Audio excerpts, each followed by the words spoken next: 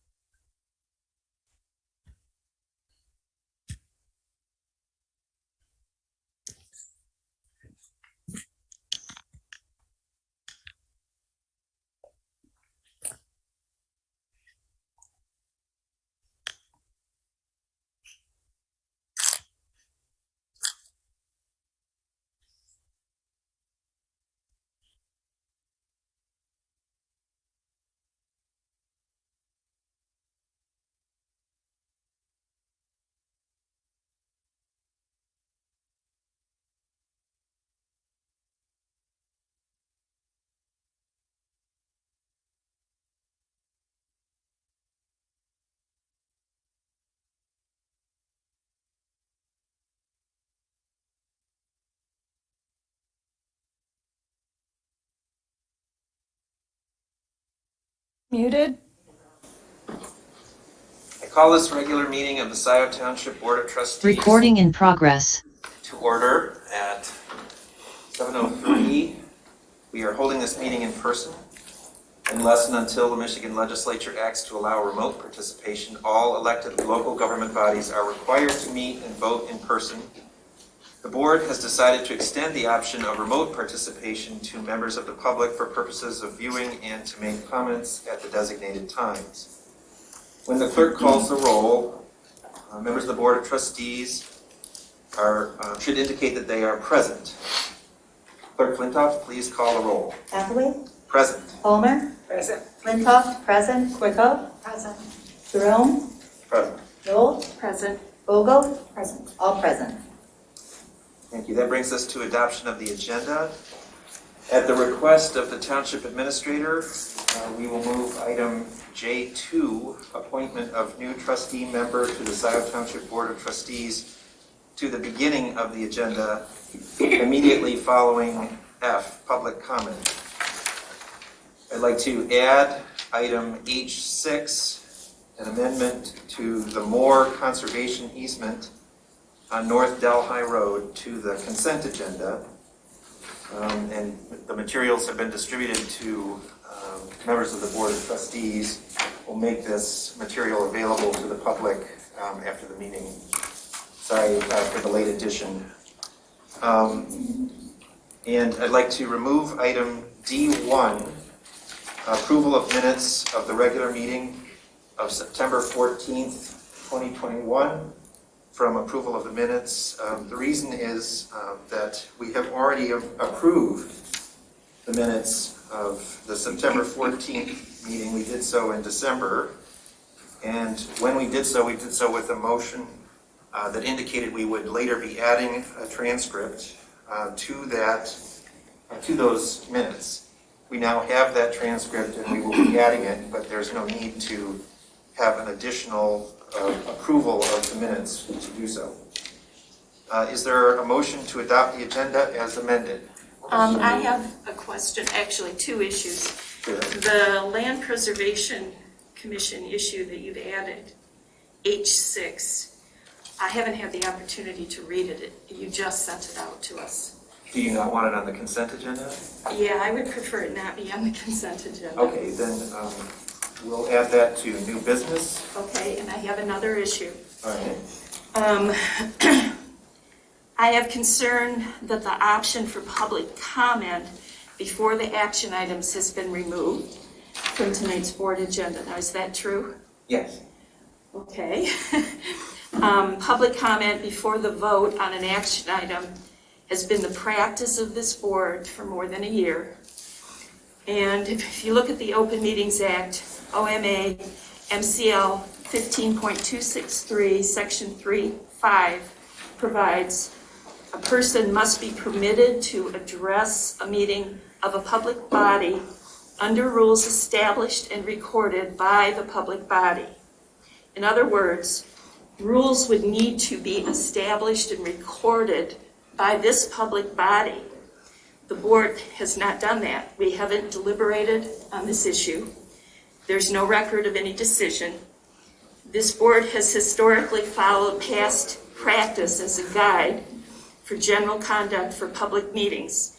It's not appropriate for one board member to unilaterally change practice without notice and discussion of the public body as a whole.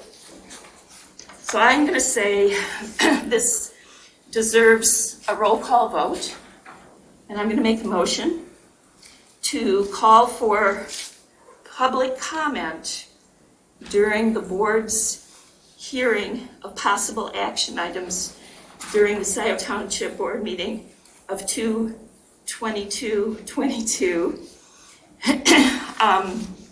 to be allowed prior to the action items. So I'm making the motion. Support.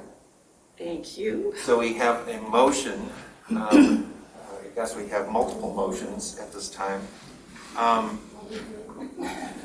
With regard to the agenda, I guess probably the thing to do is to take your motion first and deal with that. I would like to invite our township attorney to respond to the issue that you raised, because I have, before putting forward the agenda with this means for handling public comment, I did consult with the township attorney. So is our township attorney available? Can you bring him in, Carrie? I think he's here. Yes, there he is.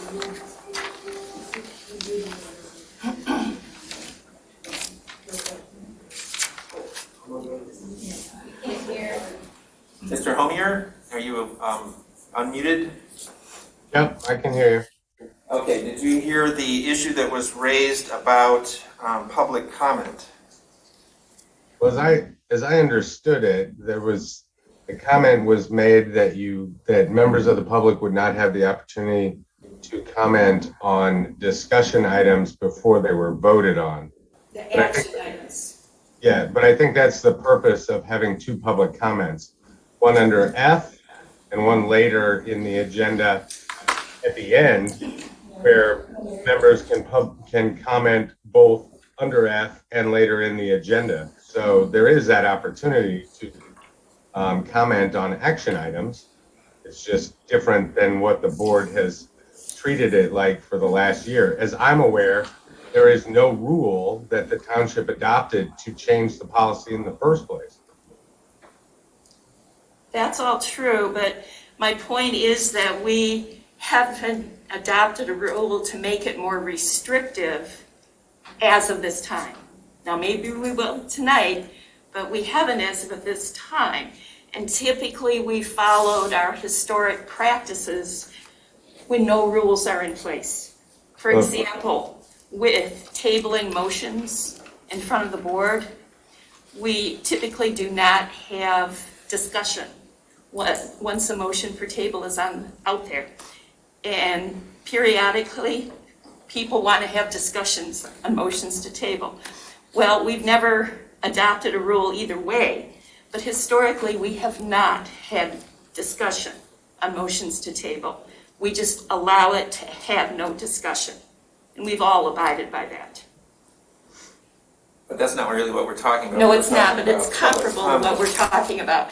And he's saying there's no exact rule in place, and there may not be an exact rule in place, but historically, we have done things a certain way, respecting past procedures when there's no rule. And unless there's a question for our attorney, I'd suggest that we keep the policy conversation amongst the seven of us. Well, there was a legal question that was raised in the introduction of this motion, and that's why I invited the township attorney to speak. Also, I think it's relevant because there's an implication that this decision was done somehow without consultation with the township attorney, and I wanted to make very clear that the township attorney was consulted about this, that because there are no rules of order, we are essentially have been establishing what the rules are for public comment with the agenda for each meeting. That is, in effect, our announcement of the public comment procedure. But the public for the body public. has to establish it.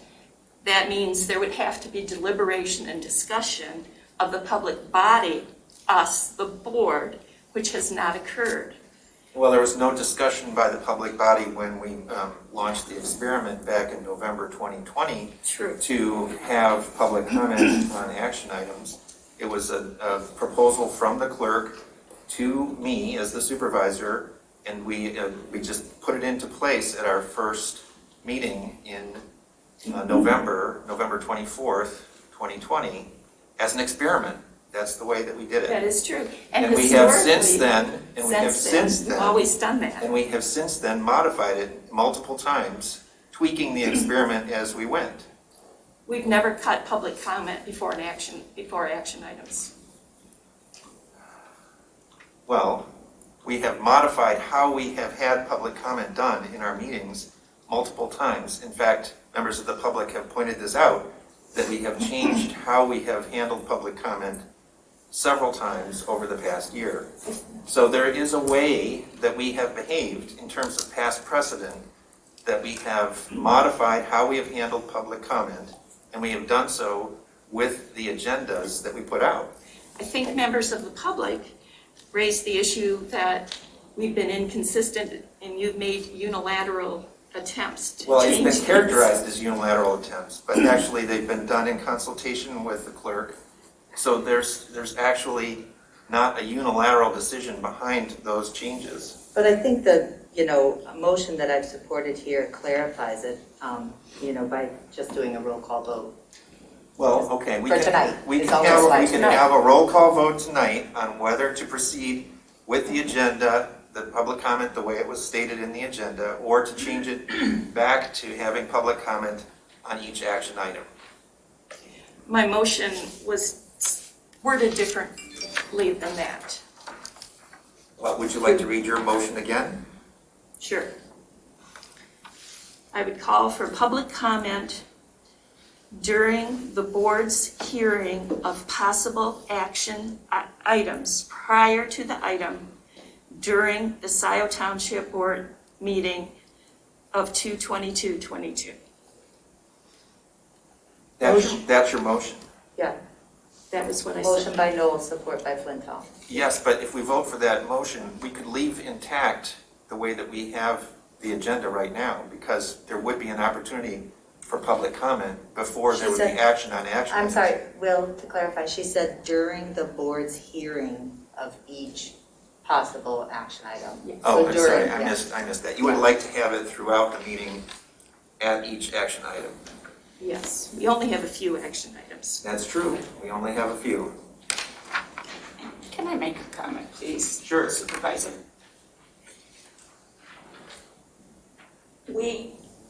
In the rules of order, we are addressing this instance, this thing. Why do we want to change it in this meeting? Proceed with the meeting, adopt the rules of order, and we move on. I really don't understand why this is being talked about, why it was done this way. Well, I can explain. Okay. I have been waiting patiently for us to end this experiment. I know you and I have had conversations about Right. this before. Yes, we have. And we are taking that step, I believe, this evening with the rules of order. And I wanted to move forward with it with this meeting.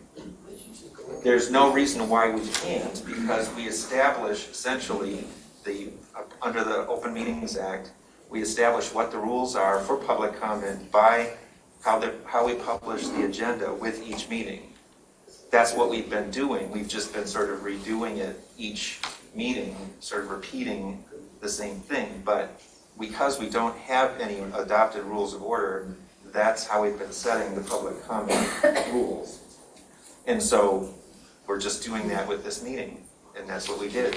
So if the board chooses, by a roll call vote, we can revert back. And conduct this meeting as we've done. Well, conduct this meeting as we've been doing with comments on each action item. Correct.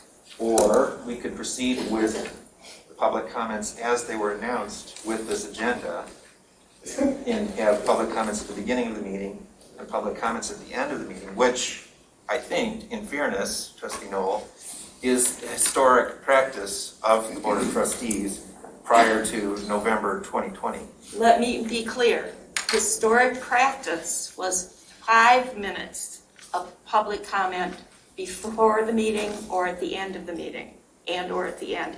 So no, 3 minutes of public comment was historically not how this board had done things. But you had public comment at the beginning Yes, and public comment at the end. yes. However long the public comment was, each one, that's when the time was for public comment. Correct. But it was a longer period of time than 3 minutes. That's not really the question.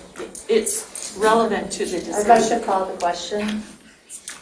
Well, if you're calling the question, then that's a motion. So we would have to have a majority vote in order to call the question? A motion to call the question. Well, you want to let us comment on this. You can't make such a drastic change. Slavery used to be also the method of doing business in this country. Mr. McKillian, it's not time. Yes, for Mr. public Hadley, comment you right now. can't just throw something at public and change the It's rules not time on for a public dime. This comment. meeting has to be conducted on the rules. It's not This time. meeting has to be conducted. I second his comment. This is not dictatorship. You are turning this into a dictatorship. Enough is enough. Enough is enough. Look. No, just a second. Business. I don't care what ticket you run on. I don't want Trumpian Democrats either. Strom Thurmond and George Wallace were also Democrats. Stood in the door racist segregation for now, forever. Okay, we want progressive people who correct the mistakes of the past. Mr. McKillian, it is not time for public Well, comment. I told you, it's not going to be a time You will until the end have of an it. opportunity for public comment. Yeah, right after this issue, not at the end. But you're Trustee trying to Vogel. curtail it. Trustee Vogel. For the sake of moving forward, I would encourage us to do what we have been doing for the last year, which is public comment throughout. I think the issue is going to come up in the rules of order and can be dealt with it there. There's strong opinions from the public, there's a diversity of views around the board. We could spend a significant chunk of time, it's 7:20, we've got a significant agenda. Well, I would encourage us to just move forward. Let's get the agenda approved and let's begin with the meeting. Is that the sense of the board? I've now Yes. heard from a number of people that, on the board, that they would prefer that we not make this change before we actually vote on the rules of order. Yes. All right, well then let's proceed. We can dispense with voting on it. We will just proceed and Well, let's- honor that practice. Well, we have a motion on the table. Well, all right, do you It's not want to, been do you want to withdrawn. proceed with the roll call vote on your motion, Yes. or are you okay with just going I ahead? would like a roll call vote as the person who supported it. Okay, let's just do it, it'll be fast. Okay, roll call vote on whether to, Call for public comment during the board's hearing of possible action items during this meeting of the board on February 22nd. Motion by Knoll, support by Flintoff. Hathaway? no. Palmer? Yes. Flintoff, yes. Corto? Jerome? Knoll? Yes. Vogel? Motion passes 6-1.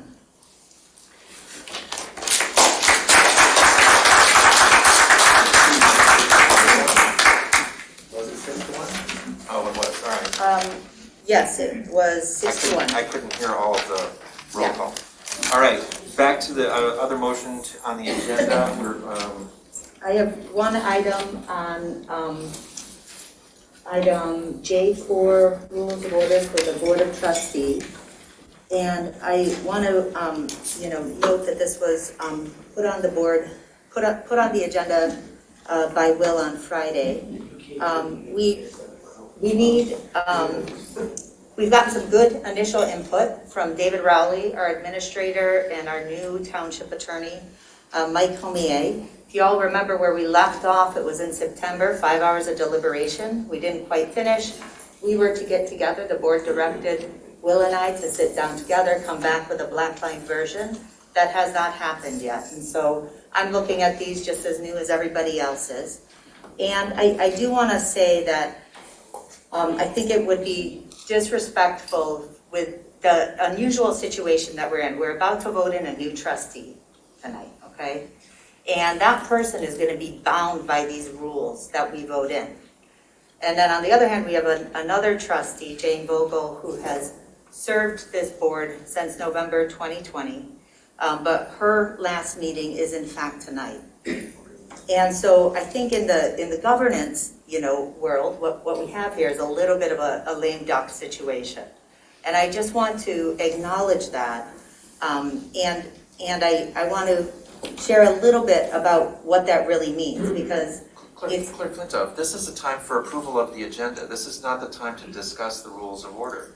it's not the rules of order. What I'm proposing is, in order to make sure that we're instilling as much trust, because Jane, and I do want you to know this too from me, is that it's as much about appearance as anything, right? It's just like the deliberation on the trustee, when you decided to step out on deliberating. It is not parallel. And so it is that we're going to have one person here that we're going to vote in tonight who's going to be bound by rules that they're not voting on, and one person who's voting on the rules who's not going to be bound by them. And so I'll just say from an ethical point of view, in order to really make sure that we're promoting trust, I'd like to just say that because the board has already accepted the resignation of Trustee Vogel effective February 28th, and she'll not be bound by these rules, whereas the board is planning to appoint tonight a trustee effective March 1st who will be bound by these rules. Therefore, be it resolved that the board should consider these rules of order when the board members that will be bound by these rules are present to deliberate on them at our next regular meeting of March 8th, So this is a motion to remove this from the agenda? and to move it to March 8th. Okay, well, let's deal with this motion first. So this would, and just to be clear, this would remove item J4 from the agenda and move it to March 8th. Correct. Is there support for this motion? I'll support. Are we So- going to have some Support. discussion? Support. You are not voting, thank you. Well, we're the community, we support. Well, good. When you get to public comment, you may I speak. to you, sorry. So we have a motion by Clerk Flintoff, we have support by Trustee Noel. Is there comment on the motion? Is this your time for discussion? This is discussion on the motion to Hear remove you. item J4 Okay. from the agenda To March 8th. to March 8th. So essentially, we're tabling it until March 8th. Sure. Well, I guess that's what the motion is. Yeah. Sure. But that's not how it was presented. It's a motion to change the agenda. So would you like to comment? Yes. But this goes to the essence of our deliberation that might occur. I think it was premature to put this issue on the agenda. And we never finished. We had our September board meeting where we spent hours discussing the draft. It was never done. We never finished the discussion. And I would like to see us finish the discussion, have a working session or something on these draft rules of order. Are there other comments from other members of the Board of Trustees? Yes. What I see is it's a document, one that anyone in this room can now understand. It's not repetition after repetition. It's been very well It is. thought about, discussed. Vetted is another word that we use a lot. I think we could move forward. There will need to be a lot of discussion tonight on the You item. had a comment. Are there other members of the board who have not spoken yet who would like to speak to this motion? Oh, yes, Mr. Rowley. I would just like to say that the rules of procedure, the rules of order, are provided to you as a recommendation. I was asked to look at them and offer opinion. Our township attorney was asked to join me in that endeavor, or I was asked to join him in that endeavor, however you want to say it. But basically what you have in front of you is the two of us who reviewed the document we were provided, which was the draft rules from this body from last year at some point. And we reviewed those with an eye towards what does the statute say, what are best practices. And I would just say that the work product is a recommendation. It is your decision, board, as to whether you adopt them, whether you don't adopt them. You know, that's a policy decision. I will just say that the township attorney and I together have served local governments for over 50 years. So this is best practice, and it is as close to compliance with statute as we can possibly find. Anything that was redundant was removed. Anything that was not in compliant with state statute was removed. And there were a couple things in there. So this is a recommendation. How you choose to move forward with it or not is the board's recommendation, but it was a task given to us, and we were asked to have it completed before the end of February. And so that's why it is in the manner in which it is. All right, are there any, I'm sorry, Trustee Vogel. I I do think it's important to complete this work. It's been an ongoing issue for this board for many months. Yes, there was a previous effort. Yes, we did ask the clerk and the supervisor to come together. There were 6 or 8 sort of hard differences that did not look like they were heading for resolution. I was very confident when we gave it to the 2 professionals for all the reasons Mr. Rowley has just said. It is time to bring this to closure. I have been involved in the process. I think at any point there are board members that get elected, whatever. I don't believe that is relevant. I think it is time to close this issue, and I am very supportive of bringing this to closure this evening. I see no other comments. Please call a roll on the motion. If you would read the motion again, though, please. Sure. Whereas this board has already accepted the resignation of Trustee Vogel effective February 28th, and she will not be bound by these rules. And whereas the board is to appoint tonight, effective March 1st, a trustee who will be bound by these rules, therefore be it resolved that the board should consider these rules of order when the board members that will be bound by these rules are present to deliberate them at the next regular meeting of March 8th. Motion by Flintoff, support by Knoll. Hathaway? No. Palmer? No. Flintoff?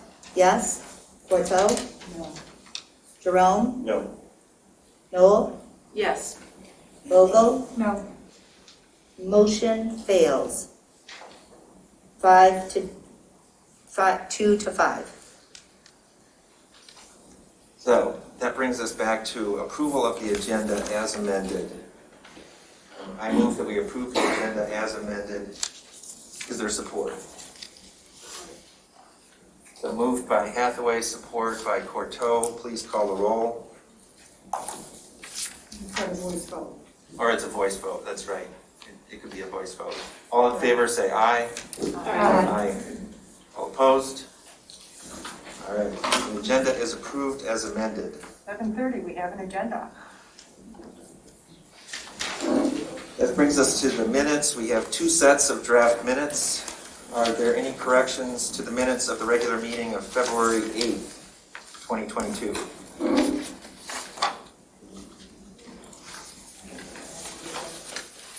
Trustee Cortez. Supervisor Hathaway, I just have a question for Mr. Homier about the requirement to vote yes or no on minutes. As I understand it, we are required to vote even if we were not present. Just want to clarify that.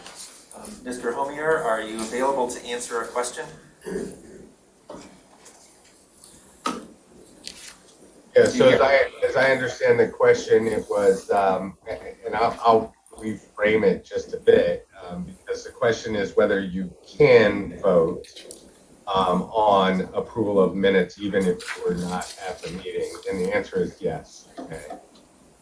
Are we required to vote on a matter even if we were not present? So there's no actual statutory provision compelling members to vote. This is a little different from general law versus charter law townships. So unless you have a conflict, my general advice to clients is you should vote on all matters that are properly pending before you. So in that view, I have consistently given the same advice to clients in that you have a fiduciary obligation to the municipality to cast a vote at which you are present. Thank you. Trustee Vogel. We're talking the minutes, right? Yes, minutes of February 8th first. February 8th, that's what I'm looking at. I've got 2 minor corrections or adjustments in section J. The beginning of J2, since that's what's in front of me. This is, and Supervisor Hathaway, make sure, I'm quite sure I'm remembering this correctly. The Parkland Plaza engineering contract amendment was, because we had extended the pathway, the incremental length, there was an incremental cost, and that's what this approved. But the way it reads, it sounds like it's future tense instead of past tense. So Vogel introduced an opportunity saying the funding is needed to pay for the extended Okay. Parkland Plaza sidewalk. So it's not future, it's Right, done. because it happened. Thank you. So going back up to J, J1, third bullet down, Vogel Express. The second sentence, Vogel predicted. I certainly did not predict anything. What I'm aware of having done is raise a question of whether a vehicle of that very high functionality, if that high functionality would be used consistently. Could I say Vogel raised the question? Sure, but just predicted was just inaccurate relative to the conversation. Any other changes, amendments, corrections?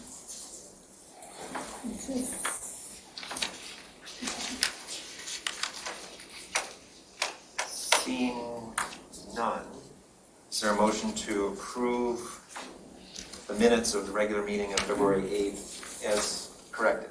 And if I may add on to that, Oh, you motion have another correction?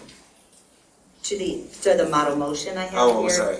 It's okay to approve, this is at Alex's request, to approve the February 8th draft minutes as amended and to include a banner atop the minutes. The video recording of 2/8/22 meeting is available at sciotownship.org and shall be retained and provided by state law and township policy. I actually have a question about that. Weren't we going to embed the video in the minutes rather than just tuck it away on the website so there was two different searches? Yes. Or are we going to somehow have the agenda there and have the link there? No, it's all getting integrated with this new technology. This right here puts the banner on top for, I have this in the motion language for the 8th and the 15th. And then the consent agenda, we have the item for the banner. So yes, Jane, it's coming. No, you didn't, I'm going to repeat my question. Okay.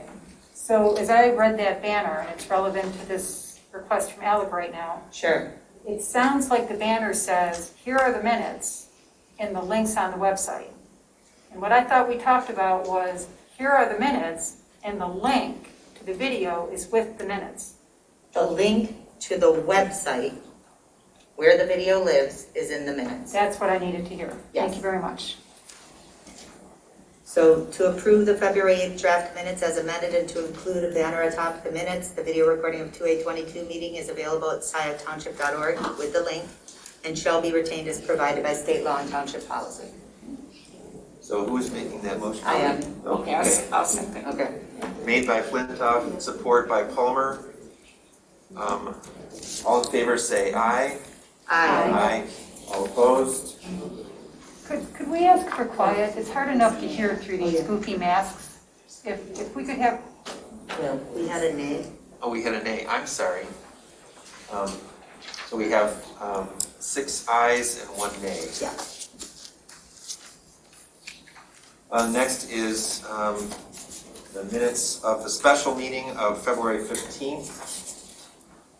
Are there any corrections to those minutes? Seeing none, is someone prepared to make the model motion?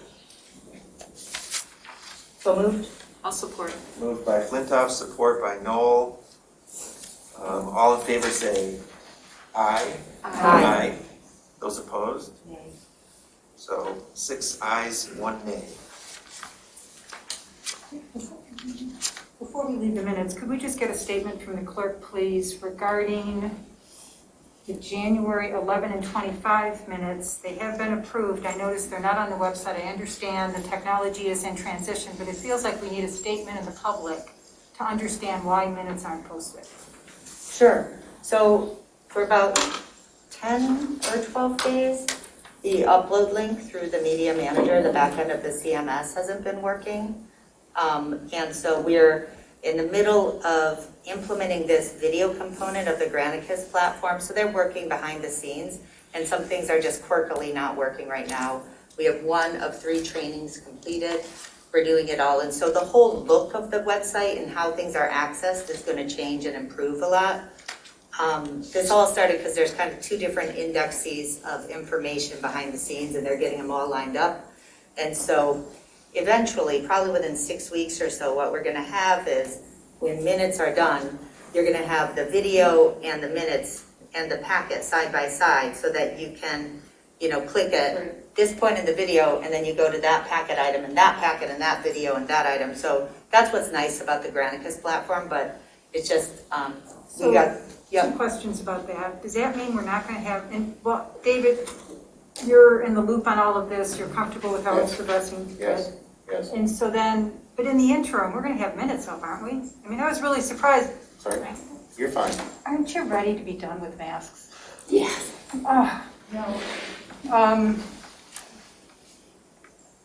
So what's the situation for when we're able to post minutes? It was a concern to me, and I appreciate that all this is going on, but the January minutes aren't in the public domain, and OMA says, get them in the public domain. So what's the So they're not, interim? it's not in any violation of the law that they're not up there, and so it's not a priority to do a workaround. You're the only person who's asked for them. As soon as you asked for them, I sent them. Happy to do that for anybody else who's looking for them. So I'm not concerned about this couple week. Does that mean we're going delay. to have 6 weeks of no minutes? No, I don't know how long it'll be. I'm not a technology wizard, but we are working through it as fast as we can. Yeah, the process is moving forward. The other thing is there's some improvements being done to the website as well to make it more user-friendly for people to find things. Okay. So that does take some time. Basically, let me just say this. What you're experiencing is basically 3 different IT specialists all collaborating to create the finished product. Right. That is the issue. And I don't say that in a negative No, it's sense. just they've all got to come They all have. Everybody's doing a great job. Yes, and so of the 3, in order for number 3 to do their job, number 1 has to complete their task first, and then number As 2. long as you guys are on it, it Yes. sounds like We it's are. moving forward. Just concerned Good. about No, what's it's a not fair in question. public. Yeah, thank you. All right, that brings us to communications to the Board of Trustees. Clerk Flintoff. Sure, included everything as of yesterday afternoon, and since then, we have received 10 more pieces of correspondence, and all 10 were in support of Jillian Carey for trustee.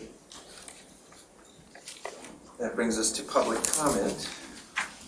This is a time for members of the public to speak for up to 3 minutes on matters on the agenda for this meeting. Later, at the conclusion of the meeting, there will be another opportunity for public comment on general topics, and by decision of the board, we will be inviting public comments on action items during this meeting.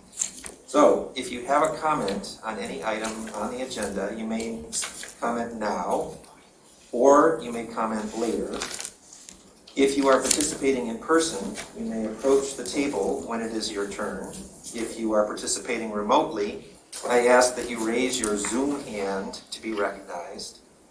Please remain muted until you have been called on, and then remute yourself at the end of your turn.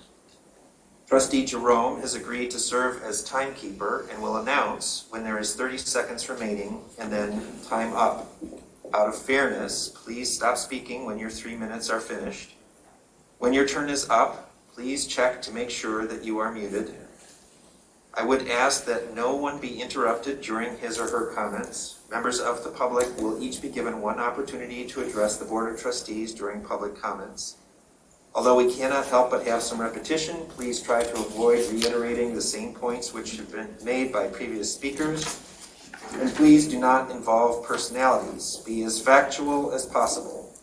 Public comments are not an opportunity for back and forth dialogue. However, at their conclusion, a member of the Board of Trustees may ask for recognition from the moderator to respond to a question of fact. To the trustees, I would add the reminder that we too should avoid personalizing our comments or ascribing motives to others. We are responsible for listening respectfully. That means our facial expressions and body language should not communicate either agreement or disagreement with what other speakers are saying. Neither should we make sounds or speak to show support or opposition to others' comments. Now, are there members of the public who would like to comment? Please come up to the table and in turn.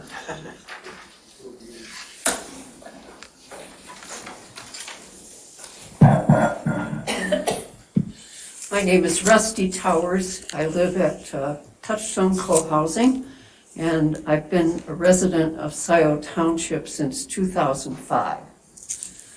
When I see measures that further limit public input, and even that of board members' discussion time, my antenna are activated.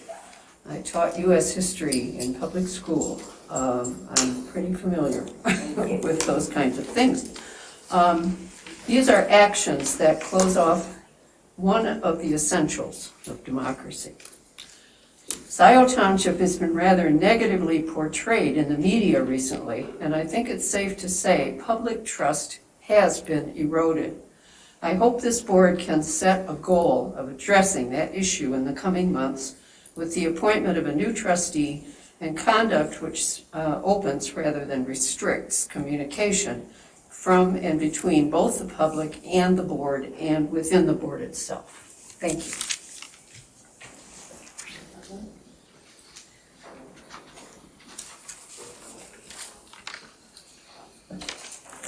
Good evening, Caroline Altamar, Scio Township resident. I wish to comment on 2 items on tonight's agenda. First, I wish to reiterate my support of Jillian Carey and urge you to vote for this tireless advocate for the residents of Scio. She has fought for transparent governance and kept residents in the loop of policies and decisions that we might not have otherwise known about. She has deep experience and knowledge of township statute, procedures, and personnel. I truly hope that those of you who have had challenging interactions with her can see that her goal is and was always transparency and inclusion of residents into the decisions of the board, as it should be always. Secondly, I have concerns over the proposal to move the FOIA responsibilities to the township administrator. Mr. Rowley and members of the board, there is a real problem of trust and a feeling of lack of transparency in the Board of Trustees. It is real, and I feel it is earned. It began before this current panel of trustees, which we discovered via FOIA documents over the last few years. I'm concerned over what I feel is lip service about rebuilding this trust. Among other things, full, timely, and complete access to policies, communications, and decisions of our local government can help rebuild this crumbling bridge. Mr. Rowley, I address this to you. We don't have much of a track record with you yet, but what we have seen is encouraging. If the board votes to give you this responsibility for fulfilling FOIA requests, I truly hope that you hear those of us speaking out, see the past deceits of board members, and commit to fully fulfilling any and all FOIA requests in a complete and timely manner. Thank you. Thank you. I didn't want to interrupt, but we do have a practice of keeping masks on during meetings. Oh, sorry. And I do want to apologize for speaking when Rusty spoke. She said she was a teacher, and I said thank you reflexively. Can it be louder? Maybe I'm just getting older and I can't, it's with everyone's masks on. And even me sitting fairly close to the microphone. Thank you so much.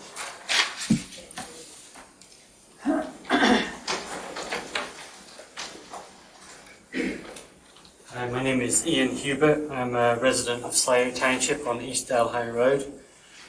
Leadership is about building consensus. The fact that 6 of you voted to allow public comment and 1 of you voted against it is very disturbing. Unless your name's Vladimir Putin, I don't understand why you want to shut down our ability to be involved in the community in which we live and the community in which we pay taxes.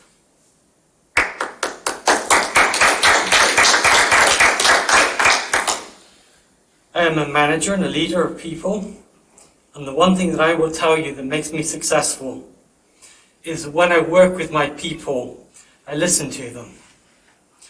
I don't tie them down to 6 minutes of speech times 2. I allow them to talk. I keep my door open. I tell them, hey, if you've got a problem, come and talk to me. If you don't like what I'm doing, come and talk to me. If I'm screwing up, come and talk to me. I do everything I can to build a team. I think I do it well. What I see in the rules of order is the complete opposite of that. I think there are a number of you here tonight who see some of the issues in the document.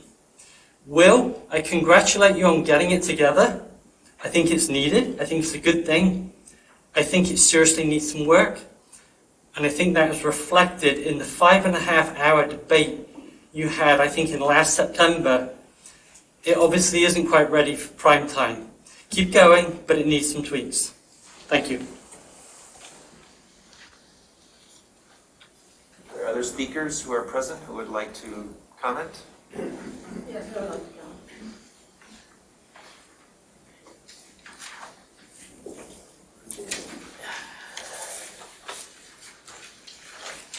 Unfortunately, we have to resort to this. Hello, my name is Kathleen Brandt. I'm a Scio Township resident. Hello, Board of Trustees. Hello, public. Hello, people in the Zoom audience. As I've said before, mostly I talk to the public. So I want to talk about an item on the consent agenda. This is a bill submitted, looks like it's submitted by Mr. Hathaway. It's described as chart completion software.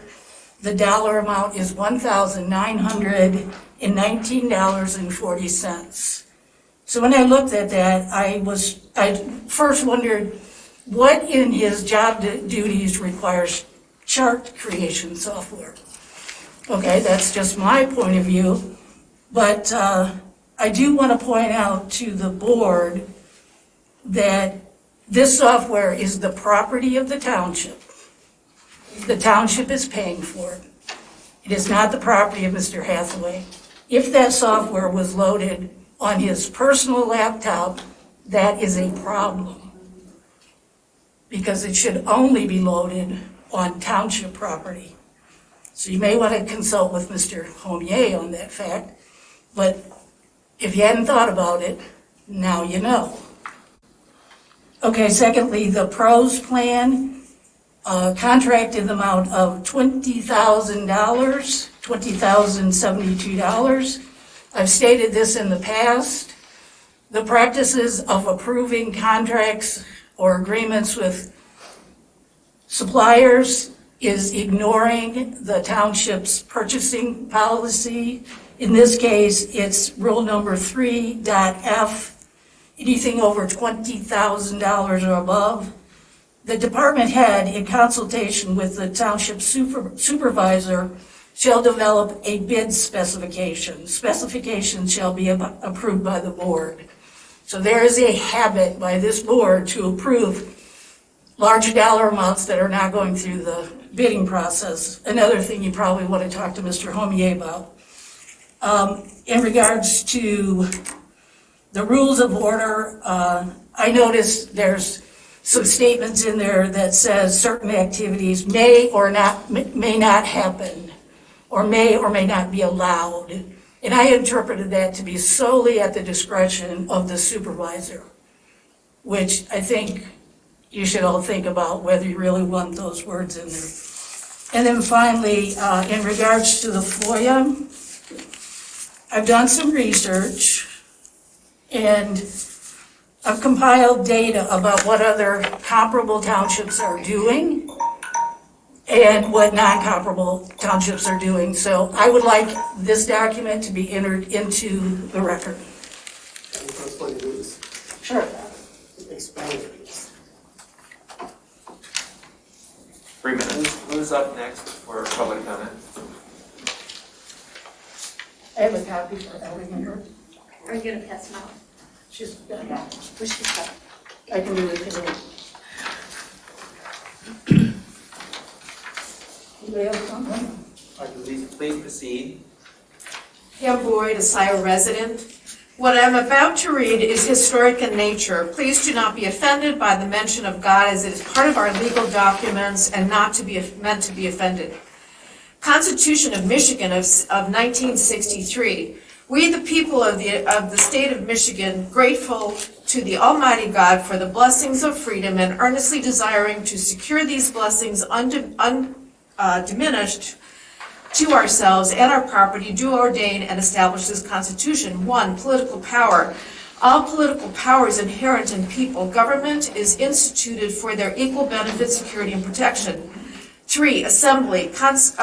Consultation, instruction, petition. The people have the right peacefully to assemble, to consult with, for the common good, to instruct their representatives and to petition the government for redress of grievances. Freedom of speech and of the press. Every person may freely speak, write, express, and publish his views on all subjects, being responsible for the abuse of such rights, and no law shall be enacted to restrain or abridge the liberty of speech or of the press. Continuing, as you as a board have been derelict in your duty to say the Pledge of Allegiance before these meetings.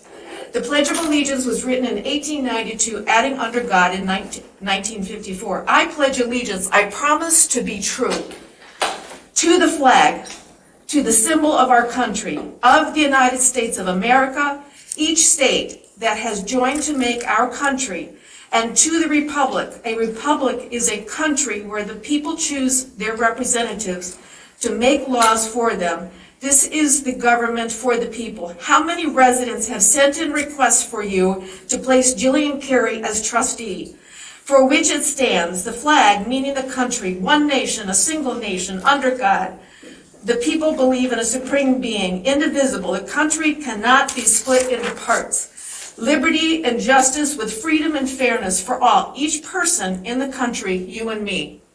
The board swore an oath on November 20th, 2020, that essentially said, I do solemnly swear that I will support the Constitution of the United States and the Constitution of this state, and that I will faithfully perform the duties of office according to the best of my ability, so help me God.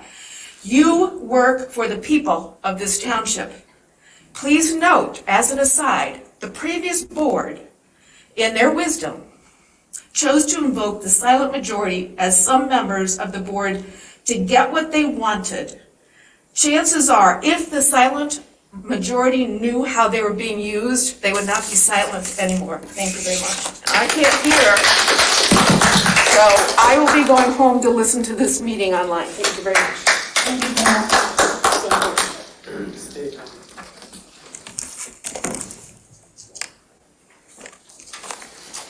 Hi, my name is Patricia Stein. I'm a resident of Scio Township and have been a resident for over 45 years. We are all residents of Scio Township. We are not the subjects of a kingdom. And Mr. Hathaway, you are not our king or our mayor. You are the supervisor of Scio Township. Your position on this board does not carry any special authority than your fellow board members do. A supervisor does not have the tools of powerful executives. And I'd like to make an observation for tonight. You bring our attorney in so often, you are costing us money. If you would take the time to speak to your fellow board members, instead of calling on an attorney every time, you wouldn't cost us so much to live here. You were elected to serve the residents of Scio Township, yet your actions proved to be self-serving. One of the campaign promises you made, Mr. Hathaway, was that you were going to ensure transparency and opportunity for public input in government decisions. That was your promise, but your proposed actions tonight of silencing our voices and eliminating opportunities for public to comment is clearly a broken promise, broken big time. You have been doing multiple power grabs since you took office. The latest one noted on the agenda where you plan to remove the processing of FOIA requests from the duties of the clerk and adding them to the administrators is very suspicious. What possible reason could you have for this action?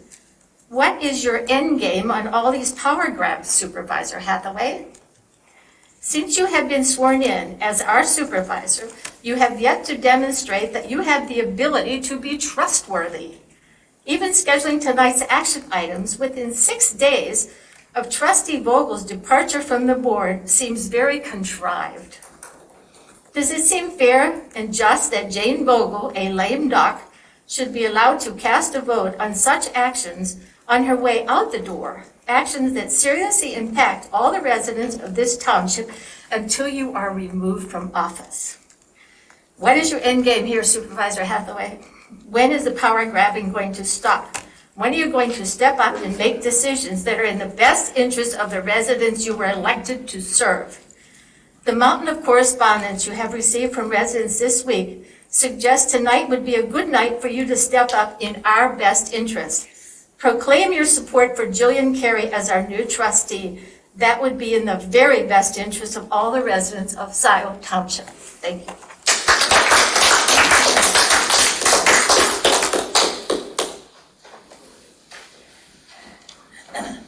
Just come up to the table. You don't need to wait to be called upon. Just want to sit next to you so I can go afterwards. My name is Leanne Phillips Knope, and I'm a Scio Township resident. I'm disheartened to be here tonight. My mom just got out of the hospital.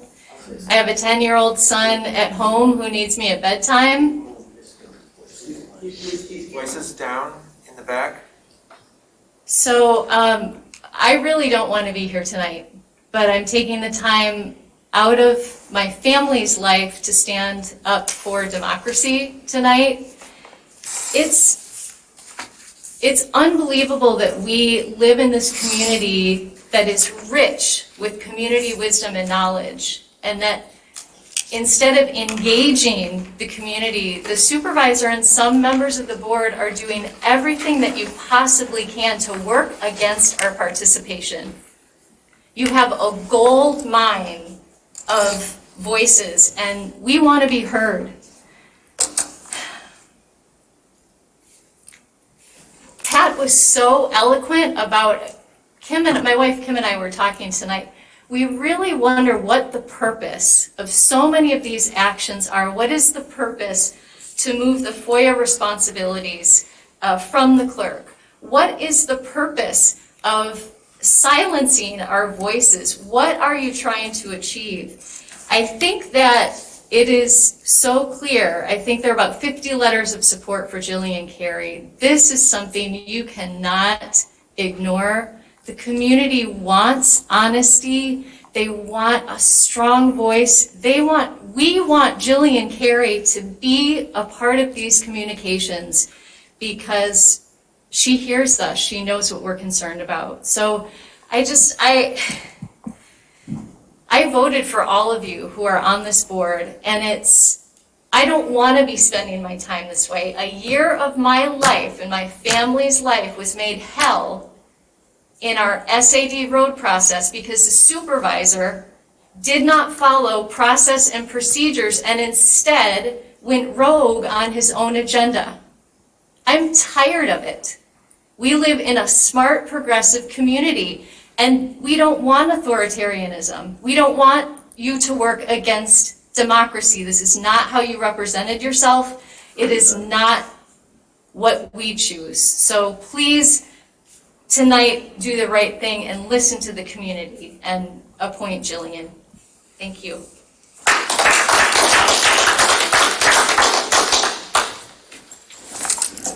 So I want to talk to you about 3 topics. If I can't finish, I'll go to the next section. Number 1, FOIA. FOIA should remain with the clerk because she's an elected official instead of being given to a non-elected official, because elected officials are a lot more responsive to the public. From the research, 23 townships have got the clerk, 2 townships have the manager, and 1 township has the supervisor. Overwhelmingly, 23 townships have the FOIA request with the clerk, 2 with the manager, 1 with the supervisor. I think the numbers speak for themselves. Public comments and the limiting of the public comments. I had a very recent direct experience with this board. They thanked all 8 people who ran, which was very condescending. You should thank the 4 that you have chosen, not the 4 of us that you didn't even interview. They said the rest of you guys stay engaged, talk to us, talk to the public. To that end, I called the township, I requested a meeting, a half-an-hour meeting with Supervisor Hathaway and Jessica Flintoff. What took place is that Mr. Hathaway keeps his own date. He gave me 2 dates, which I relate to Christy. Christy confirmed with Jessica. They confirmed the meeting and sent me a confirmation of the meeting. Less than 24 hours before the confirmed meeting, I got emails from both of them telling me that they're canceling the meeting. And my only recourse, and I'm going to read it to you, is either email us or speak at a public comment. By statute, we don't have to grant meeting for you guys. So although I had a meeting which was confirmed, in this case, despite their differences, neither one of them wanted to meet with me. So I got an email from Jessica, and then Supervisor Hubert follows after her email, and he goes, I'm following up on Clerk Flintoff's earlier message to you regarding the meeting you had requested with the clerk and myself. As the clerk has already communicated, that meeting will not bolded occur. So if our only recourse is the public comments, don't limit it. Since you just told me after all I went through, by statute, you can just cancel it at your own will, even after you confirmed it. You know what? You guys are going to end up in an echo chamber. The less you limit the public comments, the more isolated you're going to become from the ideas of the people. You are not our ruler. You are elected officials who are responsible to us under the United States Constitution and Michigan Constitution. It is not the way to go forward. Last but least, the other topic I want to talk about, and please don't disrupt this, there is a minority of people opposing the clerk, unfortunately, a minority, who are doing so on the basis of their morals. Okay, let me repeat that. There's a minority of people in this township opposing our clerk on the basis of their morals. We don't have a national religion in this country. I left my home country to come here so people wouldn't dictate to me a national religion. If you have a difference of opinion we care about policy, that's fair. You say this, you say that. But to oppose it and cloak it as something else, as a pretext. Mr. McKillen, your time is up. Well, my time is always up. With you, my time was never on to begin with.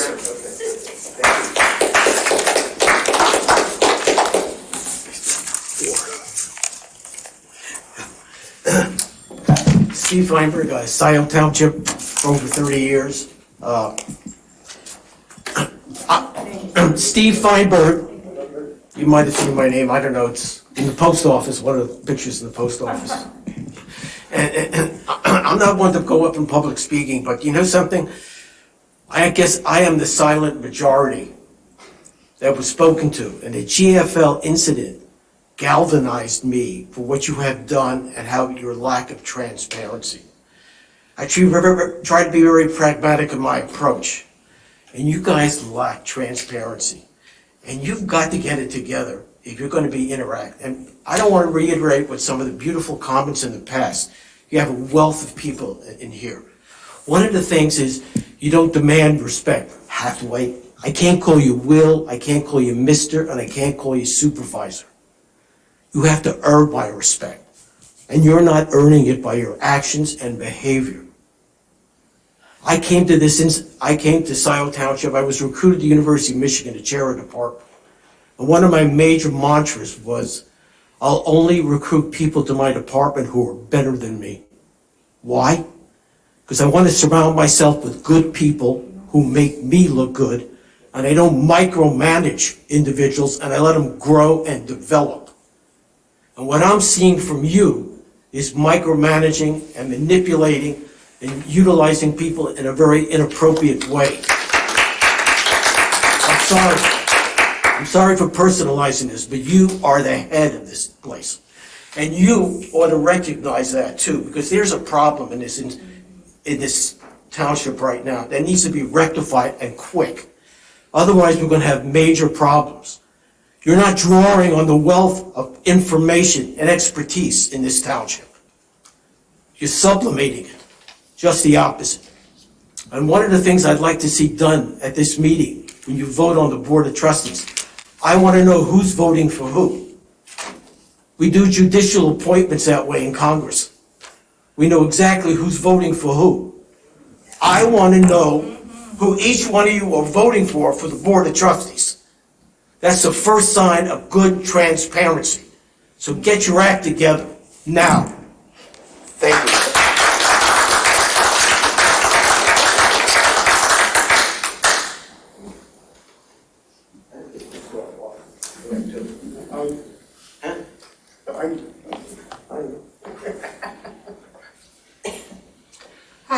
Linda Kerr of Waterloo Township, actually, so we are not all from Scio Township. My parents have lived in Scio Township, or did live for years, and they signed a conservation agreement with Scio Township in 2014 on their 24 acres of land located at 4243 North Delhi Road. My mother passed away 5 years ago. My father is now living with us. He is unable to live independently. And we need to sell the farm. And of course, the Conservancy goes along with the new purchaser. It will continue to be preserved. That's part of the whole issue. But what happened is initially my parents negotiated for months and months with Susan Lackey of Legacy Land Conservancy, and then for personal reasons she had to drop the negotiations, and it was taken over by Scio Township. And so the agreement they ended up signing was with Scio Township. With Legacy, my parents never noticed that this long hashed out agreement they had made with Legacy did not carry through in every aspect with the one they signed with Scio Township. Scio Townships did not allow an addition to the house. Now, this is a key issue when you go to sell a house and it's got 24 acres, you would assume that someone might be able to build an addition. That would seem reasonable. It's not a large house by today's standards. It's 2,200 square feet. And it just seems like a reasonable request. I've been trying to get this on the agenda here and get this. It is amendable per Barry Lonick, who wrote the agreement, and he's been working with me and been very, very nice at helping to get this moved along. It was recommended by the Land Conservancy Commission, or Land, am I having it wrong? LPC. It was recommended by LPC that you approve the ability for the house to be added onto. And so I'm here hoping that you will vote for that. We've been trying to get this brought here since early November, and it's been passed from here to LPC to attorney back to, we've been going full circle. We're back full circle now. So we are starting again and really hoping that you will vote for this tonight and that you will approve it. The land was a cornfield when they bought it, so it's not like you are just, a small addition to the house would destroy a virgin forest or something. It's, it's been preserved. My parents wanted to do a nice thing for the community and keep this space open. Is that my time? That's it. I would really appreciate a vote tonight. I've waited a long time. Thank you. Are there other members of the public present in person who would like to speak during public comments?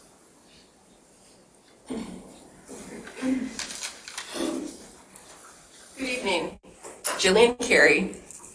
I have to say, I do support the Pledge of Allegiance. We, with the previous board, we did that at the beginning of every meeting. And I also have to say, my name is not in the Pledge of Allegiance. It kind of sounded like that's what Pam had said, but it's not.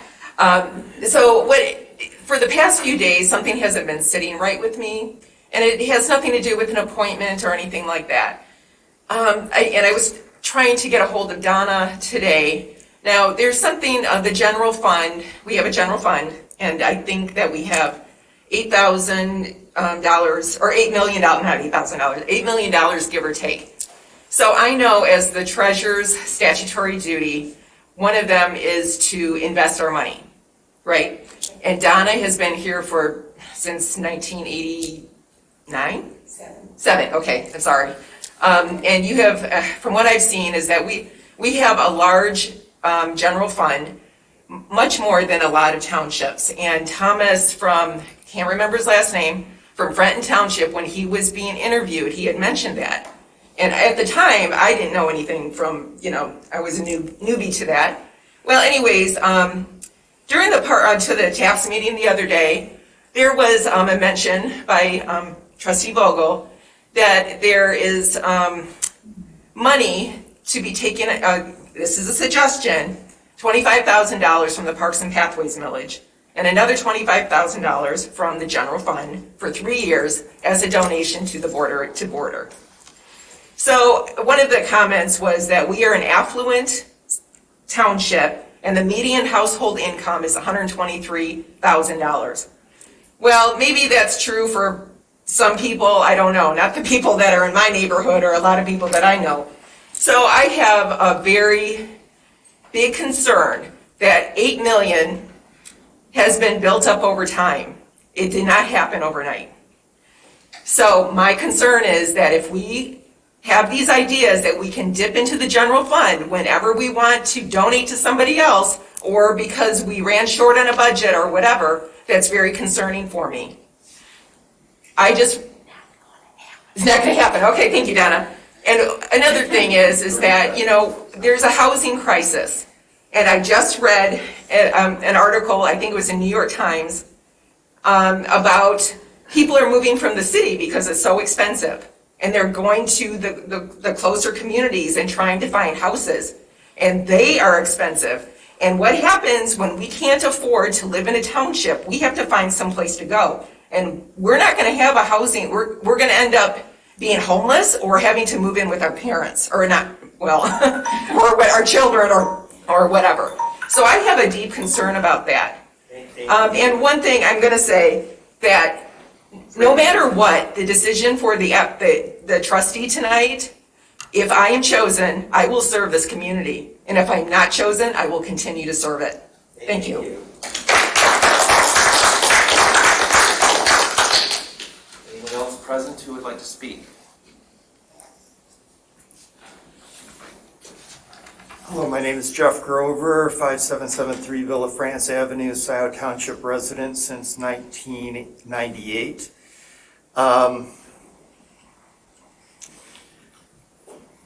The point of this isn't to bring religion into the conversation. The silent minority that have attacked Secretary Flintoff don't realize that their Christian values include love.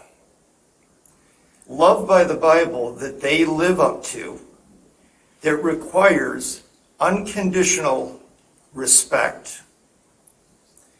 And that includes unconditional forgiveness, regardless of whether they believe in a sin or not. I profess that same Christian value. Ms. Flintoff, you have conducted yourself honorably. Please continue to do so. I am proud of people who serve our community, whether they're on this board or not, and I'm going to support them. The respect and love that should be shown by all of those people who profess their religion, whatever that religion is, because most of those religions do include that love and respect, should cause us to be in a situation where we aren't having the issues that this board and our community have. In particular, this is really disturbing in the time of a pandemic where societies have fallen during pandemics in world history. I fear for my children because of that. And I request humbly, please come together, show love, give respect, do what we need to sustain one of the greatest societies that this world has ever known. Thank you for listening. Are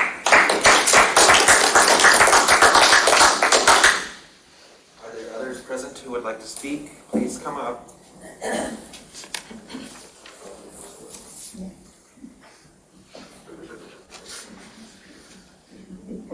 Hi, my name is Marty Nail.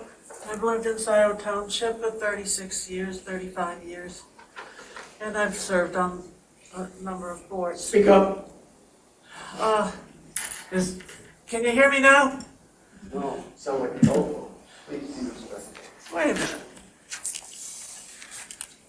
I'll take off the mask with your permission so that I can be heard. Okay, I am wondering about a silent majority, and I think that there must have been many letters written to the board supporting various of the candidates for Jane Fogel's position.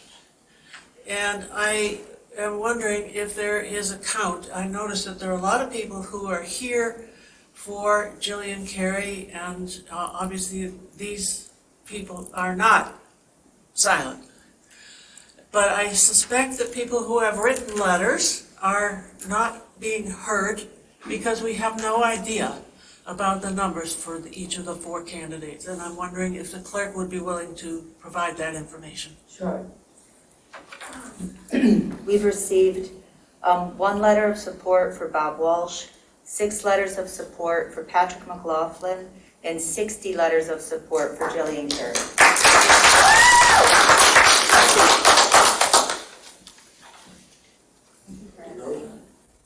Good clarification. Thank you. Other speakers who would like to come forward? Well, my name is Paula Gloverson, alias Paula G. And I've been here since 1987. And worked with Bob Tickle. Started the Gelman thing with Lana Pollock involved. Almost got it to be a Superfund cleanup, but we couldn't seem to get Ann Arbor on board, which was unfortunate. But I've seen various boards, various issues. I've seen the different growth. And I've already said that I support Jillian Carey or Ms. Brandt. And I think there was some diverse opinions. I also voted for an independent. And I was so disappointed. I don't think Clerk Flintoff is here, about the vote on the freedom of speech issue, what could be said. And the way we used to do it with Bob Tickle is everybody got around and kind of debated with people. And you could actually ask a question of the board to clarify an issue. And that seemed to work out pretty good. And I think people felt they were heard and were united. But anyway, I want to talk about this FOIA thing, because freedom of speech is an issue that I think is really important. And we used to have the Ku Klux Klan come here to Ann Arbor, totally didn't agree with that, said everybody shouldn't come out. But I felt people do have the right to come and protest like I said, I think people should be able to say things here as long as they're not swearing or doing something violent, whether anyone likes it. And I feel this board in particular has blocked the public from speaking and debating the issues. And I think that's the major problem that we're having, that I'd like to know how much it's cost for all these lawyers. And I also think some of the goals of this board that were put out are not part of it. But the FOIA thing really gets me. And I don't understand why we need to take the FOIA away from Clerk Flintoff. Not that I don't know Mr. Rowley, but she has plenty of time to do that. I don't think that somehow I think that it looks odd to me. And I also think, because I ran into this trying to get lights put up over here on Jackson Road so people wouldn't be killed. Thank you. Thank So, you for your comment. I just want to say the cost is something that I think I don't want to see that to be blocking it. Thank you. Is there anyone else present? Thank you who would so like to much. speak?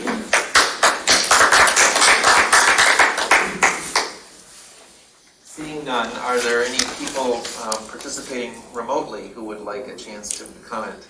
There are. We have G. Chrisman, followed by Roger Rail. G. Chrisman, go ahead. Thank you. Thank you so much. Am I being heard? Yes. Thank you. I had sent an email to the board with the endorsement of Jillian Carey for the replacement of Jane Vogel. And I can't help but think that the board has seen that Jillian exemplifies honest, transparent, and responsible communication, not only with the board, but with the residents of Scio Township. And I think it would be another concern for residents if at this point, for somebody for so many years that has demonstrated her ability to oversee township matters appropriately, if she wasn't chosen, it would be very troubling because it would feel that almost like the board is being stacked and not allowing a divergence of opinions. I know I've talked to several neighbors in Scio Hills, my neighborhood, and they are all familiar with Jillian. And that's because she is acted so many times for so many people as a middle person trying to facilitate their interest to the township. So I truly hope that the township will note that, as has been recorded, that Patrick didn't really have the votes in the last election, and that Jillian does have a huge community presence that connotates transparency, honesty, and responsibility. Thank you. Thank you for your time. Thank you. Next up, we have Roger Rail, followed by Barry Lonick. Roger, go ahead. Good evening. I'm Roger Rail. I live at 3141 North Wagner, and I've been a resident of Scio Township since 1979, so 42 years, is that right? Plus. Like Paula, I was involved a little bit after Paula on the Gelman thing and have been involved ever since. And it's really important to have a representative board to represent all of the people of the township. There was a time when the board did not really appreciate the Gelman problem. Citizens came out and got some minds changed, and the township made had a very specific, even though they're just a general law township, made a decision when we had the Kim Davis solution in place and locked that in until Gelman himself took the cleanup back away and reneged on that. So it's going to take everybody in the township to get things done right. You should have a representative view on this board. You shouldn't be stacking the board just to satisfy one or two people. And as I understand it, Jillian Carey, her slate got 45% of the vote, and the slate that's got the majority on the board right now got 55%. So that's maybe representative of the township. But if you add, if you look at the split on the votes right now, it's not nearly that even. So in order to represent the township, and not just who voted in which way, but also the economic reality of a lot of people in the township, I think Jillian would fill some of that void that is missing. And as we could see, she's had the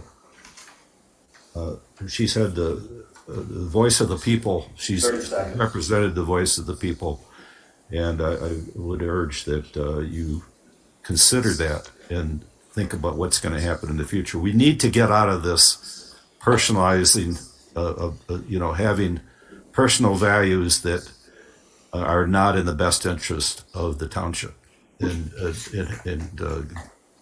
let some of the animosity go. Work together. Quit bickering. You can, even though you're not bickering as overtly as you were before, you can see it behind the scenes. Thank you. We're getting tired. Roger. Thank you, Roger. Thank you. Thank you. Next up is Barry Lonick, followed by Peter Davis. Barry, go ahead. Good evening, everyone. This is Barry Lonick. I'm the consultant to the Scio Land Preservation Commission. I just wanted to let everybody know that we closed the conservation easement purchases on the Andrus Trust property, which was formerly the April Farm, this past Friday. It's a remarkable achievement for open space preservation in Scio Township. This is something that's been going on for 3 years now. And as many of you know, we bought the farm in July of 2019, and then we sold the property to the Andrus Trust just a few days before the federal deadline in 2020. And in combination with some federal grants and also support from the City of Ann Arbor Greenbelt Program, we're able to conserve a $1.7 million conservation easement value for just $500,000, or about 29% of the overall value for that property. So I'd like to let everybody know and to celebrate that 160-acre beautiful historic farm will always be there. I want to give thanks to the Board of Trustees for their support over several years now. And I will also give a couple of shout outs. One of them is to Treasurer Palmer, who on Thursday afternoon at 4:30, when she was getting ready to leave town for a long weekend, set up a wire transfer so we could close on Friday. Thank you very much for doing that. And also to Supervisor Hathaway, who twice allowed me to enter into a meeting that he was holding to get his signature on a few more documents. So again, I hope everybody can celebrate a great achievement here in Scio Township. Thank you. Thank you. Next is Peter Davis, followed by Heather Berkowitz. Peter? Yes, thank you. I live on North Wagner Road. My law office is on April Drive, both in Scio Township. I'm an 85-year-old trial lawyer. I began trying cases in Ann Arbor in the 1960s. And I began trying cases with a lawyer by the name of John Hathaway, Will Hathaway's father. I knew John Hathaway better than any lawyer in Washtenaw County when I began working in Washtenaw County and moved here to Scio Township, actually, in 1970. So for more than 50 years, I've been trying cases in Washtenaw County. And John Hathaway was a Republican member of the Ann Arbor City Council. And although he was Republican, he had a liberal streak, but he was fairly stiff and fairly unforgiving. And we had a case involving 4 young Ann Arbor college students who happened to made the mistake of going to Monroe County and were found smoking pot on the riverbank of the River Raisin. And the sheriff's deputy who arrested them, his last name was Hoffman. He arrested them, and we discovered that they were all found to have marijuana joints on their person that had been planted there by Deputy Hoffman. So we knew that we could win this case, and John and I drove from Ann Arbor to Monroe to try this case, a criminal case. And I'd already tried some criminal cases. I'm not sure how many John would try, but because he was the senior to me in experience at that time, he was going to argue the case. And on the way to Monroe, I told John, I said, John, I want to tell you something very frankly and honestly. You need to show some humanity, some warmth, if you're going to win this case. So he went into court. He didn't respond to me. We went into court and he argued this case. And for the first time in my life, 30 seconds. for the first time, I saw John start to cry in court. And we won the case. On the way back to Ann Arbor, he said, well, was that enough warmth for you, do you think? I said, yes, it was. And when Will Hathaway won the election in 2020, I sent Will a note. I said, your father will be proud of you. 3 minutes. I wonder now, Will, if you want to make your father proud of you, you should appoint Jillian Carey. We all have learned more from her than we have from the entire board. If you want to make your father happy, 3 minutes. Thank you, Peter. Appoint Jillian Carey. Thank you, Peter.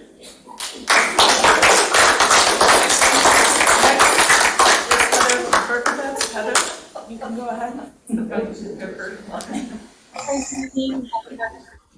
Scio Township resident. I would like to use my 3 minutes to address what I feel has been an unfair and biased process used to choose applicants for your board. Also, a lack of diverse representation.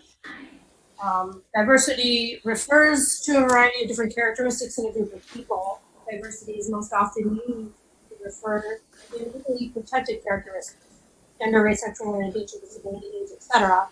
But it can also refer to things like skills, professional background, and personality traits.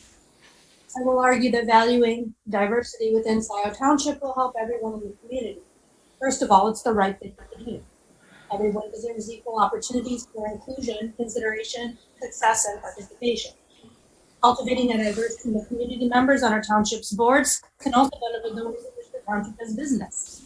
It's not just politically and socially. The recent vote to only interview trustee candidates who submitted resumes suggests a strong desire for business-oriented perspectives, since resumes by design are created to highlight work experience. Based on charted business examples, here are some advantages of diversifying our township's representation. A better understanding of your residents. Presumably, you can better understand your residents if the board is representative of the diverse community it serves. Improve citizen engagement, more perspectives. A more diverse board means more viewpoints and ideas, allowing for stronger collaboration within and across the township, community organizations, members, and businesses. Money, you bet. A study by Boston Consulting Group found that companies with diverse management teams generated an average of 19% more revenue. While on the topic, let's figure out a money from diverse business. Heather, we're having some trouble hearing you. You're coming in and out. Can you hear me now? Yes. Yes. Sorry about that. I just wanted to conclude by pointing out Mr. Abby Becky Meehan. Sorry, sir, if I'm pronouncing that wrong. He's given me permission to use him as an example here, but he's a very passionate man who wanted to be considered for the township trustee position. I believe he's a very passionate man because he has an amazing family history. If you ask him, he'll tell you about it. He understands the importance of diversity, the very reason he came to this country. I want to point out that he was the only non-white applicant to apply for the Board of Trustees.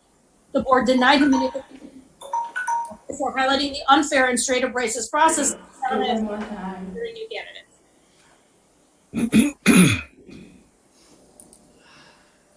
I don't want to argue whether or not he's a good candidate or not. That's not what I'm trying to do. Nor am I trying to support one way or another. I just know that your process seems to ebb and flow, and at the very Thank you, Heather. Thank you. Next is Rob and Joe Pattinson. Rob, go ahead. Thank you, Rob Pattinson, Scio Township. I believe tonight's meeting represents a turning point in the current administration's legacy. The past 16 months have been filled with tension, dissension, distraction, and obfuscation.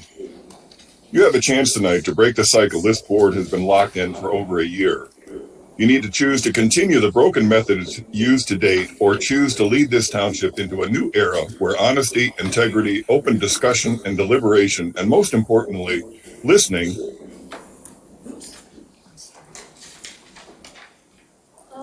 Sorry, Rob, give me 1 second.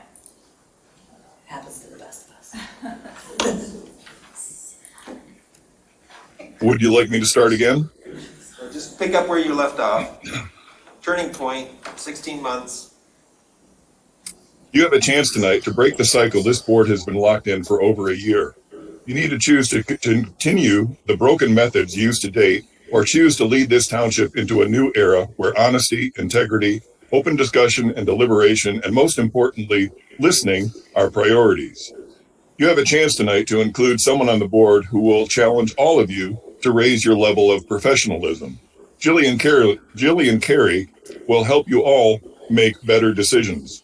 Please seize this chance to take the board in a positive direction to achieve consensus. Lively discussion among diverse members of the board with differing viewpoints will result in the best outcome for the township. I'm very concerned about items on tonight's agenda. Removing FOIA responsibility from the person who has responsibility for records of the township according to Michigan law is a massive mistake. In the past, Bryce Kelly used his power over FOIAs as a weapon and betrayed the trust put in him by residents. We are worried the supervisor is interfering with the FOIA process and making it more difficult to find out what is really happening behind the scenes. In tonight's agenda, it is stated that the new rules of order was written by the administrator and township attorney. I don't believe for a moment that David Rowley would advocate for limiting open discussion among trustees or limiting public input into board discussions. Also, tonight's rules of order is almost a carbon copy of the document this board debated for 5.5 hours at the September 21st special meeting 5 months ago. You couldn't agree on much that night and tabled it for 5 months. How is it the same document can come back 5 months later as a done deal to be voted on? In closing, I remind all of you of points 2, 4, and 5 of your campaigns. 2, ensure transparency and opportunity for public input in government decisions. 4, involve more people in your government to represent the diversity of our community. 5, protect the natural environment and rural landscape that defines Scio Township. Please choose to serve. Thank you. Next is David Reed, followed by Jonathan Greenberg. David? David Reed, Scio Township. A special meeting of the Board of Trustees was held on September 21st, 2021 for the express purpose of discussing rules of order for the current board. The minutes reflect that after almost 5 hours of discussion, quote, the board directed the clerk, supervisor, and township attorney to work together to develop a second draft. The clerk suggested that the second draft reflect the black line and comments the proposed changes discussed by the board. Any changes newly proposed in the second draft.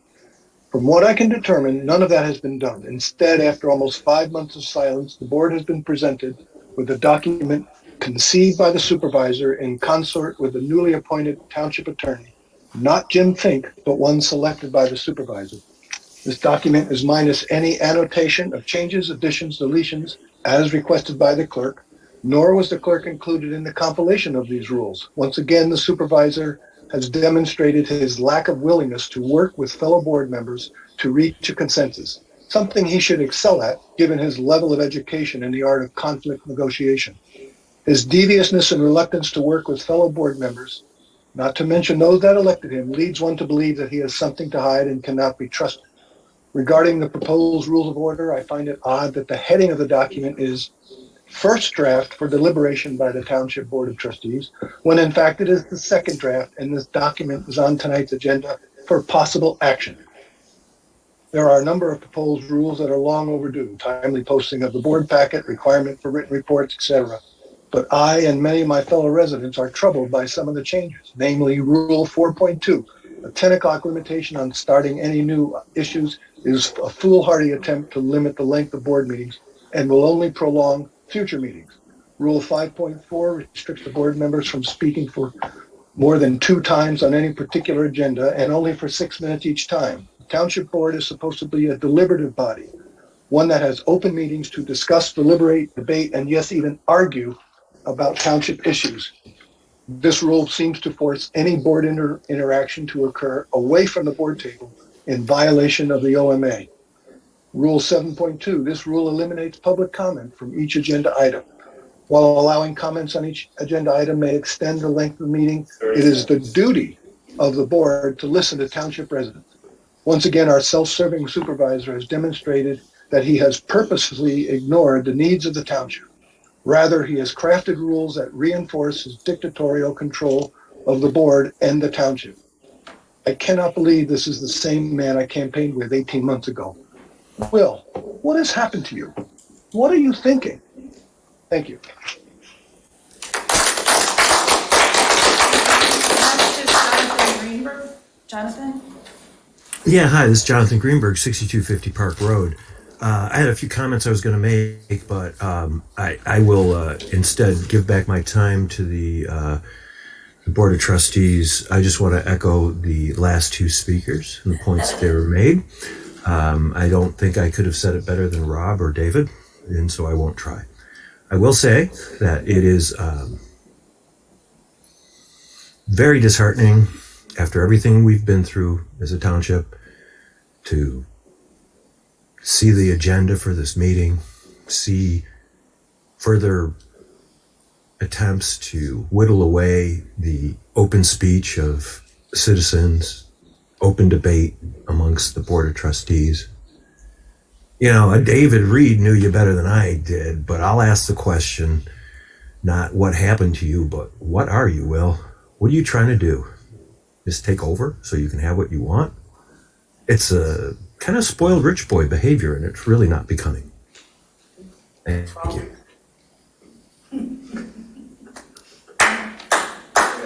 Thanks, Jonathan. Thank you. No, there are no more comments at this time. That brings us to J2. This is the appointment of the new trustee member for the Scio Township Board of Trustees. I will turn to Township Administrator Rowley to introduce this agenda item. Mr. Rowley. Yes, I had asked that it be moved. Let's see. Let me grab it real quick here. I will just say briefly, like before, I will step out for this portion of the agenda. All right. Why don't you stay in the public section? You don't have to leave the room. I mean, we all. Public comments are ceased now. Please be quiet. That wasn't a public comment. Be quiet. Please I'm not be your quiet. kid, Will. Please Don't tell me to be quiet. Be respectful, you get respect. You don't give respect, you get back what you give. Garbage in, garbage out.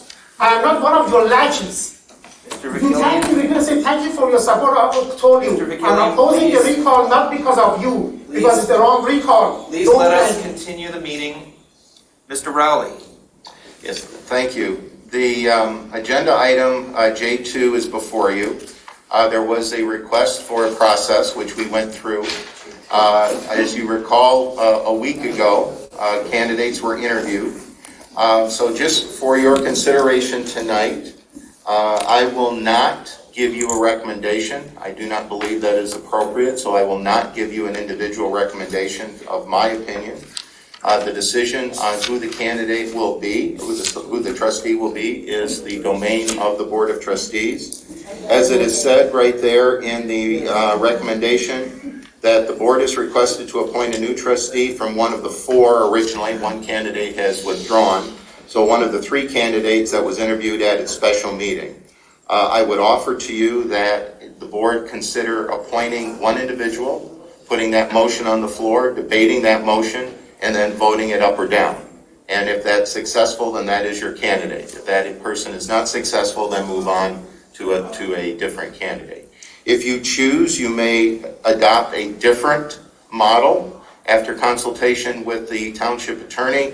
The only thing that is absolutely required is that the appointment of the trustee be done by the Board of Trustees itself in an open meeting, and hence here we are. So with that, I would also just finally say that with this action and the appointment, The ad hoc committee that you created for this purpose will be disbanded because its work will be completed. Thank you, Mr. Rowley. Trustee Jerome. Yes, I would like to make the motion to nominate Patrick McLaughlin as a replacement for the vacant BOT position. So we have a motion by Trustee Jerome. Do we have a second? I predicted it. Do we have a second? I'll second to get it on the floor. Okay, so we have a motion by Trustee Jerome. We have a second by Treasurer Palmer. Is there comment? I want to clarify process. Sure. Okay. Are we going to discuss other applicants during this discussion period? Yes, you may. So it's not just on the motion of the candidate? Okay. Well, you can, I think actually Trustee Jerome put it very well at our prior meeting when he said that if you have something positive to say about a candidate that you favor, that you can do so, that's probably the best and most constructive way to proceed with the discussion. So if you have something constructive, positive you would like to say about a candidate that you favor, and it's not Patrick McLaughlin, the subject of the motion, then you could say it during the discussion of the motion on Patrick's appointment. Okay. Would you like to? I'm going to want to say something, but he's got his hand up. So. Oh, I'm sorry. I'd like to continue because it's not just a motion for Patrick McLaughlin. I do want to thank everyone in for their interest in filling this position. I'm actually very thankful that we had a lot of interested individuals in public. I will say, based on the materials that have been provided by the candidates and their interview responses to the BOT at the special meeting, I felt that Mr. McLaughlin possessed the best qualities to fill the position. I will say that multiple letters does not constitute a majority of the 15,000 plus residents of Scio Township. That happens via a vote in November, and that will be another process that we'll be encountering. I think it's extremely presumptuous for anyone to presume a particular bias or prejudicial stance, opinion, or vote for any of the candidates that were presented to us. There is no evidence beyond that has been provided to the board that would indicate otherwise. Mr. McLaughlin, Mrs. Carey, and Mr. Walsh all provided opinions and thoughts, and they are their own. They are not of anyone's influence. I'm hopeful that anyone, and especially if Patrick McLaughlin would be successful, would reach out to everyone on the board, should they be selected, and works toward greater unity and consensus regarding matters of the township. I will say, in evaluating the candidates, I spent a lot of time trying to develop the criteria in which I was going to review them at, and I mentioned some of them last time, but I wanted to pair that with their responses via the interview sessions, which I thought were very helpful. Thank you for leading that. Among those was a familiarity with Scio Township, including the BOT, land, development interests, pressures, businesses, and other aspects of Scio. And I think all of them identified that, but I thought Patrick had additional background with regards to that. Participation on local committees and commissions. Have they participated previously? Participation in local issues outside of the official Scio Township business, as well as other boards, committees, and commissions. Work experience and team building skills, different work configurations, and roles as a support member as well as a leader within an organization. Conflict resolution and ability to handle adverse situational work topics. Demonstrated communication skills, business acumen, and of course personal conduct and decorum in personal and public meetings.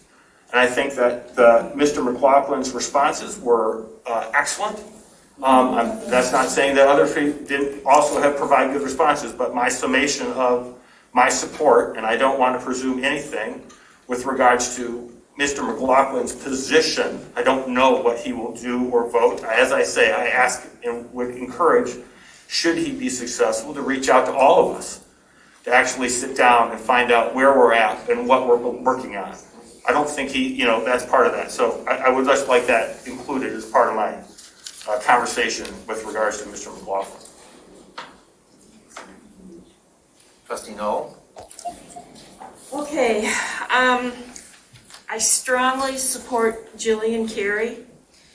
She has attended board meetings and other community meetings regularly over the last several years. She has a depth of public knowledge and experience. She understands many of the diverse issues in Scio Township. For example, the trash fiasco, road issues, resident concerns on specific development projects, township ordinances. The list is long. She attended the Scio Governance Academy lectures. She attended all of them. She missed one or two and then watched the videos afterwards. I mean, she's very knowledgeable on Scio Township issues. Also, she has deep and extensive community support from a wide variety of residents in the community. She's currently serving on the Roads Committee. I know both Jillian and Bob Walsh and Ian from the Roads Committee. Jillian would bring passion, knowledge, and a willingness to work hard for the residents of Scio Township. We can't ask for much more than that. Also, I believe that she could help to bring some healing to this divided board and the community. So I strongly support Jillian. I will make some more comments later after everyone else has spoken again. Thank you. Other comments from members of the board? Well, I'll try. Listening to the candidates that were chosen, and again, I also thank all of the candidates of the people that spoke up and said, I would like to. I too looked at the history of what candidates had done within Scio. Never ever taking their personal history as not important, but working on the board, following rules, and many times I think when we do decisions, it's not understood that we have statutes that tell us what to do, and they can be really tough. Sometimes you'd like to say, well, Nancy, we're running the show down here. You don't even know how we do it. You just tell us. And I think we've all had that feeling, no matter who we are and how we feel. I feel Patrick does have more of that experience working with his community. He's been involved with Scio. When I say official, I'm just referencing the fact that he's led committees, etc. Yes, Jillian has been very involved with the township, and I think it did start basically with the decision to go with a single hauler trash hauler in the township. And just for a very quick history for all of you in the room, I was the person that made a comment. We have got to do something about these huge trucks running up and down on our roads that are not built for trucks. And it's the way it is. We don't live on the highway. We live in neighborhoods. I signed checks when we had fixed the connector roads so we could get to the main roads to do our business as a resident. It was thousands of dollars, and I thought, holy, never mind what I said. I said, we really need to look into maybe the single hauler. And that did start the process. I will admit it was a tough one. And hindsight's perfect. It could have been better. Now, I will say I've never been sorry that we chose GFL.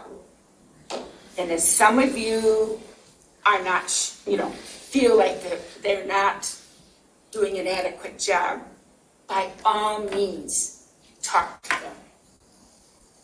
I had to put a kitchen range out. I says, what do I do? Can I make an appointment? They said, oh, just put it out by your garbage can. And I said, really? And they literally picked that thing up and threw it in the truck. So there's good things we need. We need to make sure the residents know it's not just picking up the garbage can.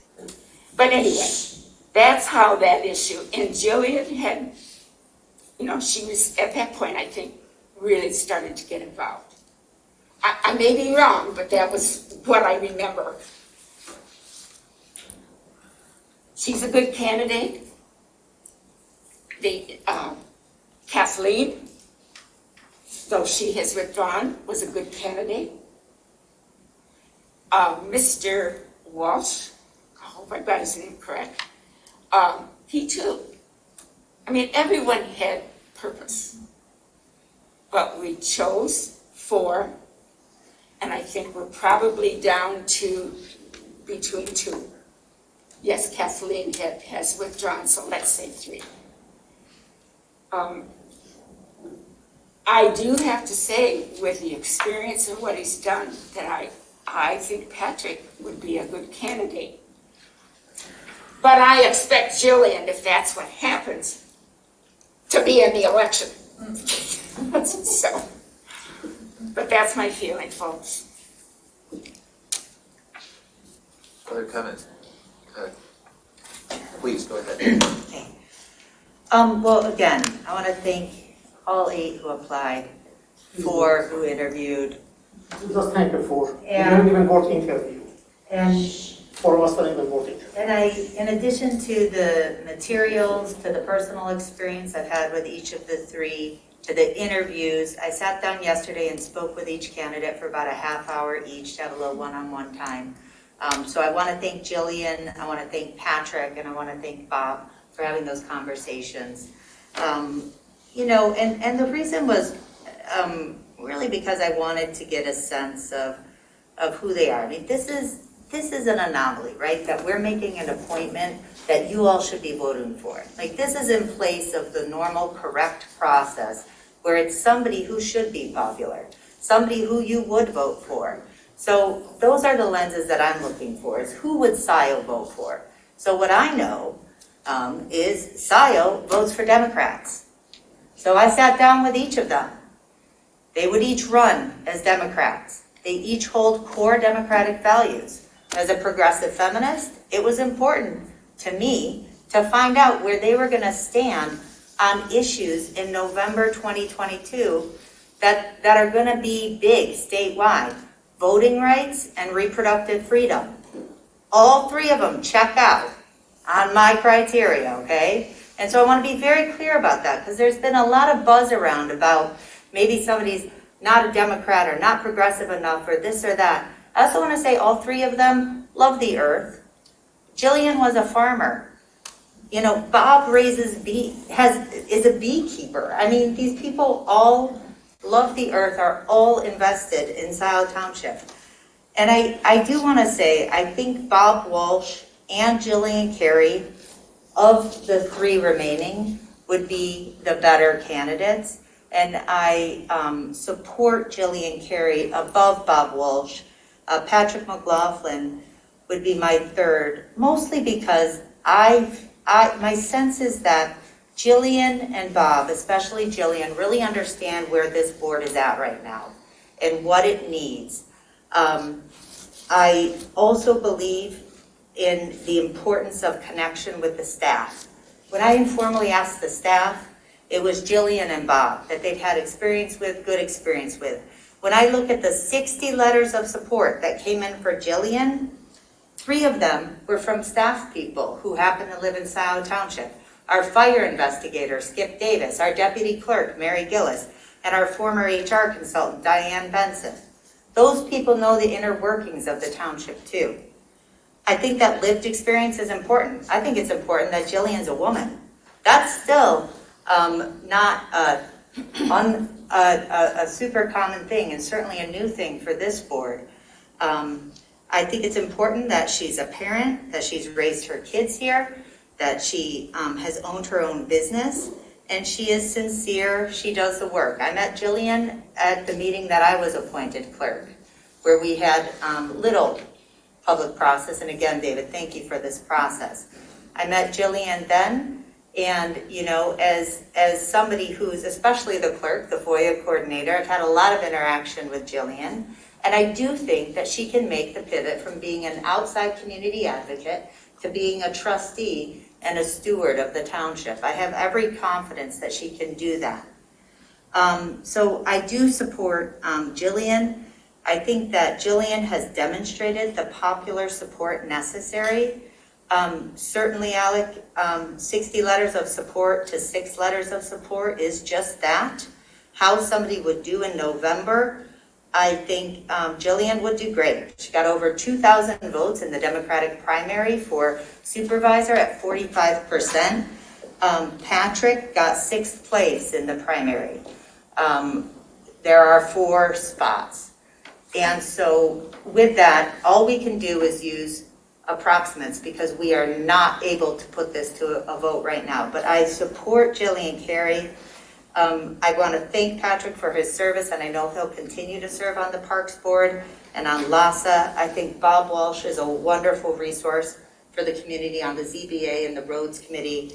But I want to support Jillian because we have a problem with trust here, and I believe that she would help to bring together, make us more of a coalition and make us more representative than what we are right now. Trustee Cortell? Okay.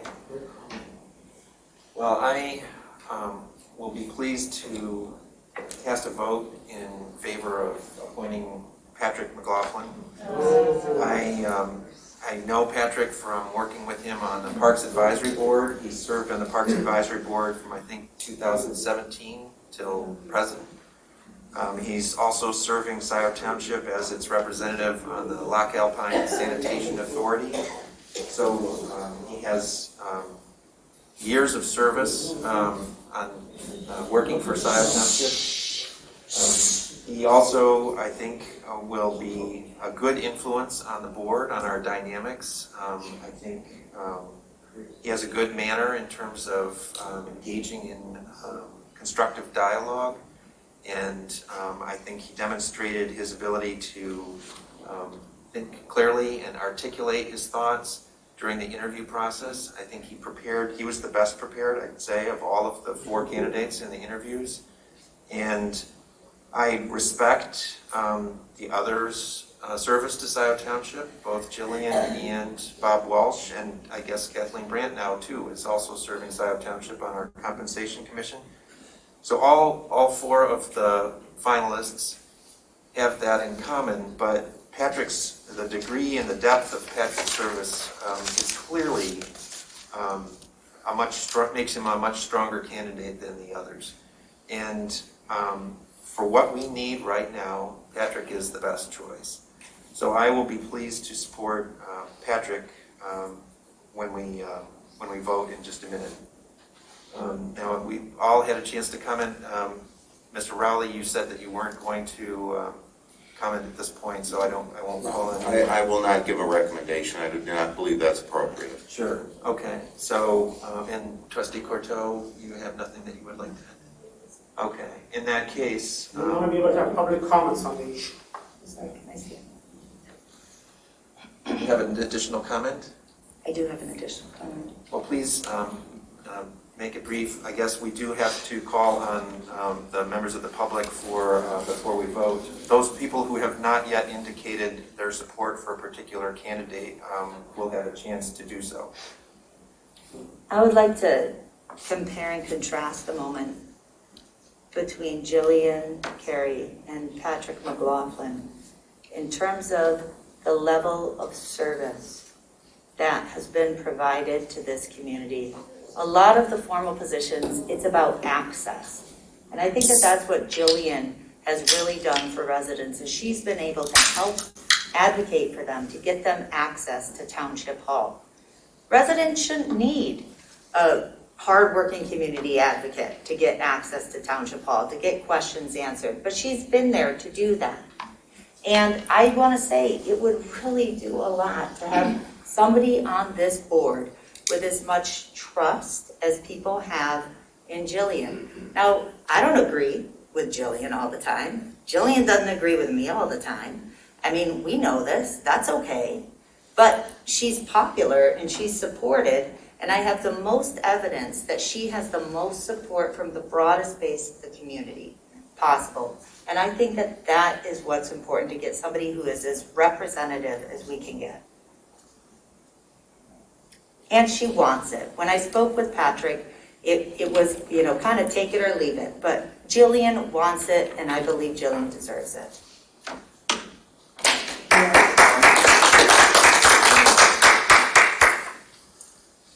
A few more follow-up comments. I supported Jillian and Bob Walsh because of their extensive involvement in the community over a period of time. It wasn't like one committee here or one committee there. It was multiple different issues over several years in time. Jillian is my first choice. I should note Bob Walsh has experience in recycling, being a recycling volunteer. He's worked as an election inspector. He's worked on the ZBA, and now he's on the Roads Committee. I know him from the Roads Committee. I know him to be a very calm, logical person. He stated in his interview that he's not aligned with either side on the currently divisive dynamics that have gone on with this board.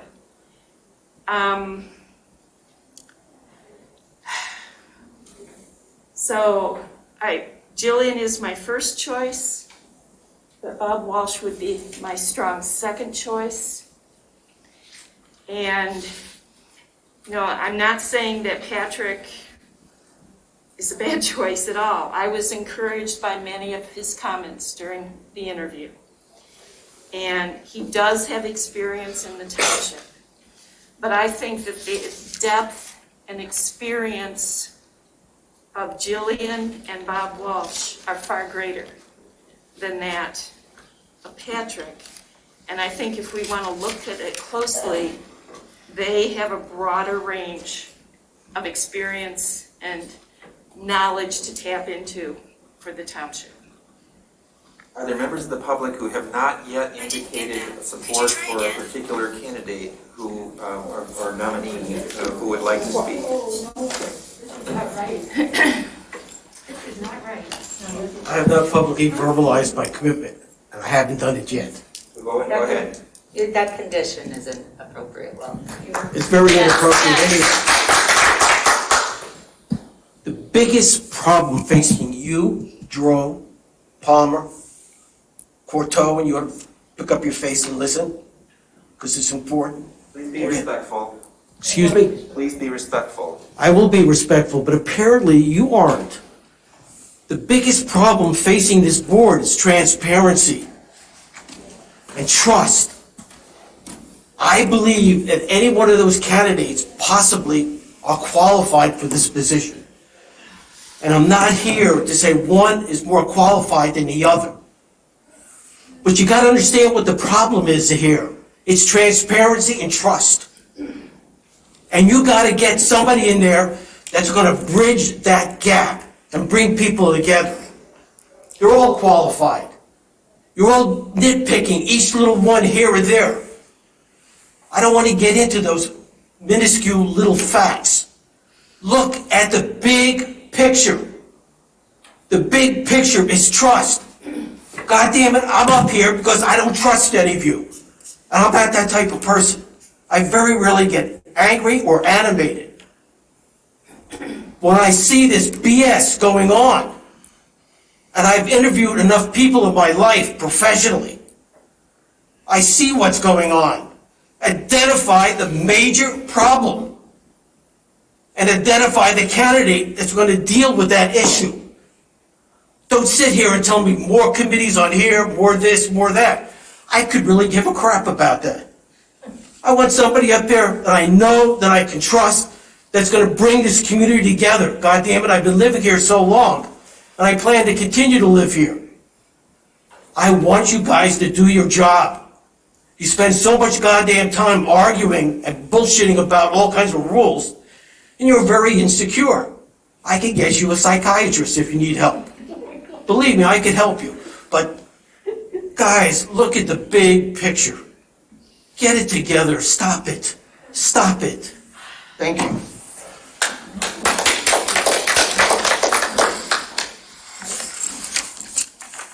As the gentleman just mentioned, actually all 8 people, when you read whatever material they have given, they are all qualified. What you have done, you have put an stench of whomever you guys appoint is not going to be considered legitimate. For the following reason, you decided 4 of us were not worth even talking to. On that board, 2 people had minority experience. One was Heather Berkowitz, one was me. You chose an state which is all white. We have gender diversity. Look around, you are all white. Scio Township is 25% non-white. Let me repeat it again. Last US Census. Representation for African American, 4%, 0. Asian American, 14%, 0. Indian American, 0. White, 100%. You could have interviewed all people. You learn more about during the interview than the pieces of paper that you got. So because of that, I'm going to have to tell them, introduce myself to the general public and tell them that, you know, based on what material I sent to the board didn't see fit to even interview me. So to that end, I'm going to read you some of the sections of what I sent to the board via my cover letter and my resume. I say, by way of introduction, my name is Abi Vakilian. I applied to fill the open trustee seat. My wife and I made Scio Township our home in 2016. I believe in the importance of public service. Being of a minority descent, I will bring a diverse life experience and point of view to Scio Township government. Will be more inclusive of Scio Township, since Scio Township is becoming more diverse. About myself, having migrated to this country with my immediate family at age 16, having lost our freedom and right in our native country prior to our migration to the United States, having lost my 16-year-old brother at the hands of that government. Ever since the legal voting age, I have voted in every election as I take my duties under the Constitution.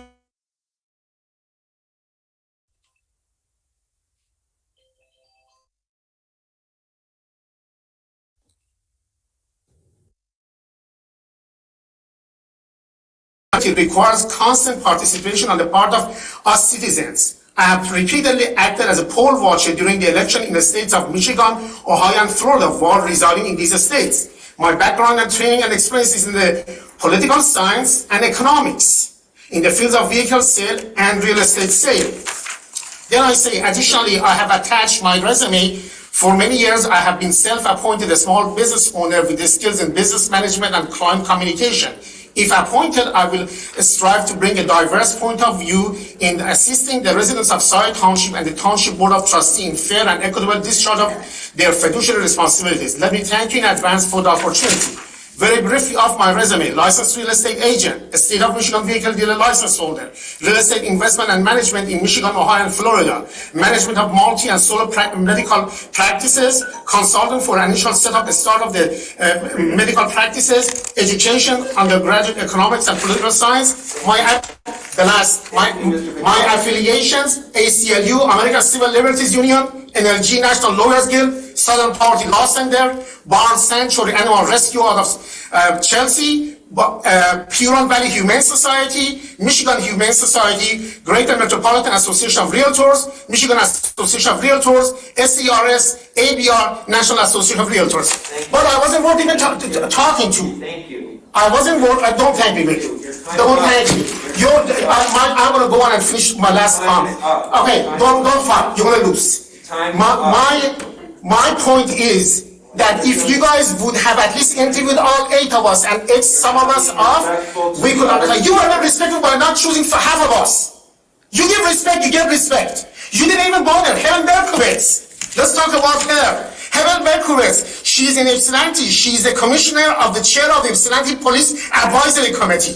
She's the original board member and co-chair of Ypsilanti Pride Community.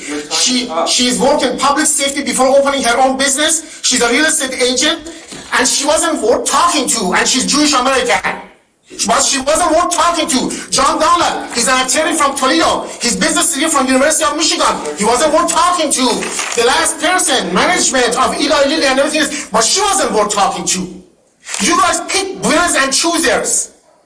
You did not create an open process to which the people can trust in. Then you have the gall to say we thank all 8 of you, when 4 of you didn't even bother to look at it. And then I got the most loyal large answer from your township attorney. You know what it was? Just because we didn't interview you, that doesn't mean that we didn't consider you. And I asked Mr. how many angels can dance on the head of a pin? Mr. McKillian. Or as This is done, please take your seat. Or as There's other speakers that are. I understand. It's last one. Or as Bill Clinton says, what is the meaning of? For a recess. What is the meaning of is? We're taking a recess. You're good. Take a permanent recess. 5 minutes. Returning at 9:25. Recording stopped.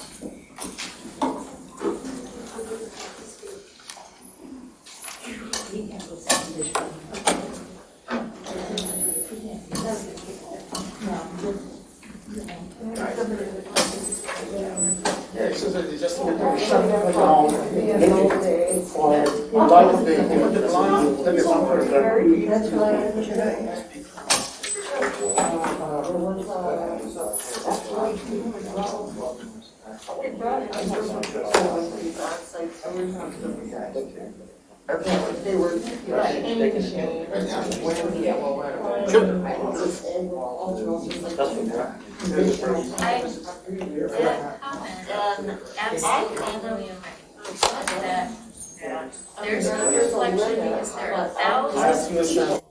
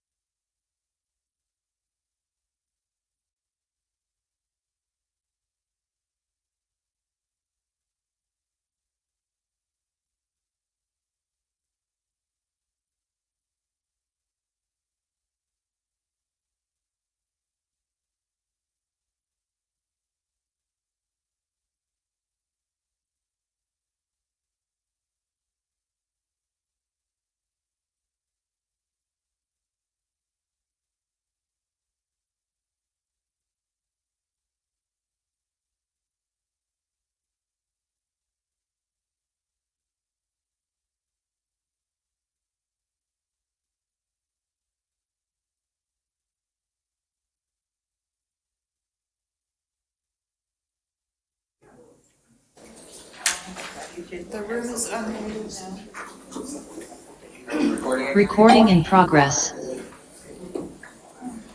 Coming back into session. Please proceed with your comment.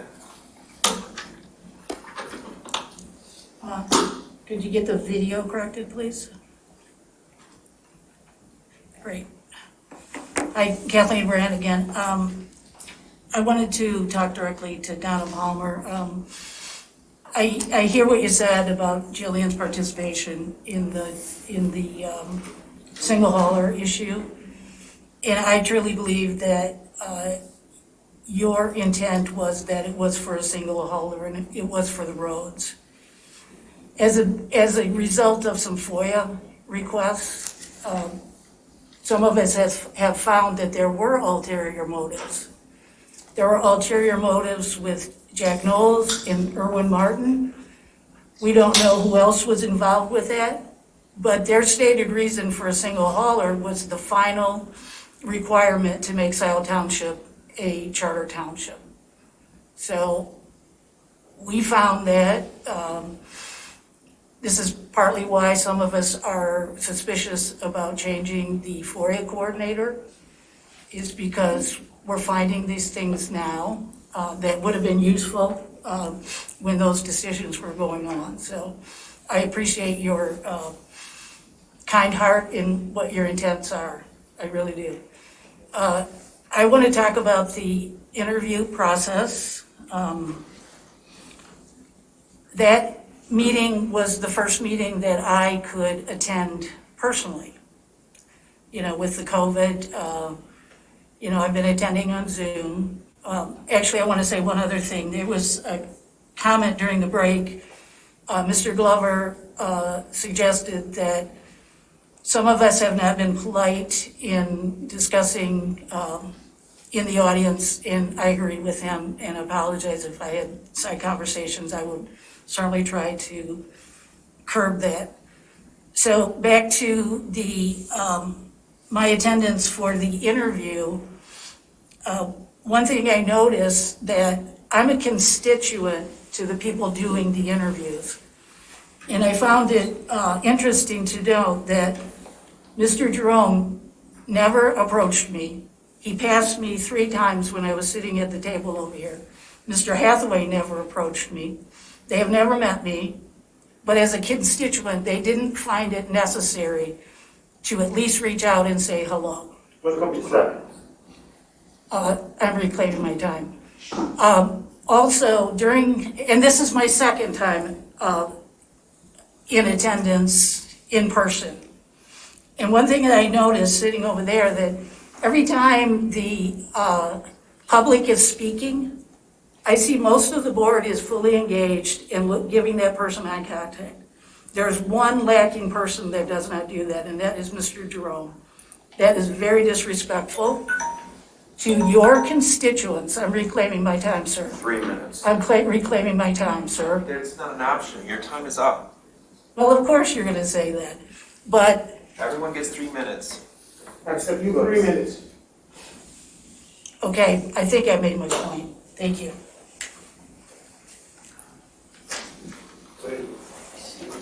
No, I have one more thing to say. Say it. Well, say it. What do you want? Well, let's go. Are you going to speak or no? Say it. Say it. So in engineering and statistics, we like to talk about the population size of the data set that we have. So if there's just 3 people, it's hard to give a trend, okay? I'm talking to Trustee Jerome's point. If we had 10 people, we have somewhat more of a population size. We can make some decisions based on maybe 10 pieces of data, not 3, not 4, not 5. We have 67 letters on record from people within Scio Township. And yeah, we don't know what 15,000 people think, but we know what 67 people think, okay? 1.49% of those people voted for Bob Walsh. 67 people. It's a decent population size to make a judgment against, okay? 8.95% Patrick McLaughlin. 89.55% Gillian Carey. And 3 of you appear to have come into this room preordained with your idea of what you're going to do and how you're going to vote. That's how it appears to me. You have a massive problem with trust. That's my perception. I may be wrong, but that's what I'm seeing. And you've got these statistics in front of you. And you've got a huge, huge problem with perception. Really terrible. The press is after you. The community is here. None of us want to be. Got 3 kids. Would love to put them to bed. Don't want to be here. Would love that you guys would represent what we want and do it. Yes. 89.55% Gillian Carey of the 67 population size. Are you guys absolutely blind? Really, Will? I mean, you are tough-skinned. I will give you that. So is Trump. But I've got to question your sanity. 89.55% of those 67 letters, and it's a decent population size. And you're talking about the guy who got 8.95%. I'm really disturbed by that. And the other thing is, there's a perception problem. If you vote for Patrick McLaughlin, and I'm sure he's a nice guy, I've got nothing personally against any of these candidates, I can only see things just getting absolutely worse. So please, pay attention.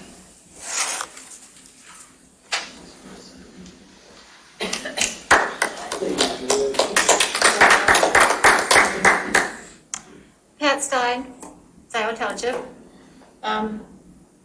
I feel like the writing's on the wall, what's happening here tonight. I really do. And I feel like I'm losing any hope that there will ever be a change in the way things are handled here at Scio Township.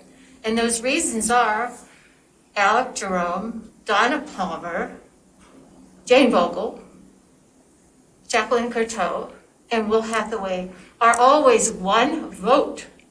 Can you ever list on one hand how many times you have ever not voted along with Will Hathaway? Seriously. Can you ever say, can you tell me if you've ever voted at least a hand's worth against what Will Hathaway? I think not. You've been here how many months now? And every vote is, oh, Will Hathaway's voting this way? Well then, so will I. It's ridiculous. It leaves me with no hope there will ever be a change in this township. I've lived here 45 years. It is so unsettling. It is so disturbing. It's a mess. Township is in crisis and continues to be in crisis. And shame on you for not living up to your duties as elected officials. And I have not completed the 3 minutes. And I would like to give up my time for Kathleen Brandt to continue her statement. That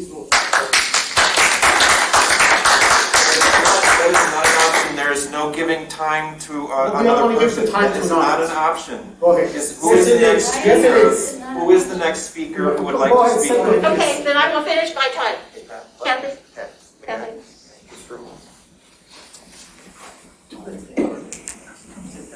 Mr. Hathaway, I have a story that I'd like you to hear. I worked for a company in Ann Arbor, Scio Township that I was a salesperson, and it was some hard economic times, and the management was beating down the sales staff. Mr. Hathaway? Okay, thank you. The sales staff became apathetic, and they were underachieving the sales goals for the company. They brought in a new sales manager with a psychology background, and every day for an hour he would go in and let us bitch and complain until the wind was out of our sails and the healing could begin. This is what needs to happen. Time limits are going to only hurt you. Let them bitch. Just listen. You can heal this. You can be a leader for us. Thank you. His ego is too fragile to let you do Please, please. Okay.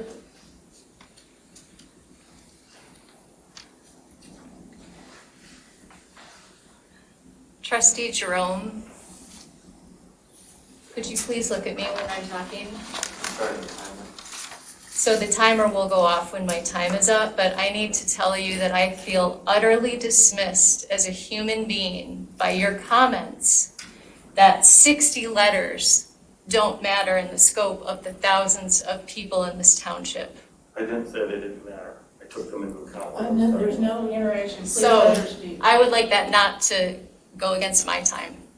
So I am so disappointed that I have spent my time away from my family to come and speak whenever I speak to this board, There are two trustees that I know will try to understand, and that is Trustee Knoll and Clerk Flintoff actually want to understand.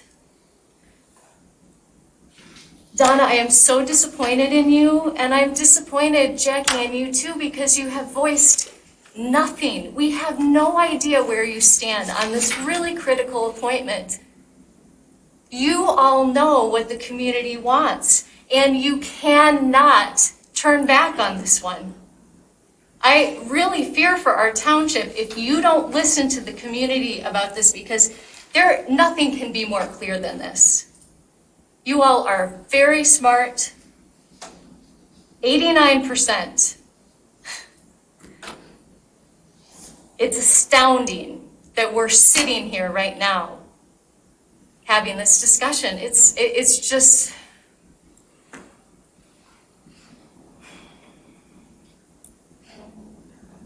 Well, let's just keep proceeding. I would love to hear your comment. It's not, Follow the rule. it's not a time for dialogue. But Donna wanted to speak to me, and I would like to hear her. That's fine. At recess or. It's another not. time. No, it is permitted for a trustee to speak to a community member during public comment. You do not have that authority. I do, I'm the You moderator of the do. meeting. If you as a woman are going to allow this man to push you down like Please. that, I don't play that game. you wanted to speak and now you don't because he's told you not to. This could not be clearer. And I am shocked and horrified by how this is playing out. It's very disturbing. Point of order. Board members do have the opportunity to respond to public comments. To a point of fact, when recognized by the moderator. What does it say right now? Wow. Please go Take forward Hathaway. with a public comment. The next speaker. Well, I need to speak about the numbers. I'm a market researcher, and I'm used to doing, my profession was to take samples and understand and explain. Now, we're talking about, I've heard 60, the numbers were thrown around, 67 people. Those people are not representative of the residents in this town. They are representative of the people who were aware of certain issues. And I need to clarify that most of the people in this township don't come out, as everybody has said, they want to stay home and do their thing. They do not want to come out and be talking at a meeting like this. So 60 of them wrote a letter. I was very happy to hear that there were only 6 for Patrick and 1 for David, and I think it's very good that there were 60. And those 60 people, in my opinion, my sense is most of the people that I talked to, now that's limited, I understand, but they're not engaged, and they are not engaged in the selection of this person, of the new representative. And I know that I'm really happy that there are 60 people who are engaged, and that is a nice population, but they do not represent the population of this township. And you cannot claim that unless you've done a proper survey in which the people have been randomly chosen and they have had a chance. And now the township has in its possession such a study that was done with legitimate sampling. And but this 60 people are not representative of the township, okay? And so, with all due respect, your numbers are not representative. Okay, you're right. Do you know what was representative? I'm sorry, you've The already had a last chance vote to was speak. representative. You had a chance to speak. And Jillian got 45% and McLaughlin got 2%. I'm going to talk. I don't really care what you say. You must respect No, the rules. because you make your own rules. No, I'm not making my own rules. These are the rules. Everyone gets one turn. You have a It turn. was a vote, and the person who got You had your 60-something turn. letters got It's the time higher for someone vote. else to have their turn. Is there someone else present physically in the room who would like to speak? I have a question about just asking questions. So when I spoke, that was my one turn? And you can go. On this item, you haven't yet spoken, you spoke at the Are we beginning. at the end and you get the second turn? Yes. If you would like to speak again, you may speak again. Yeah, this is kind of. On this question of trustees election. A little bit different topic.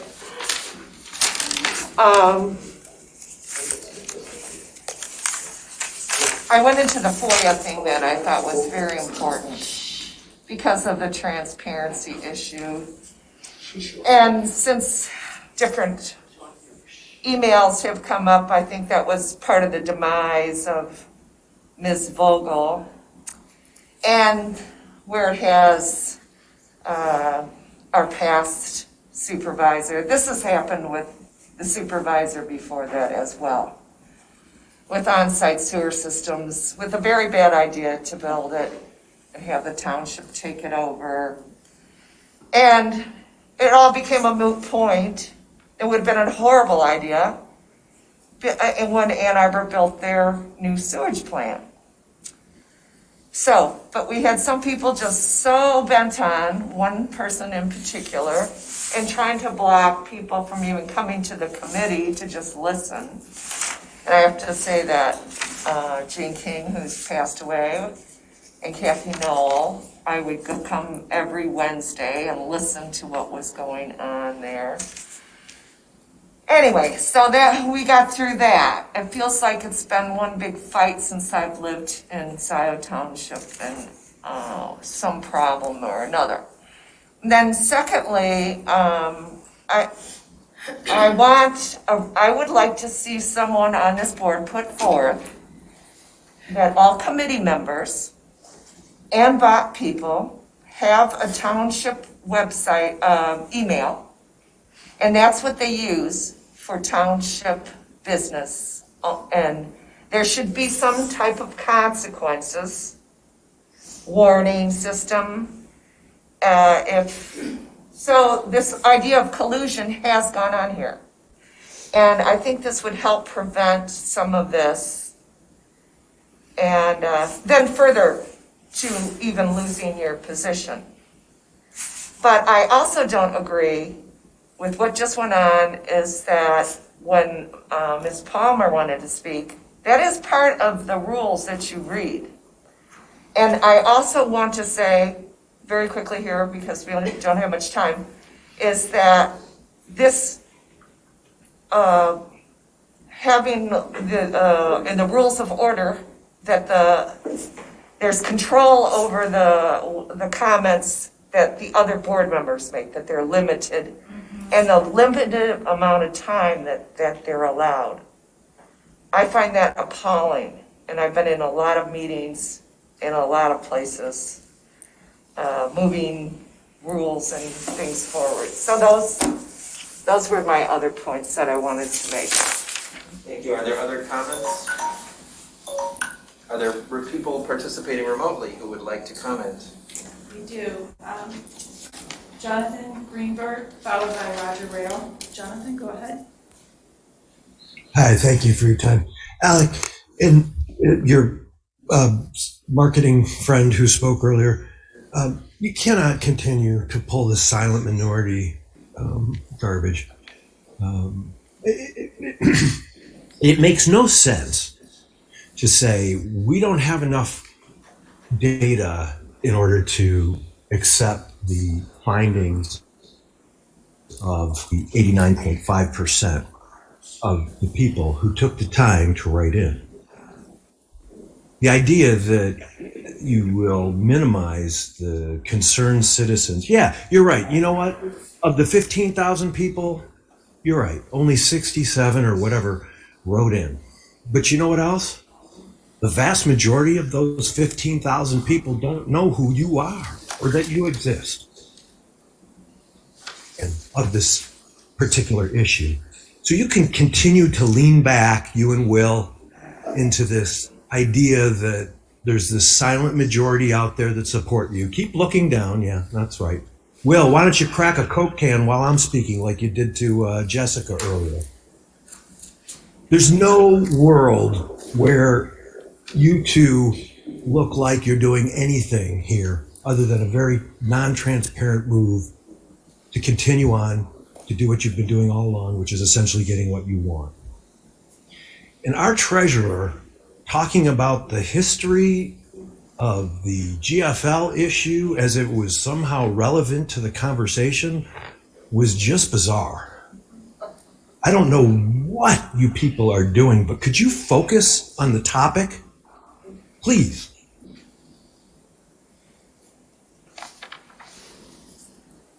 Thank you. Next is Roger Rail, followed by Harvey Summers. Roger, you can go ahead. Yeah, Roger Rail again. Having worked with local governments for my whole career, I've seen situations like this where a cabal has taken over a body, an elected body, and it's not worked out well for anybody.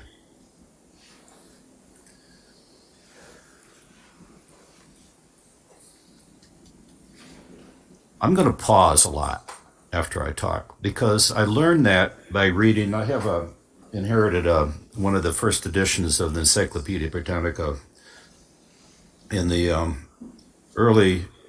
this was from 1790, shortly after the U.S. Became an independent nation. And there's an account in there by Benjamin Franklin of what he learned from the Native Americans about how they did deliberation. Now, when we Europeans came, we didn't assimilate well enough. We didn't learn from the natives what they learned. We did get a little bit of the local government idea, that there's a council and you have deliberation. But our deliberations are nothing like what the Native Americans had going. They would discuss something at length. Somebody could talk as long as they wanted. And then there'd be, according to Franklin, like a 5-minute pause while everybody thought about it.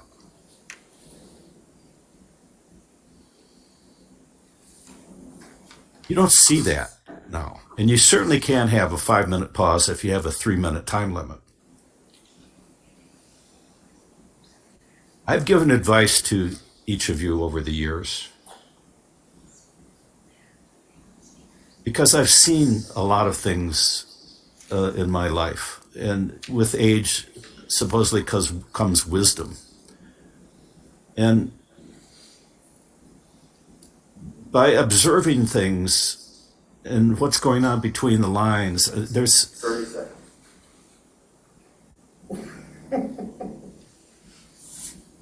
I'm gonna ask you if when you get old and you start talking slower, are you going to be offended when somebody says 30 seconds?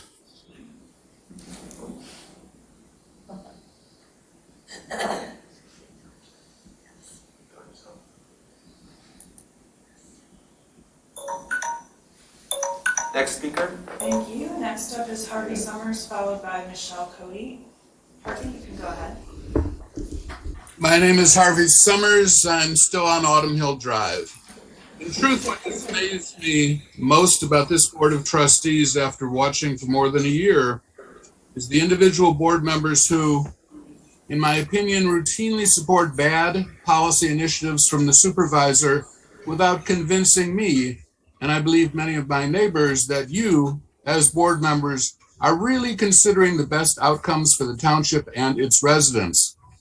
I did not hear your reasoned debate about the past year's changes. I heard too much acquiescence, and it's sad.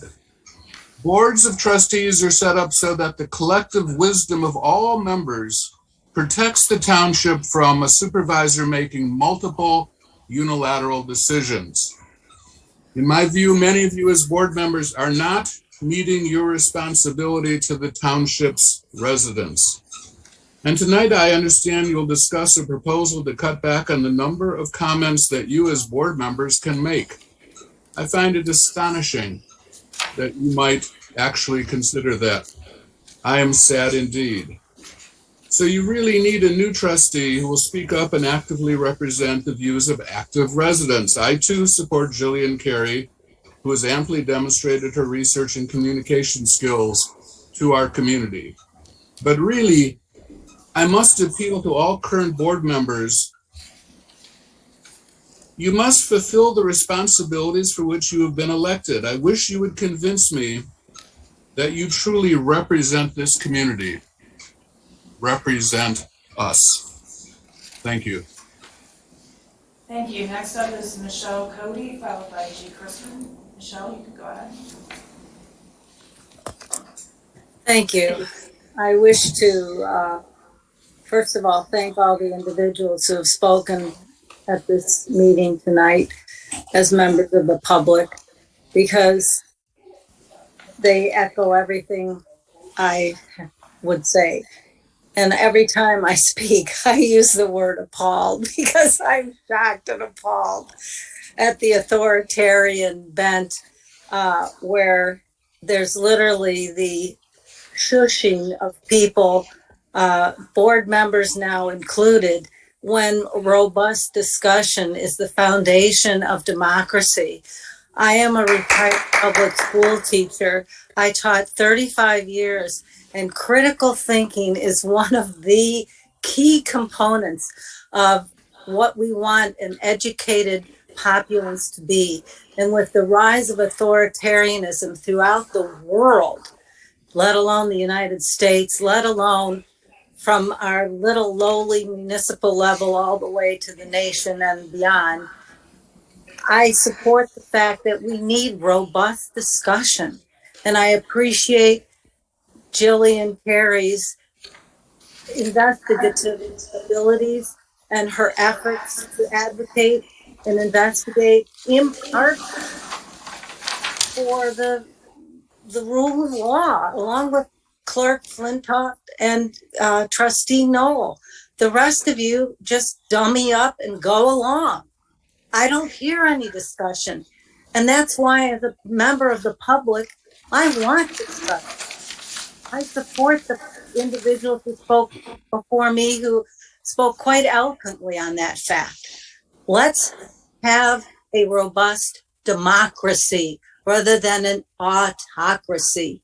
And Jillian did get the most votes. If you look at the general election a couple years ago, she got a huge amount of the votes compared to any other individual that's under consideration that ran for the office of the trustees.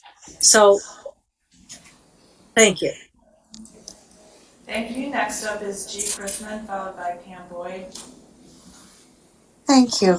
I was trying to be fair and kind of did a little looking as to each of the candidates. And as I mentioned before, I felt that Julian was much more qualified. But I was wondering if people were aware that in Googling Patrick McLaughlin, that he has a conversation, and in doing so, he's asked, is the township supervisor like a mayor? And he responds, yes, they're similar. They're both elected and direct policies in their respective jurisdictions. And he goes on even further that he says, I don't see any benefit for individuals to attack elected officials on behalf of the community. And when to me, that's a representative who is already aligned himself with our supervisors, kind of like carte blanche, and isn't willing to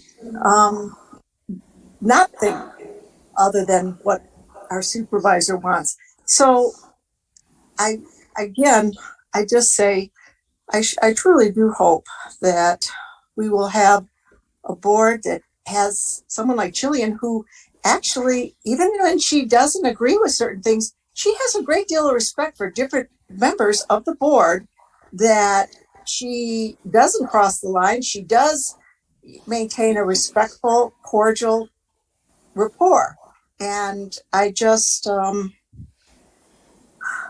really hope that we can all kind of think this kind of Trumpian-like authoritarian situation doesn't continue, and we can all have the township since 1988. I came here that I really admired, and Donna, you were back then and very much admired by me, and I just would like to see it, be where, as in Mr. Tickle and others had made it so that residents were welcome into the township, and what had to say and contribute was welcomed. Thank you. That's all I have to say. Thank you. Next is Pam Boyd. Pam, you can go ahead. Thank you. We have a lot of really good, articulate residents who are passionate about our local government. And you have heard so many of them. Jessica, and you don't have to answer this now. I'd be curious to know how many were on Zoom tonight. Moving on, by giving the vote to someone other than Jillian Carey, you are subverting the voices of those who are active participants in this government and are passionate about this government and this township, who care enough to be active participants regularly. I want to thank all the other residents who have spoken, and I hope that you reconsider, because oh boy, is this video going to get a lot of play on YouTube. Thank you. And Terry, just a quick question. How many people are on Zoom, and is Patrick McLaughlin on? I'm not seeing Patrick. Why are you calling out? How many people are on Zoom? I was wondering if he joined. There are 44 participants. 44, okay, thank you. Next is It's relevant. Yes, it is relevant. Rob Pattinson. Briefly, I would just like to say that I have never been more proud to be a resident of Scio Township than I am tonight. This is a lovely group of people who have banded together to try and get through to our board. I hope we have had an impact, and I hope they are listening. Thank you. Thank you. There are no more hands up. Who was that? In that case, we will call the roll on the question. The motion, I believe, is to appoint Patrick McLaughlin as trustee of Scio Township Board of Trustees to complete a term until November 2022. Please call the roll. So motion by Jerome, support by Palmer. Correct. Tone deaf. Hathaway. Yes. Palmer. Yes. Flintoff. No. Corto. Yes. Jerome. Yes. Noel. No. Motion passes 4-2. Congratulations. What a surprise. He has no legitimacy. Unbelievable. That is against democracy. 89%. What you all just voted for is anti-democratic in every way, shape, or form, and you cannot avoid that truth. Don't worry, he won't even make eye contact with you. That's how much respect he has for you. His head is down on the page. November 2022, guys. No, there is one more public comment section. Can't wait. Yes, let's move on to reports. The reports are time for, there's an important feature of board meetings where we receive the status summaries of township activities and announcements of noteworthy work items. Out of respect for everyone's time during the meeting, I ask that we reserve detailed policy presentations for planned discussions. As a reminder, reports are not a time for public comment. Just time for public comments now? Just included for information only are the monthly financial reports I do want to thank Rebecca for doing a couple of extras with the tax revenue brought in. And with that, we will go to regular reports from the supervisor. I would ask the public to please keep your voices down, and I would really invite, personally and professionally, please invite and encourage all of you to stay. There's more important business. Yeah, guys, stay please, because there's another section for public comments. Okay, take care of. The first report is from the administrator. Can we let trustee know? She'll speak. Is she right outside? I don't know. I'm not sure. So, okay, so David, your report?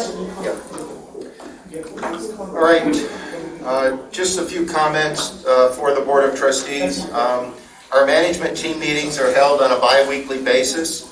These are held on the weeks between the Board of Trustee meetings.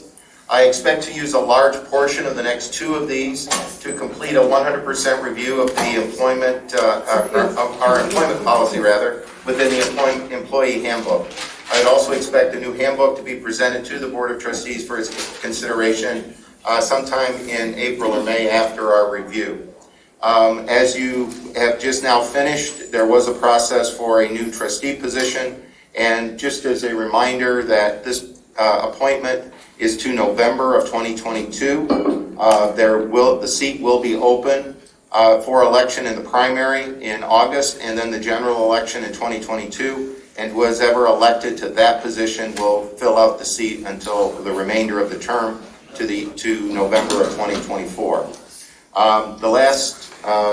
Since our last couple of meetings, I've worked with the township attorney to develop a proposed set of rules of order for the Board of Trustees. Those are on the agenda for your consideration later tonight. And I've had conversations over the last 90 days or so with various members of the board about a state of the township report. This was part of my interview process. And as of March 1st, I will have been here in Scio for the 90 days, or for the first 3 months. So I will develop a report based on my observations and opinions of the township operation for my first 3 months. And there will be some recommendations to move the organization forward in that report. I would expect to have this to the board sometime in late March to early April. We are completing, working with the clerk's office, a review of the short and long-term staffing needs of the township's financial department. There will be a short-term financial staffing proposal on the March 8th agenda for the board's consideration. As far as an HR policy, I'm working with staff of the township for the month of February. This is the health insurance, this is the open enrollment. So we're working through that. Lastly, the new fiscal year will begin on April 1st of 2022 and run until March 31st of 2023. The budget for this fiscal year is expected at the second meeting in March. The Budget and Finance Committee will be meeting shortly to begin development of the budget process for the following fiscal year, which will begin on April 1st of 2023. A detailed process of Board of Trustees goals, objectives, strategic planning will be considered as we begin discussing that fiscal year, the 23-24 fiscal year, and we'll begin that discussion sometime in late April to early May of this year to start that process moving forward.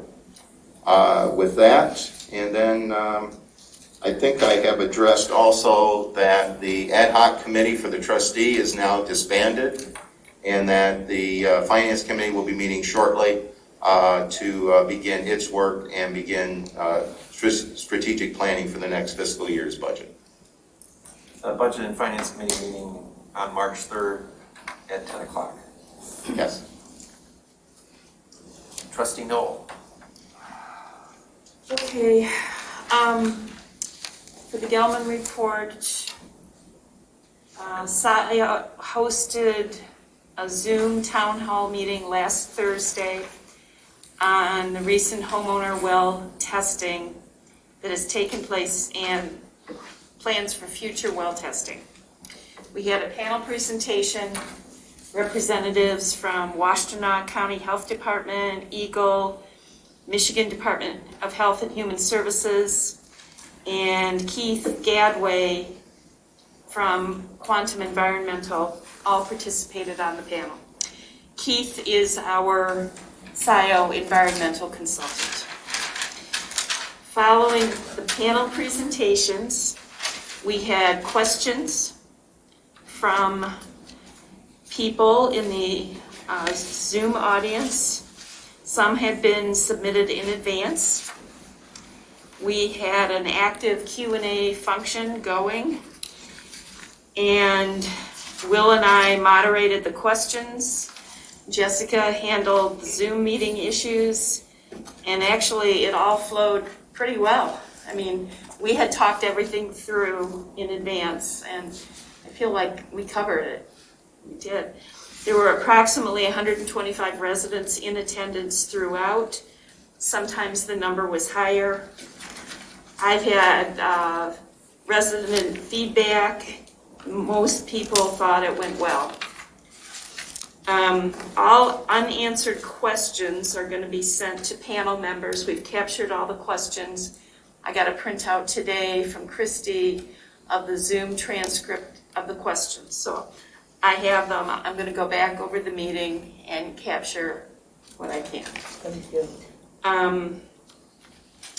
The main concern that I've heard, and this comes from card members who are knowledgeable about the specifics of the Gelman contamination, was the map put up that showed a decrease in the plume. And it took me by surprise. I know it took several people by surprise when that happened. Eagle. It was Eagle. It was an Eagle? Yeah. Okay. We have our quarterly card meeting next Tuesday where Eagle participates. They usually send 3 or 4 representatives from Eagle to the meeting. And we will be discussing some of the town hall issues at that meeting. So all the questions from card members will get addressed at this quarterly meeting. Residents in a defined area in the township have been told to contact the township if they are interested in participating in future well testing. We have tentatively identified addresses in the township for the April well testing round, and there will be another round of well testing after that based on the data we get from the April well testing and based on some of the self-interest as reported by residents who may want to get their wells tested. So that was it, and thank you. I'll defer to the clerk to go.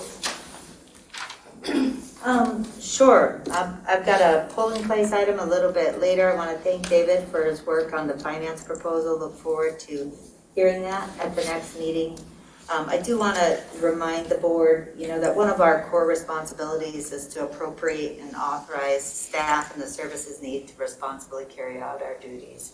I would just implore you to be prepared to vote yes on 3.8 for this short-term finance proposal and to continue to staff up the core HR, finance, project management, all of the core operational needs that we have been talking about for the last year. That's it. Treasurer's report. Tax season is really finished, so we're wrapping things up. And we will be ready to settle the 1st of March. That's it. Congratulations. Yeah, it was a crazy year. Broadband Task Force. There's no new update. We don't meet until next month. Parks Advisory Board. We met. We meet again next week, but the majority of the effort this month has been in refining with the budget that's been proposed, and we had a joint meeting with the TAP group to work on that budget proposal. Great. Land Preservation Commission. I will defer to Yeah, since Jackie's been out, obviously I sit ex officio, but I do want to mention a couple things. Obviously the LPC, and we brought it forward. We're planning to present in March at a meeting with regards to priorities and hopeful for an LPC millage renewal. Barry Lonick mentioned 2 of the important things. The April Andrus is complete, which is fantastic, and we're also under contract for the Loveland and Wisely Fixed properties. One will abut Mercer Row and one will abut Van Curler, so they're adding to those assets within the township. We've also reached out to Woodview Commons with regards to possibility of protecting additional land associated abutting the West Scio Preserve and in the Heron Rookery. We've voiced support for the PROS plan, adoption of the PROS plan, which is Parks and Recreation Open Space. And then finally, I'd also like to encourage everyone to take a look at the RFP that's on the website currently. We have the RFP posted for applicants to seek potential reuse of the Wren's property. We already have one applicant, we're seeking others, and I think it's an awesome opportunity, and we're really hopeful we're going to get a great batch of people seeking to repurpose that in an agricultural enterprise in the very near future. Planning Commission. No update from planning. Sustainability Task Force. I can help with that. Let's see, what do I know? The work groups are progressing well. There's been a second meeting with the students. I think the significant thing is we've synced up 3 parallel timelines that are so important. These students will be with us through April of '23 on their master's project. So that's got a cadence and milestones. We're sort of laying out some milestones, including engagement with the board over that time frame. And then also the county's effort to develop their climate action plan is progressing. It is referred to as Resilient Washtenaw. They're in public listening sessions right now. There will be a session in Scio Township on March 15th, and we'll reach out broadly to engage folks in that. They are targeting, the county is targeting to have its climate action plan completed by the end of '22. So I think the preliminary thinking right now in the task force, working in partnership with the Planning Commission, is to come to the board with just some initial interaction sometime this spring. Transportation Alternative Planning Committee. Well, that would be me. And that report out really mirrors what Trustee Jerome just did for Parks. The primary focus has been the budget, the partnership with Parks to sort of iterate that together, confident about what we've submitted. It really did reiterate the emphasis and importance, as we've talked about with David, around the essential role of a project manager. Whatever we call that person, Parks, Pathways, Transportation Alternative needs staff support. And I'm just so pleased we finally have the Township Administrator really looking at all of that. The last thing I'll say, and again, mirrors Parks, is just very excited to be engaged in this update to what we call the PROS plan, Parks, Recreation, Open Space. We'll see how the name evolves, but exciting to have that process underway. Roads Advisory Committee. We have not had a meeting. We meet next week. I'll defer completely my report, actually. And why don't we move on to the consent agenda. Is someone prepared to move the consent agenda? Moved by Jerome, support by Vogel. Please call the roll. Oh, actually, we can vote by voice vote. All those in favor say aye. Aye. Aye. Those opposed? So the consent agenda is adopted. We do not have a unfinished business item. However, before we move on to new business J1, I was going to ask the board's indulgence to move up the item that was not on the consent agenda. That's the amendment to the conservation easement. That is currently the last item on new business, and if we could move that up to the first item, that will allow the person who is here for that item to begin her travel some distance home. I'll move it. Okay, so it's moved by Trustee Knoll. Support by Trustee Courteau. Is there further discussion of this item? No, I think Barry explained it well, knowing that the township attorney signed off on it. And thank you again for being here tonight. And thank you to your father, who's still with us, and also to your mother for their generosity. And I'm sorry about the little bureaucracy you had to hop through, but we're fully supportive of everything your family wants to do. So if there are no further comments from members of the public on this particular item, I don't see anyone coming forward. Is there anyone participating remotely? There is one. Public comment? Public comment on the conservation easement question?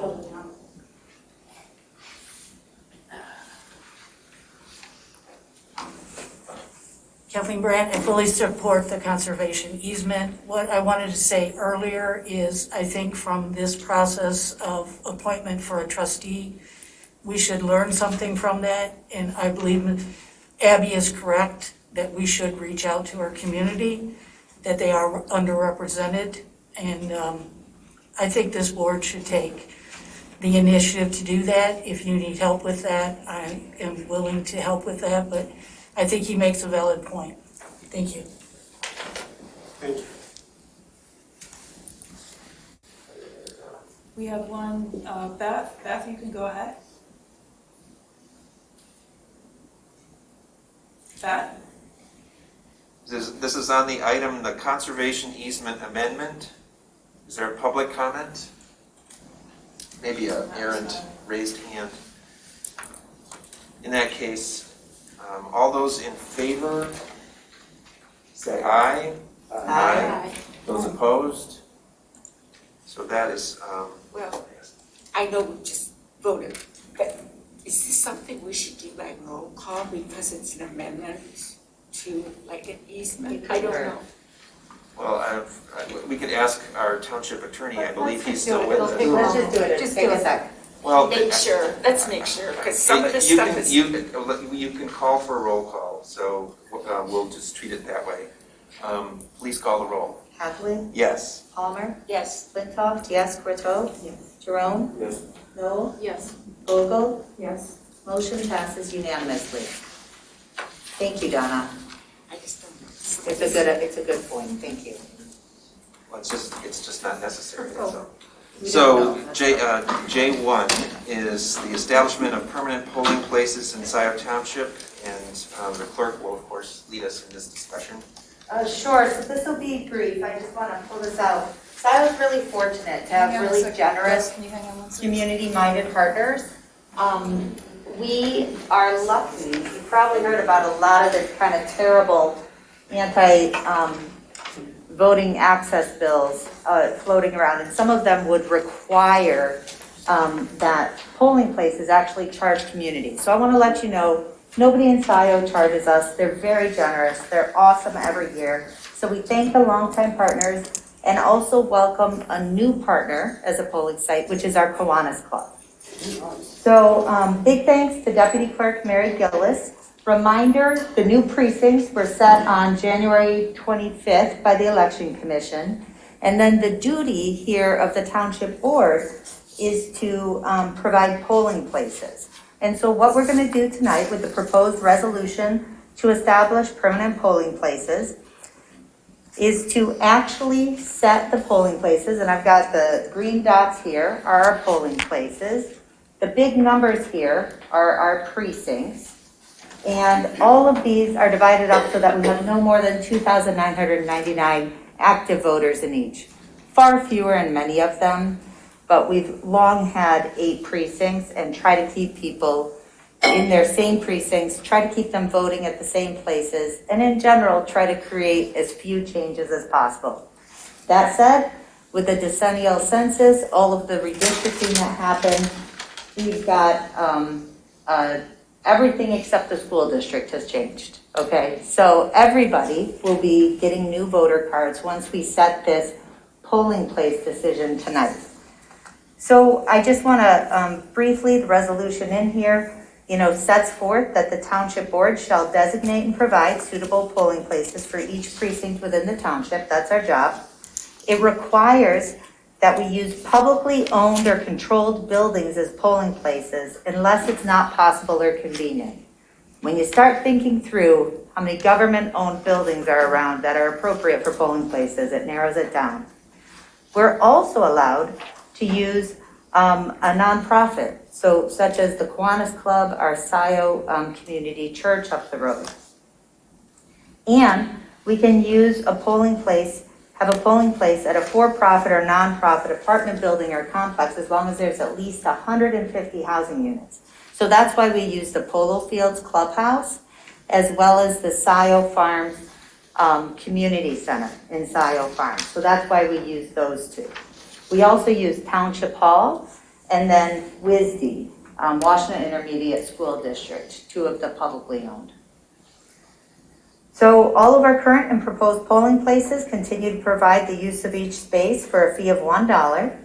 So therefore, be it resolved that the board hereby designates the following polling places for all of the elections held during 2022 and 2023.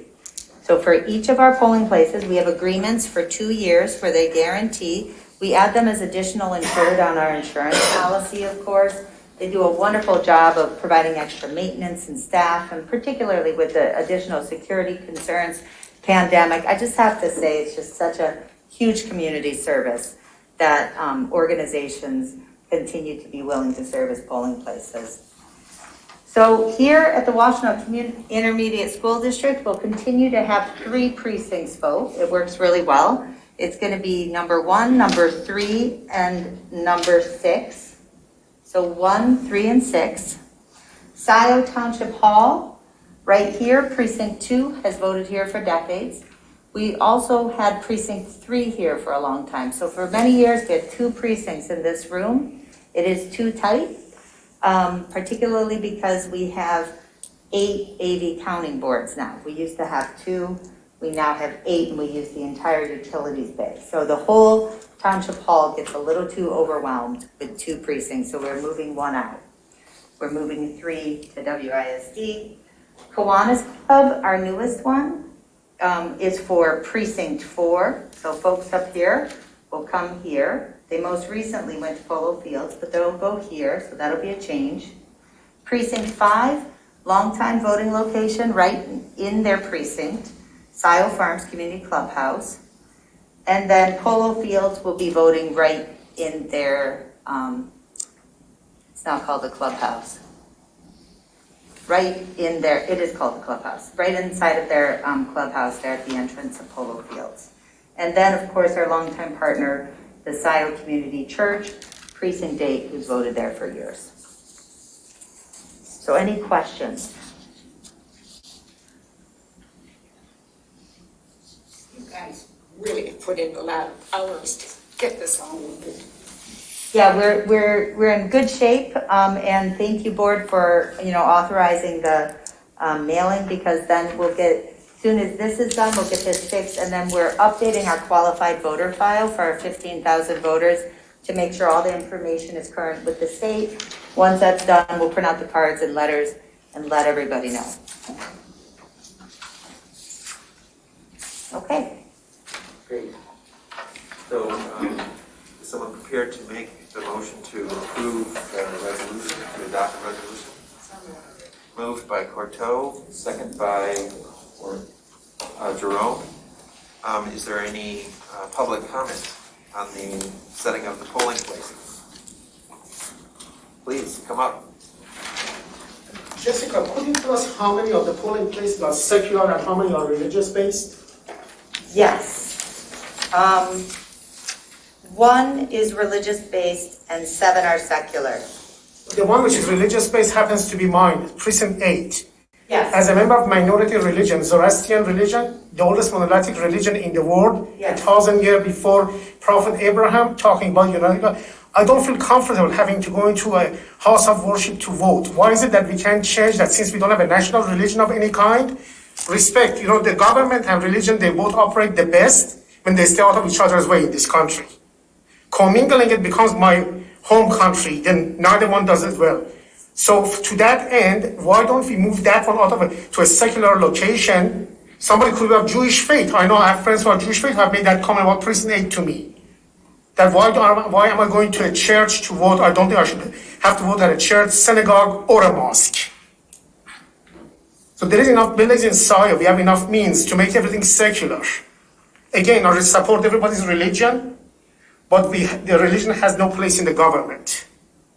And all the attempts on the religious groups to control the woman's reproductive right and what goes with the rest of it, Amy Coney Barrett in place of Ruth Bader Ginsburg, that's where our country is leading. If we don't stop it, it becomes, an avalanche doesn't start as an avalanche. It starts as a small ball of snow on top of the mountain. As it gathers more and more and more snow at the bottom of the hill. It's so large, it covers everything.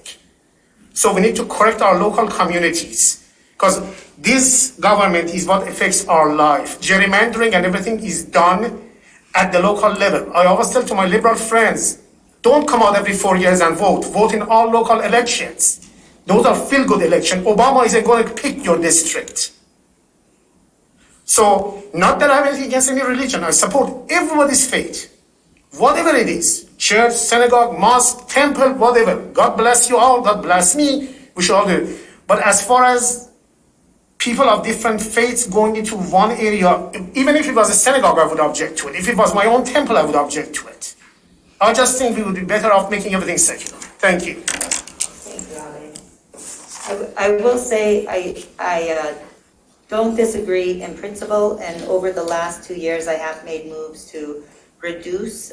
We actually have only one precinct instead of 2 voting in a church, and have expanded the secular locations to the greatest degree possible. All of that said, I will say Scio Community Church is a wonderful partner and completely committed, and it's just sort of a fact of what government buildings and what community organizations are willing to serve. But point taken, thank you. Thank you for trying. Are there any other comments? We do have one, Rob Pattinson. Rob, you can go ahead. Thank you. Do we need to reapply for our absentee ballot status with the new precincts? No. So our absentee ballot status in Scio Township will remain the same, and we'll still get those ballots mailed to us. That's correct. If you're on the permanent absentee voter list, which about 10,000 of you are now, you will remain on it. Great. Thank you very much. Thank you. That's all. In that case, all those in favor of the motion to approve or adopt the resolution approving the polling places, please say aye. Actually, could we do a roll call for this, please? You want to do a roll call? All Yeah. right, please call the This roll. requires it. Hathaway? Yes. Palmer? Yes. Flintoff, yes. Courteau? Yes. Jerome? Yes. Noel? Yes. Vogel? Yes. Resolution adopted, 7-0. Thanks. All right, that brings us to J3. This is the Township Administrator job description and authority and designation as FOIA coordinator. And I'll introduce this briefly. I'll be brief.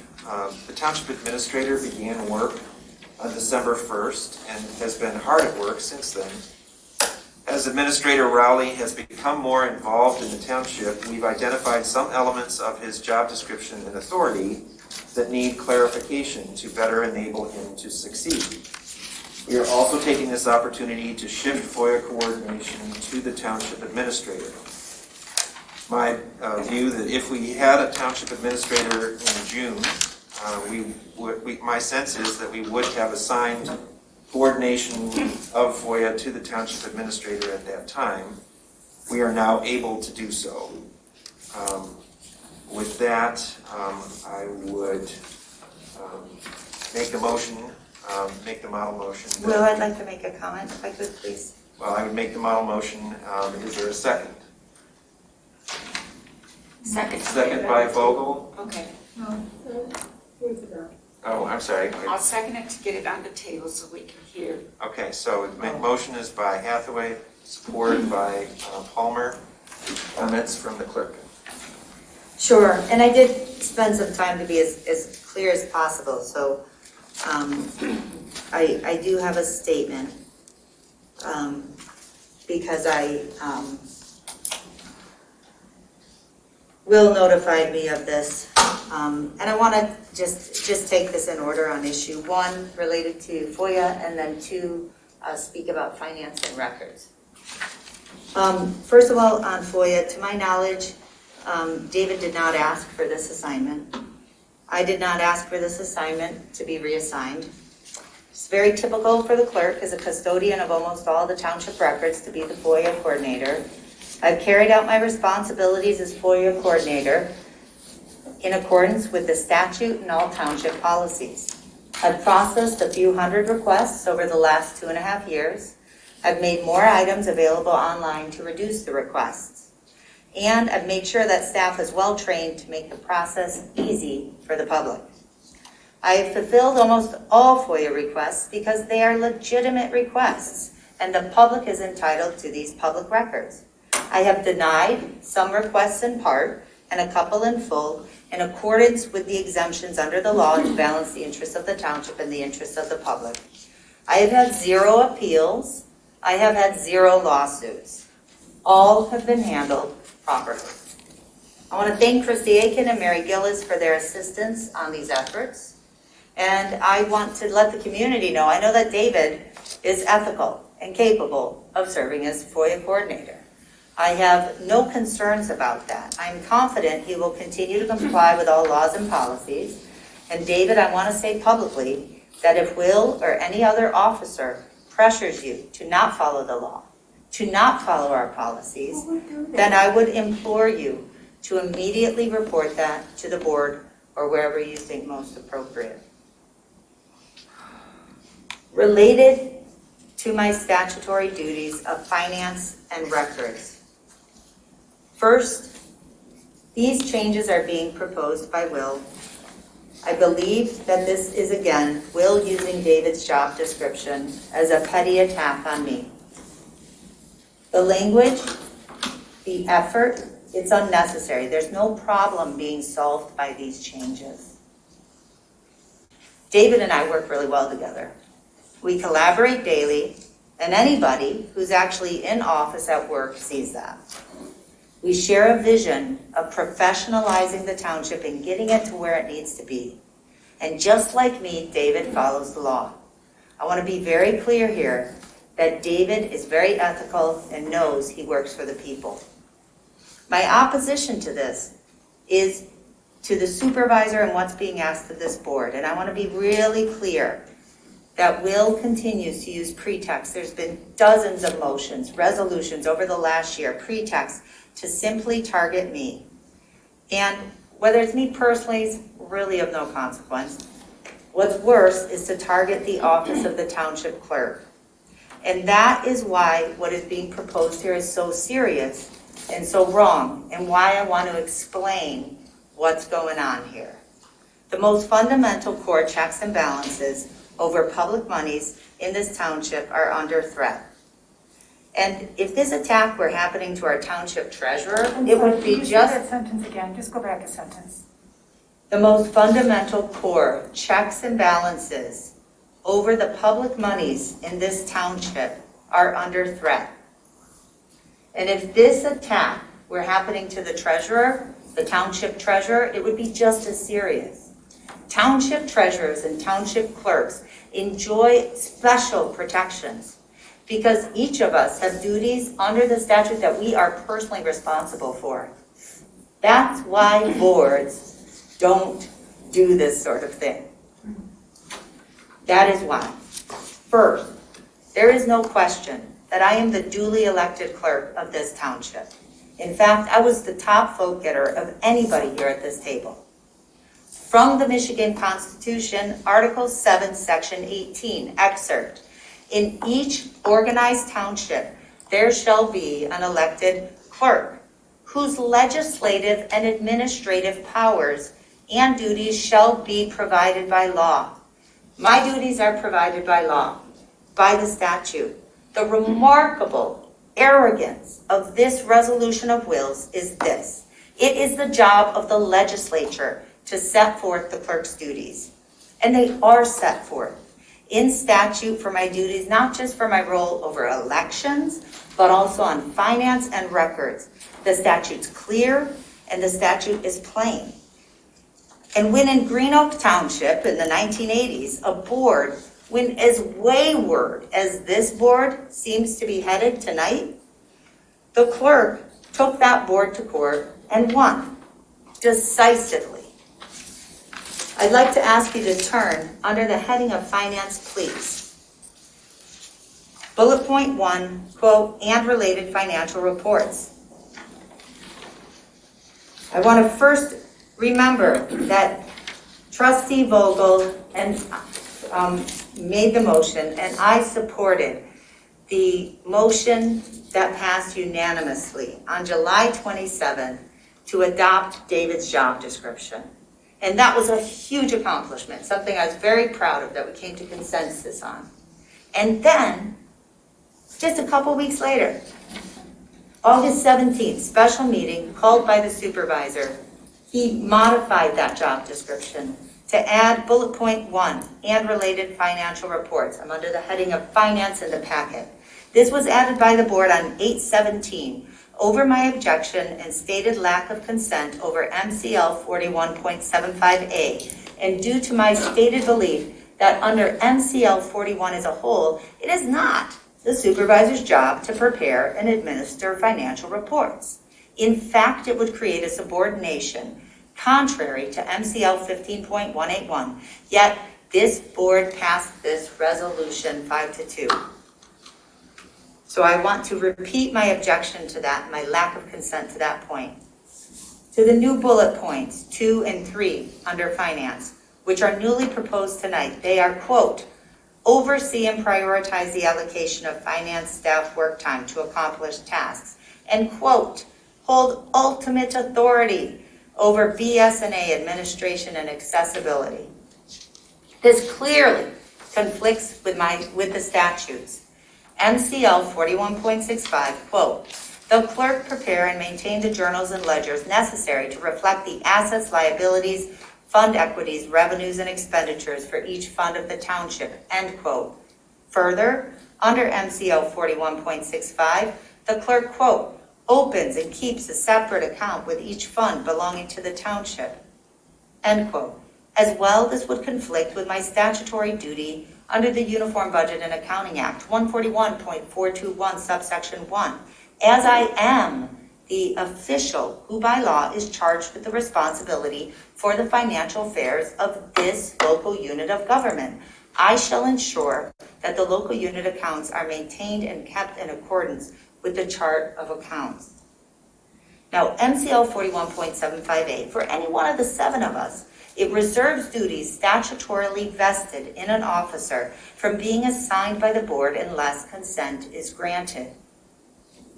This is the authority under which I declared, with much explanation and full unanimous support for the past 2 years, including from the former manager, beginning June 1st, 2019, when I was first appointed clerk, that I would not grant consent for another person to supervise and direct the work of the finance director and finance manager insofar as they conducted work to carry out my statutory duties.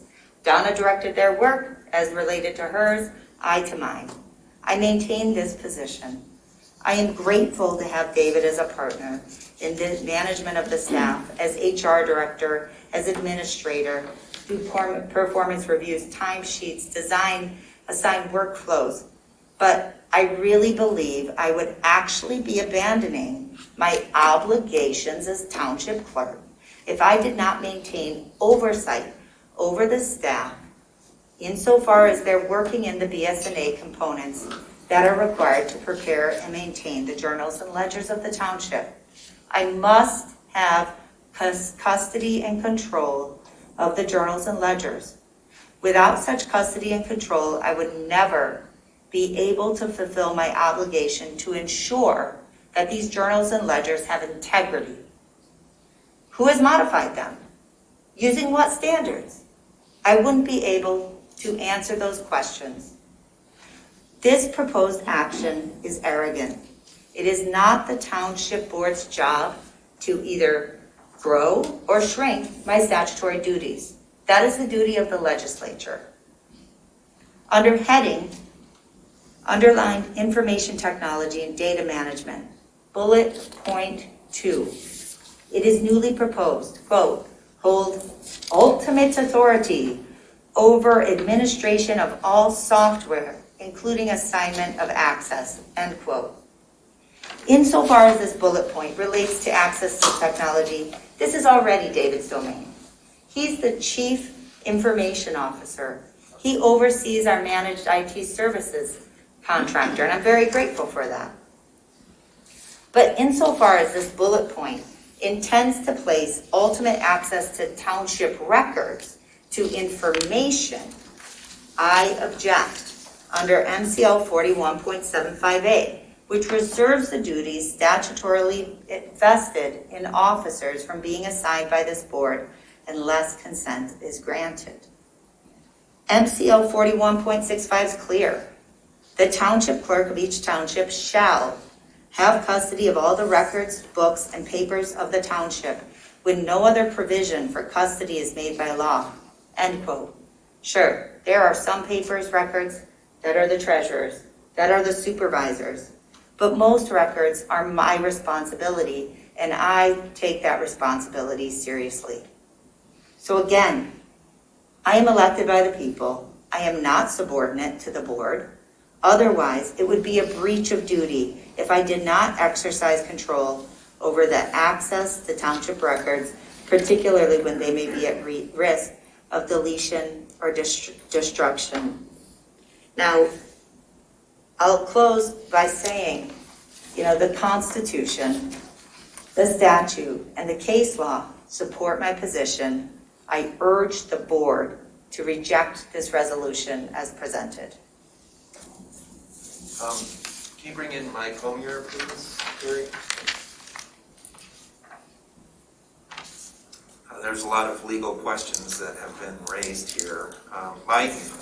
I didn't hear any questions. Why don't you ask our attorney a question instead of just spending thousands of dollars on it? Jessica, you do the same. Just cut it out. I don't. Just cut it out. It's not true. It is absolutely true. It's You not. present this image to the community that is so pristine. Oh my gosh. Just stop. Let's true, let Jane. Mike respond. Oh, stop. Let's let Mike not. respond. What's the question? Mike, can you respond to the assertions that the clerk made about her statutory authority in relation to the proposed job description and authority for the township administrator, please? Well, I think we have a disagreement on how clear the statutes may be. I mean, I don't dispute the statutes as they are printed. The interpretation of that, though, pursuant to case law, is not altogether clear. I mean, the McKim case that we're talking about, if that's the case we're going to cite, had to do with opening mail and storage of records. And in fact, even though the clerk certainly prevailed in that case, the court was very critical of the township wasting $15,000 of taxpayer money on litigating that case. So, but what it does not answer is whether or not the, say, financial records of the township, which may be spread in a lot of different locations, fall under the purview of custody or control if you have access to them within the township. In other words, does, for instance, financial staff that may work on that fall under the direction of the board or the direction of one officer of the board? I think it's under the board's direction. But it's a different story if the board were to deprive any one officer from performing their statutory duties as well. So, for example, if the board employed finance staff and precluded, say, the clerk from accessing that finance staff so that she could fulfill her statutory duties, I think that would be problematic under the statute. There is not one case dealing directly with that issue. I've looked.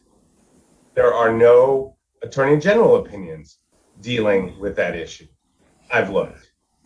So to say that it is perfectly clear how a court would interpret the statute in that given situation, I think goes too far.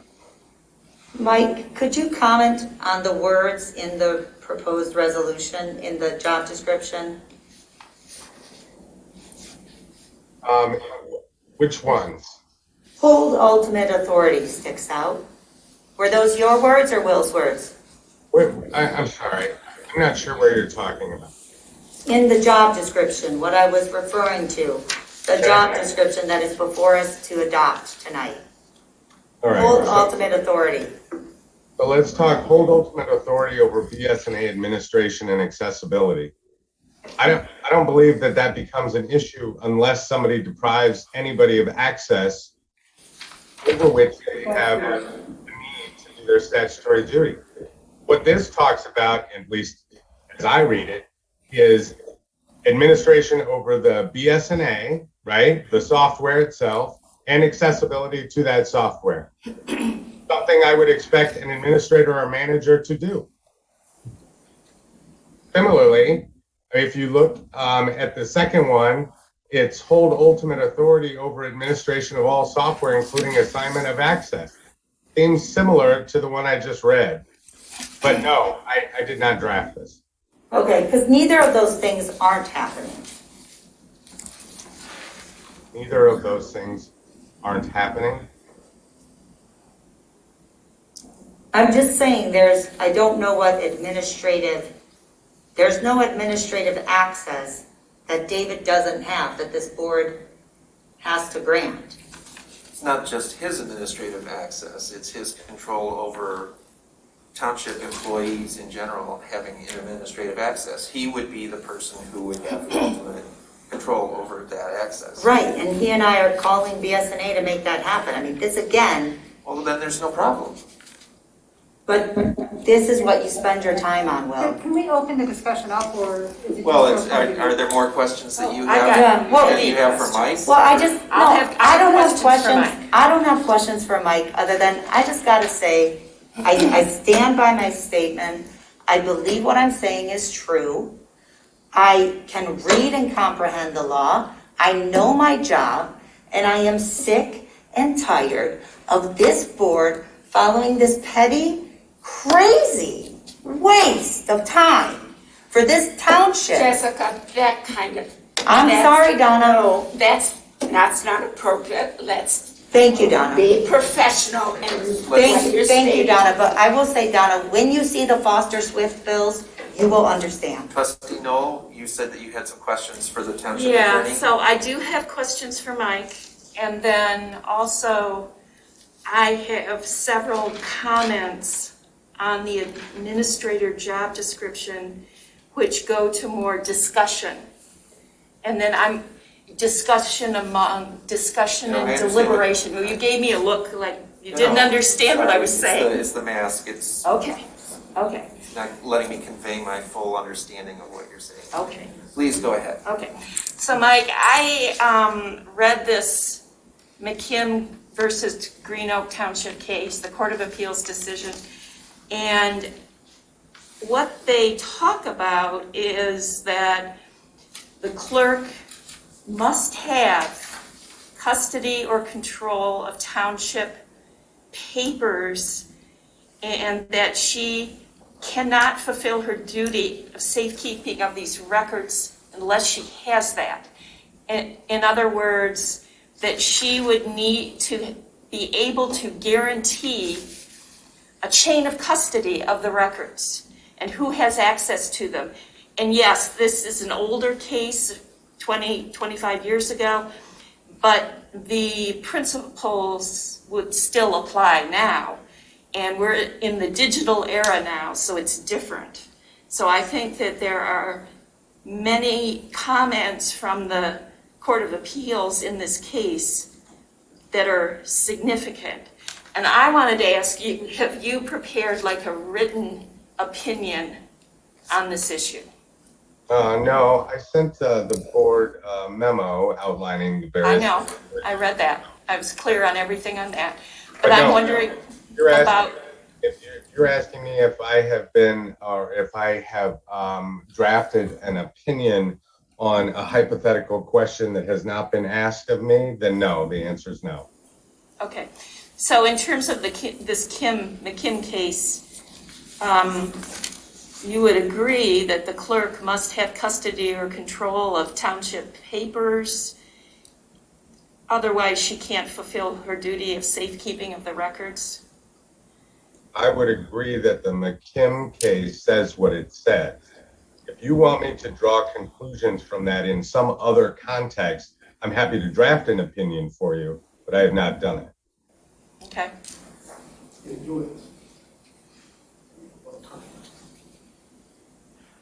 I think it could be helpful to our discussion. Trustee Cortell?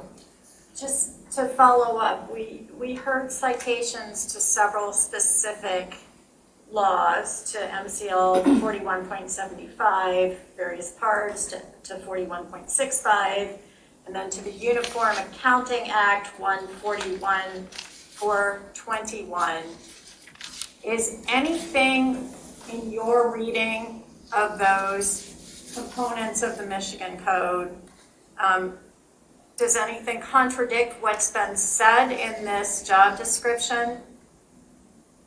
I don't think that you read the job description as to hold or deprive any of the officers of fulfilling their statutory duties.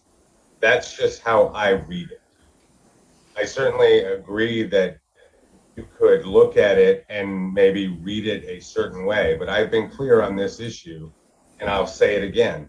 This is different than a situation in which the township were to, say, actively deprive somebody from fulfilling their statutory duties, as opposed to letting an administrator administrate, which is why you hired him. Other comments from those who haven't spoken yet? The thought I have is, I don't see the duties that we're outlining here taking away the statutory responsibility, which is the key thing for our clerk or a clerk. It's not taking anything away. Still has the responsibility. And years ago, the clerk physically did it. Can't do it in Scio. So we have staff. But it's still will be Jessica's responsibility to make sure those things are correct and the way they're supposed to be, that we're doing our fiduciary responsibility according to law, following the rules. So this isn't changing the responsibility. It's just clarifying our administrator who runs the shop during the day, and we cannot function as a township without that. We cannot. It was utter chaos until we hired Dave. Right. So I don't see this as jeopardizing or taking away from any of the board members or anyone else. He's responsible for staff. So any staff that we hire reports to David. Now, I know he will always be in touch with the appropriate officials or board people in their areas. That's the kind of person he is. And you know what? If they don't do their job like we know they're supposed to, we've asked them to do, well, we proceed from there. So I don't see this. It's not taking anything away from the clerk's responsibility. Trustee Vogel? So I'll build on that. It's like, when we kind of step back and get a sense of our situation, it to me is pivotal that we were 2 years without a manager. Many things got out of alignment. Responsibilities, breadth of positions, all shifted in ways in that void. We have an administrator. He is experienced, he is expert, and he is very wise. And so we can rebalance things. If I take these one at a time, FOIA. I will speak only for myself. I am more comfortable with FOIA out of the elected official position and into the professional administrator position. I think there have been anomalies that I'm not comfortable with, and this shift on FOIA feels important. On the administrative systems, it's built on what Donna says. We have a chief of staff now. He needs to be responsible for all of the tools for running the operations of Scio Township. That includes our software systems. And it doesn't exclude anybody. It's just a part of, as Donna has said, being that chief of staff. Here too, there have been some uncomfortable anomalies. Such as? I'm not going to do that in a public forum, Jessica, I'm sorry. Please do. Please do. There is no secret. The supervisor being excluded from Granicus. Because he was deleting files. And all of the this is exactly it. It's just, this is The truth. Thank you. No, thank you. This is exactly the situation. We have such a conflict within the elected side of the House. We have got to get our critical systems. We have got to get FOIA out of that conflict so things cannot be weaponized. If anyone deletes files, I will stop you. Trustee It's Vogel my is job. recognized at this time. So I am very comfortable with both the FOIA shift and with the administration, with the lead administrator of the software systems. On the finance, we have been around this block so many times. We engaged an attorney specifically expert in municipal financing. We have that perspective on the table now. There is a distinction between keeping the records and being responsible for all the work that is required to create the record. That is the role of the township administrator. As I've sort of gained perspective on this, two of his key levers is being the HR director, being able to bring on the best staff, cultivate that staff, progress that staff to the mission of the township, and financial management of the township, so that we are professional, deeply capable, professional management of this township to enable this board, to meet its fiduciary responsibilities, which we have not been able to do because we are not getting good financial information at this table. Unacceptable. I appreciate it's been the way it's been during a void of 2 years. It now must shift to enable this board to meet its fiduciary responsibilities. This one, I'm all good with. Trustee Jerome? Well, I would never claim to be an expert at MCL 4165 or 4175 or the like. I will say that, I know that in terms of actual positions within the township, statutory requires a deputy treasurer and a deputy clerk. That's clearly stated in statutory law. I am in favor of the administrator being that head of human resources. Me too. I like that being aggregated to them, and I like people reporting to him.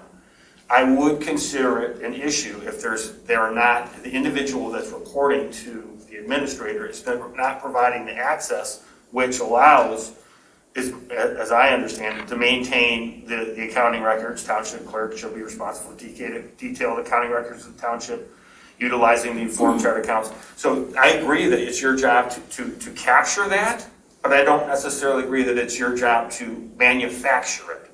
And I think that would be housed under the staff that David would be in charge of, and they would be providing you with all of the information you would need. The accounts approved by the township board shall be filed and preserved. That doesn't necessarily mean created by, the way that I'm reading it. I am not a lawyer, I fully admit that. Here. But I like having David overseeing that and helping with the administration of all the staff. There has been some disjunct, I'll call it, just graciously with some of the budgeting staff as a whole, in terms of who feels they need to do or is responsible for what. That some of that has now been changed and roles have been changed. But that wasn't a really clear and concise process for a while. And I still have questions exactly about what's being used by whom and when and all those other things. That's for another day. But I still would be supportive of this type of structure that would be supportive, quite honestly, of those people that are working. And I think Dave would be good at helping that, and then helping them provide you with what you need to make sure that you are meeting your statutory requirements. I absolutely, 100%, there is no, at least on my part, there's no intent to circumvent statutory responsibilities of any township officer. And that's just the way that I'm presenting it. So that would be my comments, but it's not, I don't believe it. And I appreciate Trustee Corcho asking. It doesn't appear that there's anything that is in opposition of the statutory responsibilities of the clerk's position as described, and or the supervisors, and or the treasurers.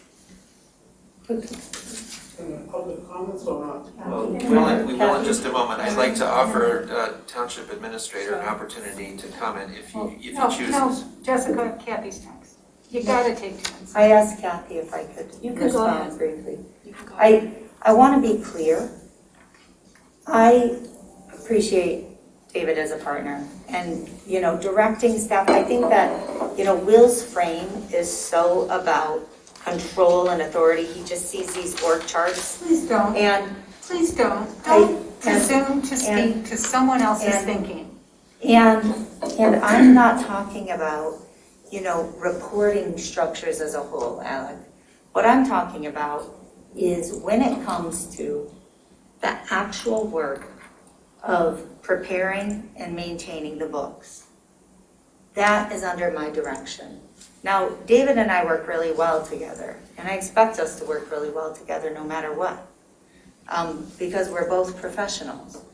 But what this is about is, again, a problem that isn't there. If you want to move FOIA coordination, that's the board's prerogative. This other stuff, there's no issue. There's no issue with it. This is an unnecessary resolution, except that there's this pretext that somehow it's going to suddenly build our capacity of finance staff or deal with these other issues. And Jane, the way that you talk about we engaged a municipal attorney, it is like, it is just, Mike takes direction from Will alone, and that's fine. That's what Mike's been told to do. But it is not the duty of this board to tell me or to tell Donna how to carry out the duties that we have. And I carry them out cooperatively, responsibly, and it is not your place. And so it does, in fact, Donna, because it's not that the organization doesn't work. The organization of me working with an administrator to make stuff happen, that works.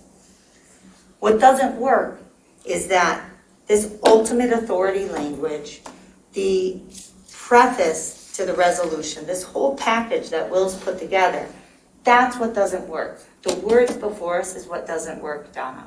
Working with David works, but the words that are on this paper do not work, and they do raise all of the problems that I laid out as clearly as I possibly can for this board, as I, again, am urging this board to please not accept this with the bulleted points necessary. And I would also just ask for correction, Will.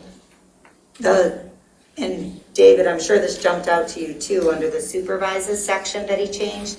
He cut all the positions that you supervise. I think those should be listed, and also cut the consulting contracts. Public safety, engineering, planning, information technology. That's more resources than our staff.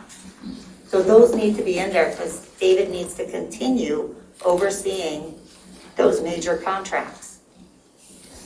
Trustee Noel. Okay. In terms of the FOIA coordinator issue, typically it is the township clerk in a township, a general law township, who serves as the FOIA coordinator.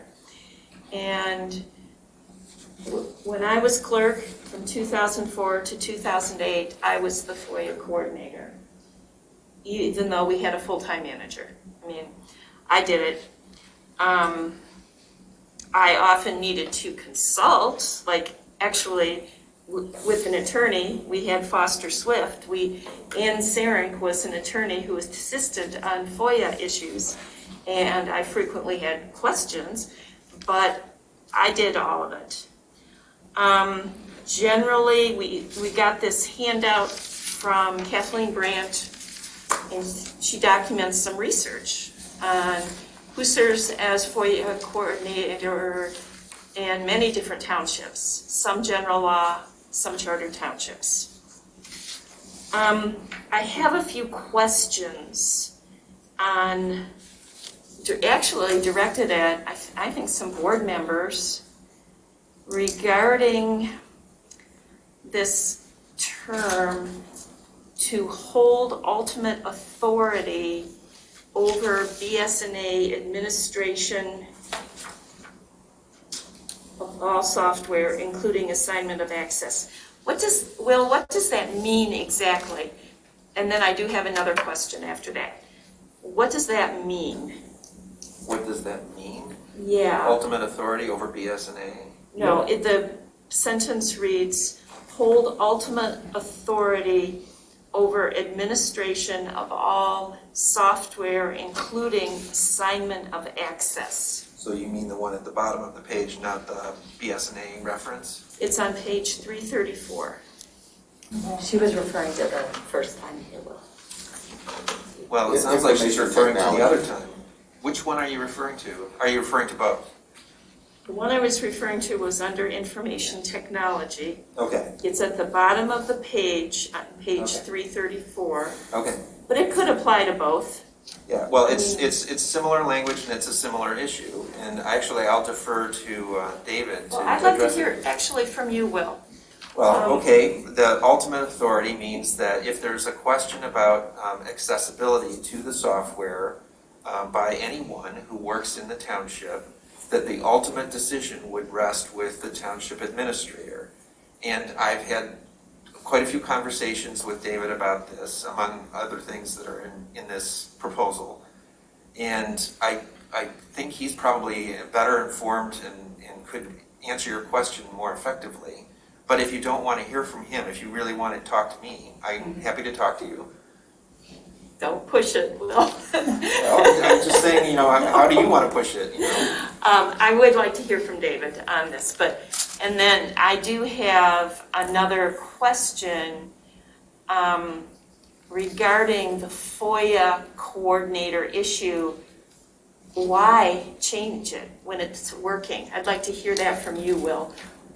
Why would we want to make it the township administrator rather than Jessica, who's done an excellent job at it and didn't request a change? What is the rationale for this change?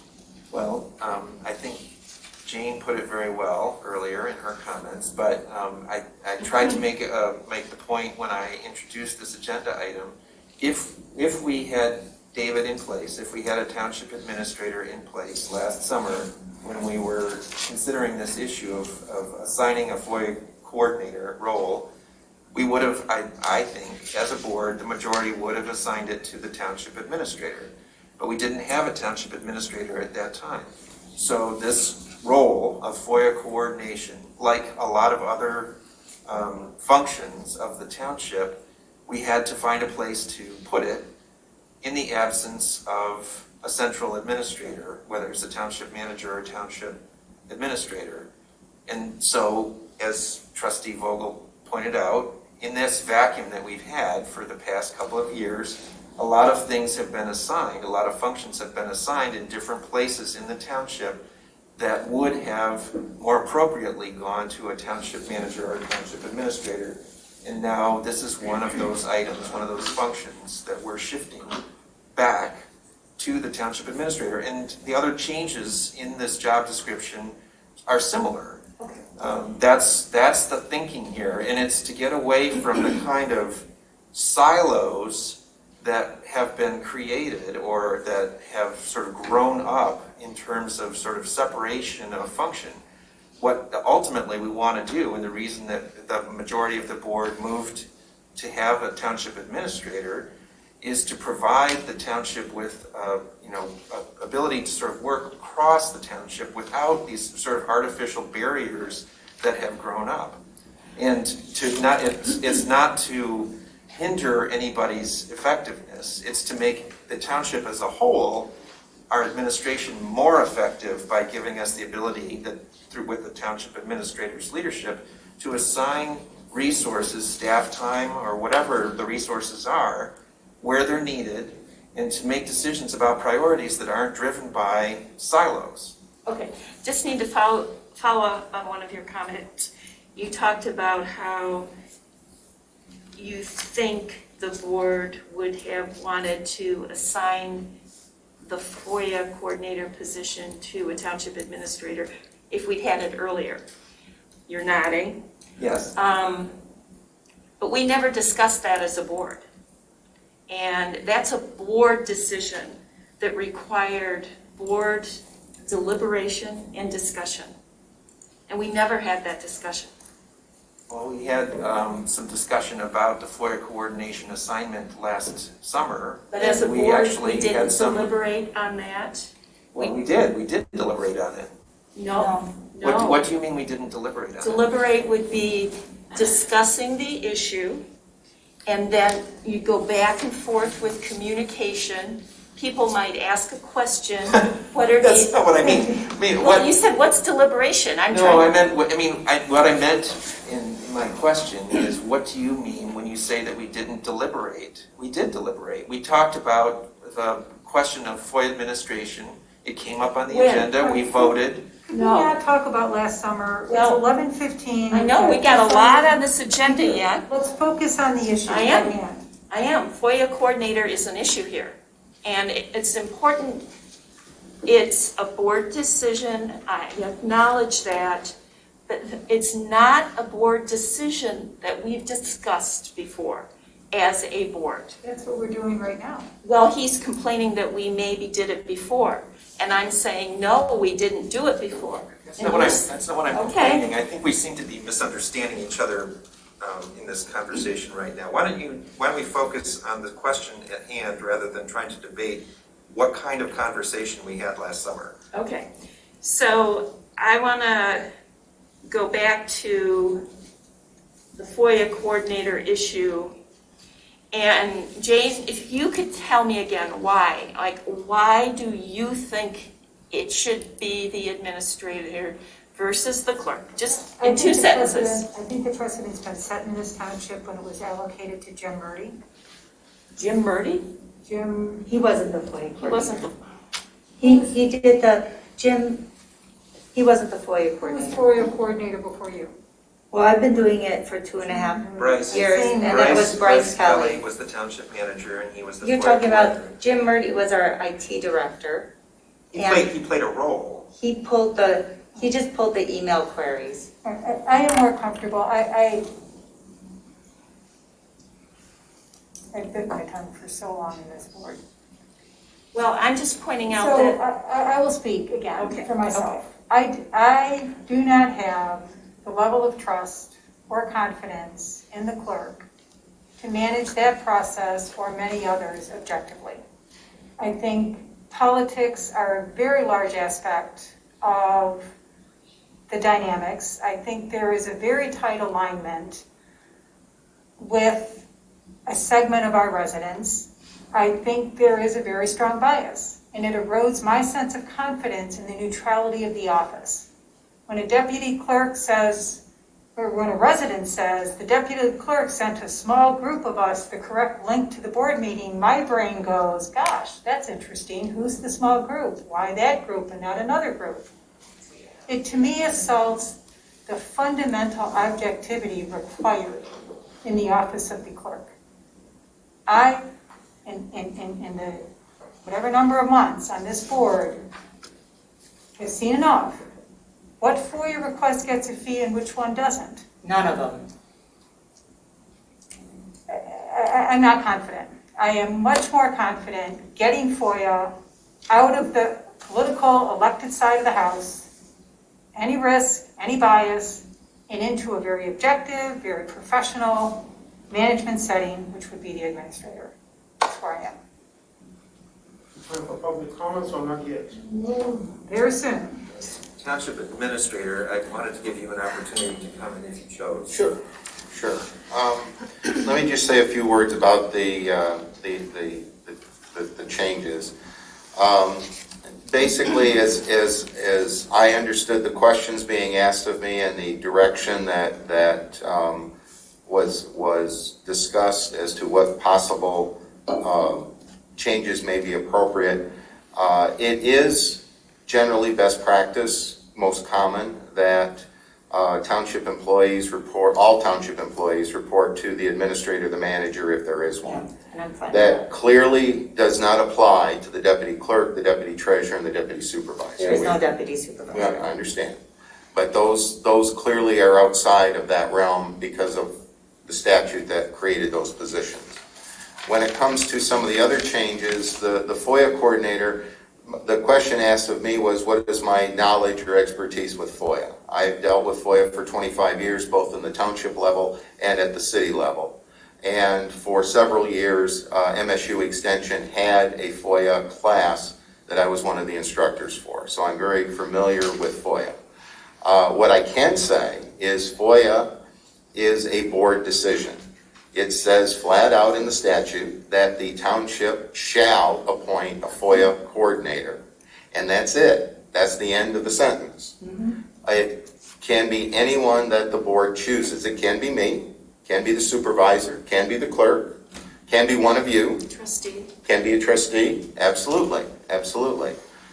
So that is a board decision. If the board wishes me to do that, that's fine. But it is clearly a board decision. The allocation of finance staff goes along, in my mind, with the overall supervision of all staff. And certainly the clerk and I do consult on a regular basis, sometimes daily, sometimes we miss a day or two. But we do consult on tasks. And we are currently working on a finance proposal, both short-term and long-term, for the financial needs of this organization, because Scio is not the small general law township that many of you knew 10, 15, 20 years ago. We have greater needs than we're currently providing service for. BSNA, I have worked with BSNA software since 1989. I'm very familiar with that and the administration of it and how the programs interrelate themselves. One of the issues here with BSNA is how it was originally set up. Exactly. It is how it was originally set up. And I'm certainly not criticizing anyone. It was my understanding it was set up in-house, and the staff who did that setup had that operation as they understood it. It is quite unique, I'll say it that way, in how it is currently structured, and that clearly needs to be changed. As far as any other software, I am in charge of IT. I am in charge of contracts, so anything that would fall under either one of those clearly is something that would be part of my authority that exists. As I say, what the board would ask of me to do, I'm willing to do, and I'm willing to work certainly with all members of this organization. And I will say publicly that regardless of what organizational structure we choose, anything that I have authority over, we will use our resources where they're needed, whether that's the treasurer's office, the supervisor, the clerk, or any members of the trustees, or the staff themselves. We will do what we need to do to provide that service and provide that accountability, because we are dealing literally with tens of millions of public dollars, and we need to be good stewards of that and have good solid accounting for that. Yep. Public comment, who would like to speak? No, not to speak. After you.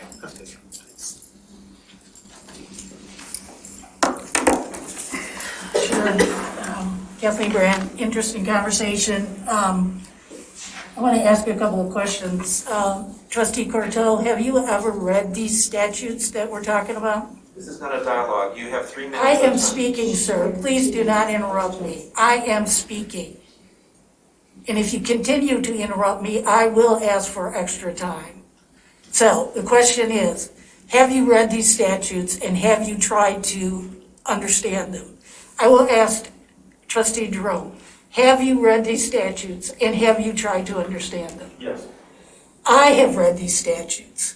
I have read these statutes repeatedly to understand the nuance of the legislation. So I don't think that some trustees here are actually trying to understand these statutes. I really don't think you're trying. It's easier to ask a well-paid attorney what they think. But there's lots of folks that are going to be reading these statutes. That's our big deal. The board is breaking statute repeatedly. So I want to make a comment about breaking statutes. I have heard Trustee Vogel state multiple times her definition of democracy is what the board votes. That is not democracy.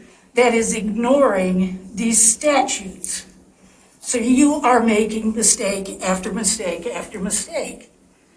And by not getting good advice from Mr. Homier, it is risking a lawsuit. Jessica is on solid ground here, okay? So you really should start reading them. I read them all the time. Now, in regards to BSNA in Granicus, I'm going to be requesting a FOIA. I have a FOIA request for any information, an audit of deleting files in these systems. I want to know who's doing it. I want to know when it happened. I'm also going to be doing a FOIA request for documentation of the authorization matrix. Who has what authority to do what in BSNA. I want to see it now, and I want to see it a month from now, and maybe a month after that. We're going to get to the bottom of it. Also, it seems that Mr. Fink is no longer the township attorney. Yes. Unfortunately. It seems not to be that he is, because we get no questions publicly said to Mr. Fink. And honestly, I see some ethical issues from Mr. Homier interjecting him into a township, taking work away from our existing attorney, which he said he would never do, but he comes to every meeting, charges us for every hour of his time. That is totally unethical. I know it seems to me rather that he's going to make a good dime off Scio Township. Thank you. Your time is up. Mr. Vakilian? Yes. So, 2 issues. Let's take a step back really. Everybody has heard and so much on this board that you guys are talking at each other. When I first came to this, because a door knocker was hung on my door, I didn't get along with this supervisor, but I thought that recall was wrong. I still think that recall is wrong. But since then, I've found other wrongdoings. When our township administrator talks, he has a certain level of goodwill. In him, I see a good man who wants to do right by the township. Since the positions are so clear, it's an easy way to solve it. Ask Mr. Fink and Mr. Palmier each to give you an official legal opinion in writing about the statutory duties of the supervisor's office and the clerk's office. Clear cut, not a memo, because they have to stand behind an official legal opinion. You know, we are a township of hundreds of millions of dollars. Spend the attorney fees. Bring this food fight to an end. I just tried to show a property to somebody who is doing manufacturing of electronics for heart monitors. They refuse to look at Scio. I'm like, why? He said, your government is too unstable. 15 manufacturing jobs walked out of here. I had to show him something in Chelsea. He wouldn't even look at the location here. This is going on, it's going to end up costing the taxpayers money. Now, the clerk feels very strongly about her statutory duties, the township supervisor the same way. Since we can't have a meeting of minds, go to an outsider, go to two experts and ask both of them. Don't sit here and try not to spend nickels when it's raining dollars outside. You're in here saving pennies for us by not getting some attorney fees. It's going to cost us millions of dollars. I don't know how much this 15 jobs cost us, but this is just the beginning of it. Newspaper, radio, everybody's talking about trouble in soil, Soil is unstable. What do you think that's going to happen? Businesses won't move in here, which means us taxpayers are going to have to pick up the bill for the expenses of township. It's about time to bring this to the... When I got involved and I fought the first recall, Mr. Hathaway asked me a few times, saying, thank you, Abby, for your support. I corrected him, I said, I'm not supporting you, I'm supporting the office. I'm an issue-oriented person. I never vote with one person, I vote on the issue. You guys have the perfect tool at your disposal. Ask Finch for an official legal opinion, not a memo. Pay him whatever fee, whatever hours. Have him spend 20 hours. Ask Mr. Palmier to do the same. Put these two in front of each other. Then you have something to look at. As an outsider, looking at it from a legal point of view. And also, best government practices. We have here 26 townships. 23 of them have a clerk in charge of the FOIA. Best government practices. The anomaly is 2 of them, which have the manager. So we're going to become from the best government practices right now to an anomaly. Thank you. Who's next? Thank you. Yeah, thanks. And Mr. Rowley, thank you for your wonderful comment about being good stewards of our money, our tax money, and our time. We've spent probably an hour on this. What a complete and utter waste of time. I got to think we're paying the lawyer probably $1,000 an hour to sit there and listen. You guys, you're not talking about anything real. You're just talking about like a power play. You didn't ask Jessica for this to be changed. You didn't ask for this role. Why the hell are we wasting time? Our money, our time, talking about this. Tyrone, 10,000 people, Clark. Grosse Ile, 10,300 people, Clark. Lennox, 10,400 people, Clark. Holly, 11,000 people, Clark. Osaila, however you say it, 12,000 people, Clark. Antwerp, unknown. Ada, 13,000, manager. Alpine, 13, Clark. Leona, 13,000, Clark. Spring Lake, 14,000 people, Clark. Southfield, 14,000, Clark. Heartland, 14,000, Clark. Park, 17,000, manager. Davidson, 20,000, supervisor. Scio, 20,000, Clark. Byron, 20,000, Clark. Hubert, 21,000, Clark. Summit, 22,000, Clark. Bedford, 31,000, Clark. Macomb, 80,000, Clark. 80% of those townships, Clark. Why are you wasting our money having this discussion? It's absolutely beyond me. And that we've got a lawyer out there that we're paying to waste your time, my time, their time. What a stupid, complete and utter waste of our time. And money. If it ain't broke, why are we fixing it? I can't understand that. I mean, it's just like, what an asinine thing to do. It's a power play. You didn't ask for it. You didn't ask for it. You wonder why there are trust problems.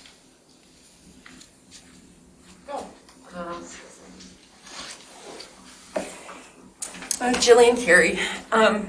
If I remember correctly, back in, I think it was the spring, in front of the board was the FOIA, a FOIA resolution document or whatnot.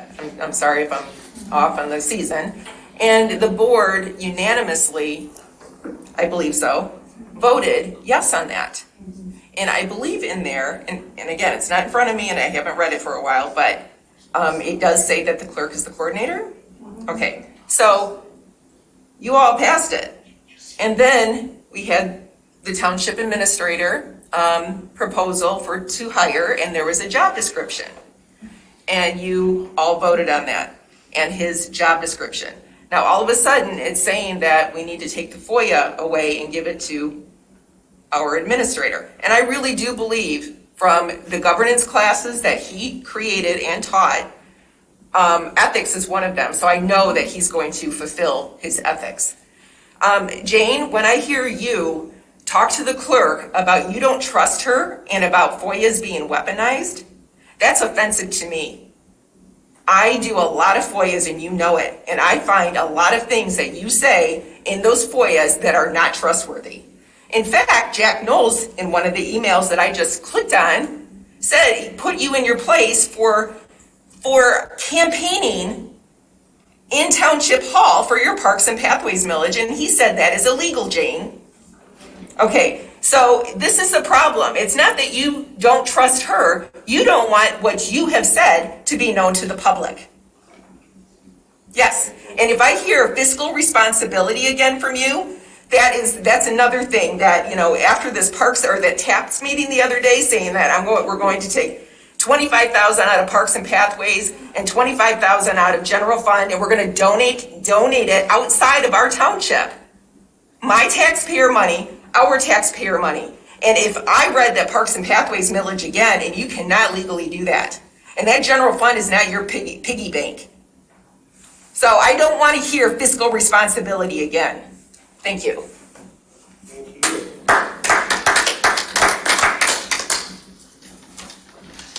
I'm stiff. Anyway, I think the FOIA thing is important. I don't think we need a $300 an hour lawyer. And what I have seen and the people that I have talked to, and that's why they have the little signs with the power grab, is I really want to try to like you, that you want to be in control of every committee. And then the rudest thing I ever watched was that finance committee on YouTube. And it was embarrassing, just as a human being. But, what is the big deal with the FOIA thing? And I watched the road commission thing because I have a bee in my bonnet about that the road commission meetings. And there's some good people on that. But it is so urgent that we get this park road paved. And it had to do with some funding. But that is hardly traveled at all. This is going to be a huge cut through. It's going to be at 45 miles an hour. Kids crossing through there. A pathway issue, a light. They haven't even built the homes over there. Basically, they couldn't put up lights there. A young man was killed, 3 accidents a week. That was urgent. And you weren't the supervisor then, but it was Jack Knowles with his administrator. This is why we have a problem with administrators here, because we've had some quite bad administrators. And then I hear urgent. Well, I would love you and the road commission to come down Cedar Ridge and look at the potholes in it. Before I pay for Park Road, and I don't even live on Park Road, and these rules of order with the township, it's a tax, because people all the way from Ann Arbor are gonna be driving down there, cutting around here, going down through Menards, getting on 94 in Baker. That's exactly what that is gonna become. And if the developer wanted to do it so badly, instead of stopping there, right, they could have continued on those, I don't know how many feet it is, but I've sat there and counted the cars, even at And as far as children being, traffic being shunted through our neighborhood, well, there's ways to deal with that. It's called the police, and Country French has used, and you are going to see people come out of the woodwork that are much, I'm very calm right now compared to what these other people are gonna do. And that's why people look at why they're upset. Are there other people present who would like to speak?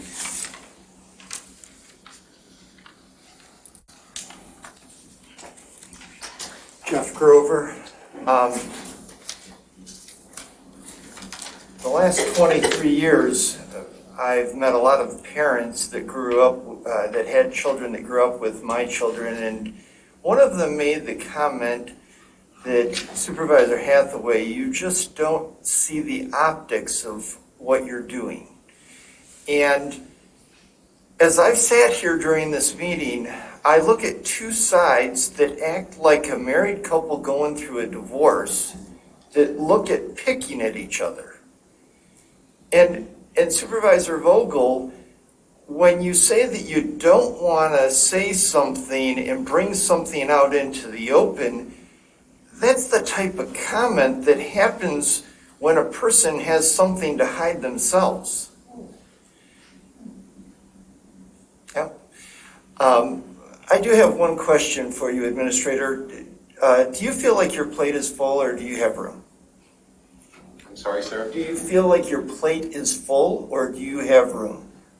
Well, there's a lot to do here, but if additional assistance is needed, I would make time for it, absolutely. Okay, thank you.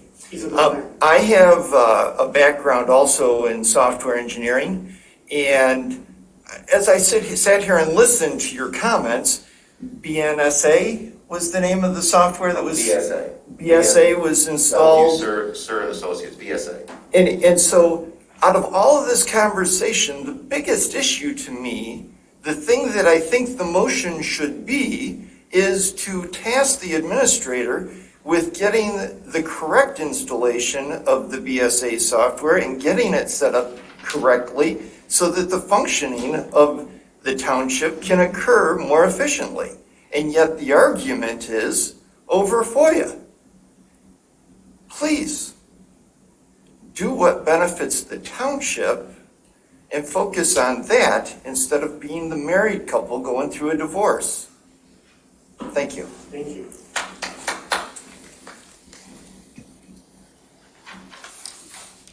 Are there any people participating remotely who would like to comment? There are. We have Pam Boyd, followed by Jonathan Greenberg. Pam, you can go ahead. Thank you. I appreciate the other residents who said if it isn't broke, don't fix it. And Trustee Vogel, I thank you for being honest in sharing your distrust of the clerk as being disturbing, as to why you want to remove the clerk from her job, that she's doing very, very well. It speaks volumes. And maybe, though, it's because Supervisor Hathaway, are you deleting files? Oh, let me guess. This is about the FOIAs the residents have been requesting to uncover behind-the-scenes moves some of you have made. Mavid, anyone? And a whole bunch of other things. We have a problem. The problem isn't the residents. The problem are some of you on this board who aren't being honest and forthright. Administrator Rowley, I think that you now understand why this is yet another trust issue, and that residents are concerned that this is yet another power move to remove Jessica Flintoff's duties, and we're upset. Thank you. Thank you. Next up is Jonathan Greenberg, followed by Rob Pattinson. Jonathan? Hi, and thank you. Again, I'm going to limit my comments because they don't mean anything to you. clearly from your decrease of our comment time from 5 minutes to 3 and the restriction of free speech for your colleagues, a very clear mission that Will is on, and he's going to see it through. But I am pretty disgusted with Jane once again with her self-righteousness, finger pointing over here at our clerk. Came out in front of everybody and just said that she didn't trust the clerk. But you're the one who resigned. You're the Sarah Palin in this picture, so I don't know why you think you have a voice here. I guess you didn't resign until, what, later? A couple weeks from now? Not soon enough?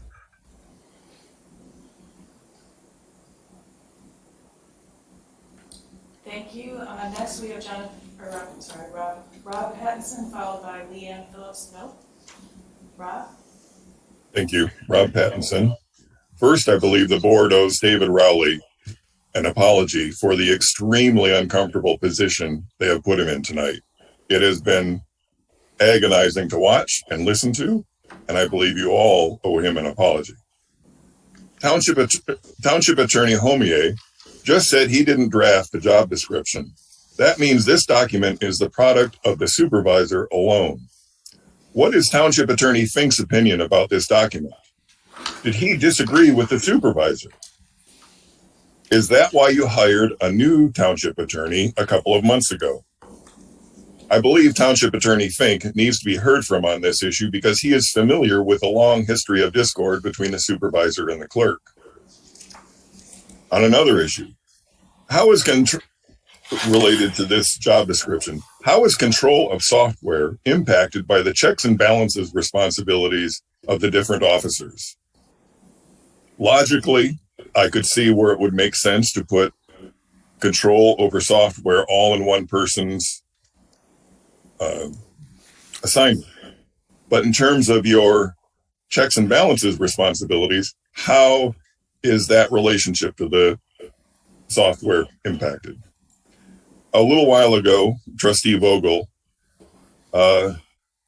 talked about seeing a potential conspiracy or some sort of issue where the deputy clerk sent an email to a group with the correct Zoom ID, and she did that because the published Zoom ID failed. And in fact, that meeting was illegal under the OMA because you did not have I believe it was before December 31st last year. It was illegal because you did not have a published access Zoom number to it. And Jillian Carey a moment ago talked about the $25,000. Actually, it was $75,000 to be removed from the general fund over 3 years. She did this the day after opposing the fire department rescue vehicle because it was too expensive. Making pathways a priority over life-saving seems to be the unfortunate legacy of Trustee Vogel. Thank you. Thank you. Next up is Leanne Phillips-Note, followed by Roger Rayo. Leanne? Yeah, can you hear me? We can. Yeah. Great, thank you. I have similar questions and concerns as those that have been posed by others. First, related to the lawyer. I'm curious about whether the lawyer works for Will or the township. In his response to the clerk's concerns, he seems to be arguing against her rather than addressing the broader issues about what the responsibilities of the clerk are by statute. His comments beg the question, what is your bias here and why? Additionally, I'm curious as to why the lawyer seemed prepared to answer Will's questions, but no one else's. Was he prepared ahead of time on what to speak to and what argument would best support Will's motions? It seems that Jessica's concerns, Clerk Flintoff's concerns are related to ensuring the integrity of the work. She's statutorily responsible for making sure financial and other records are kept appropriately. How can she do that if she's not overseeing the work being done? It seems like common sense to me.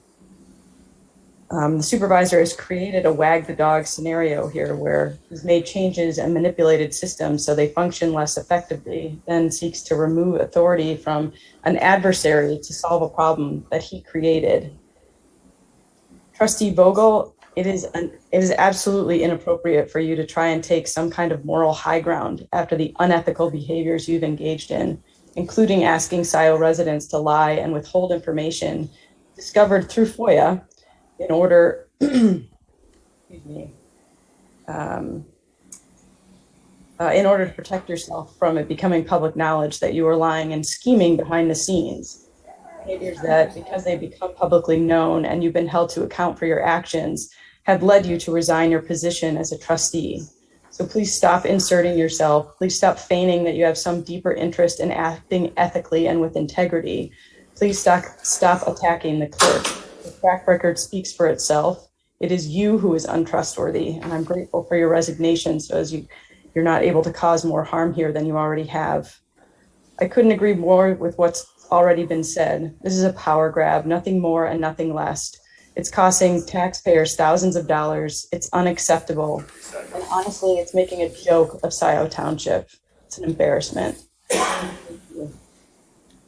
Thank you. Next is Roger Rail. Roger, you can go ahead. Roger Rail again. Yeah, it's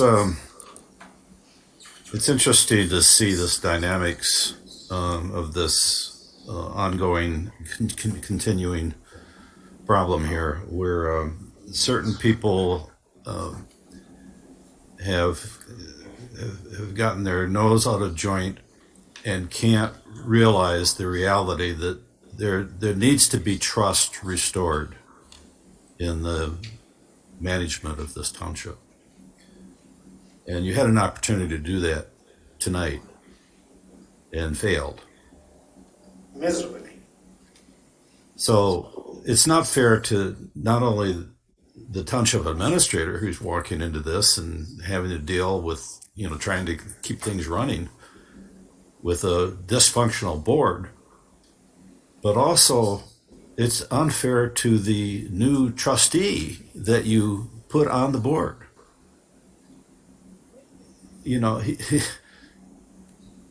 What is he gonna? How effective is he gonna be? And it's not gonna. He's gonna have to. He's gonna have a lot of work to do in order to get reelected after he's been appointed. He won't get it. If this behavior continues, maybe he'll come in and resolve that. There's been people appointed from a different party in the Supreme Court, and they turn out to be decent people after they're appointed. So he may come in and act as rationally as he should.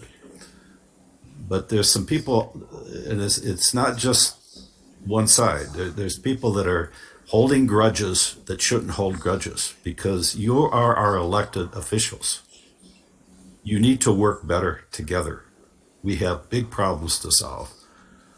And you can't have just,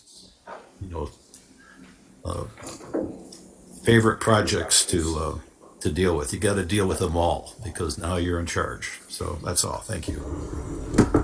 Thank you. We have no more comments. In that case, let's call the roll on the question. Is there going to be any correction, at least to the supervisor's part? I mean, David, they just cut your contract. No, we didn't. It's still in there. He still has control over contracts. It's very clear. David, do you see the change? Yeah, I see. It says all township employees other than the deputy clerk, deputy treasurer, deputy supervisor report upward to the township administrator. And you had the prior language?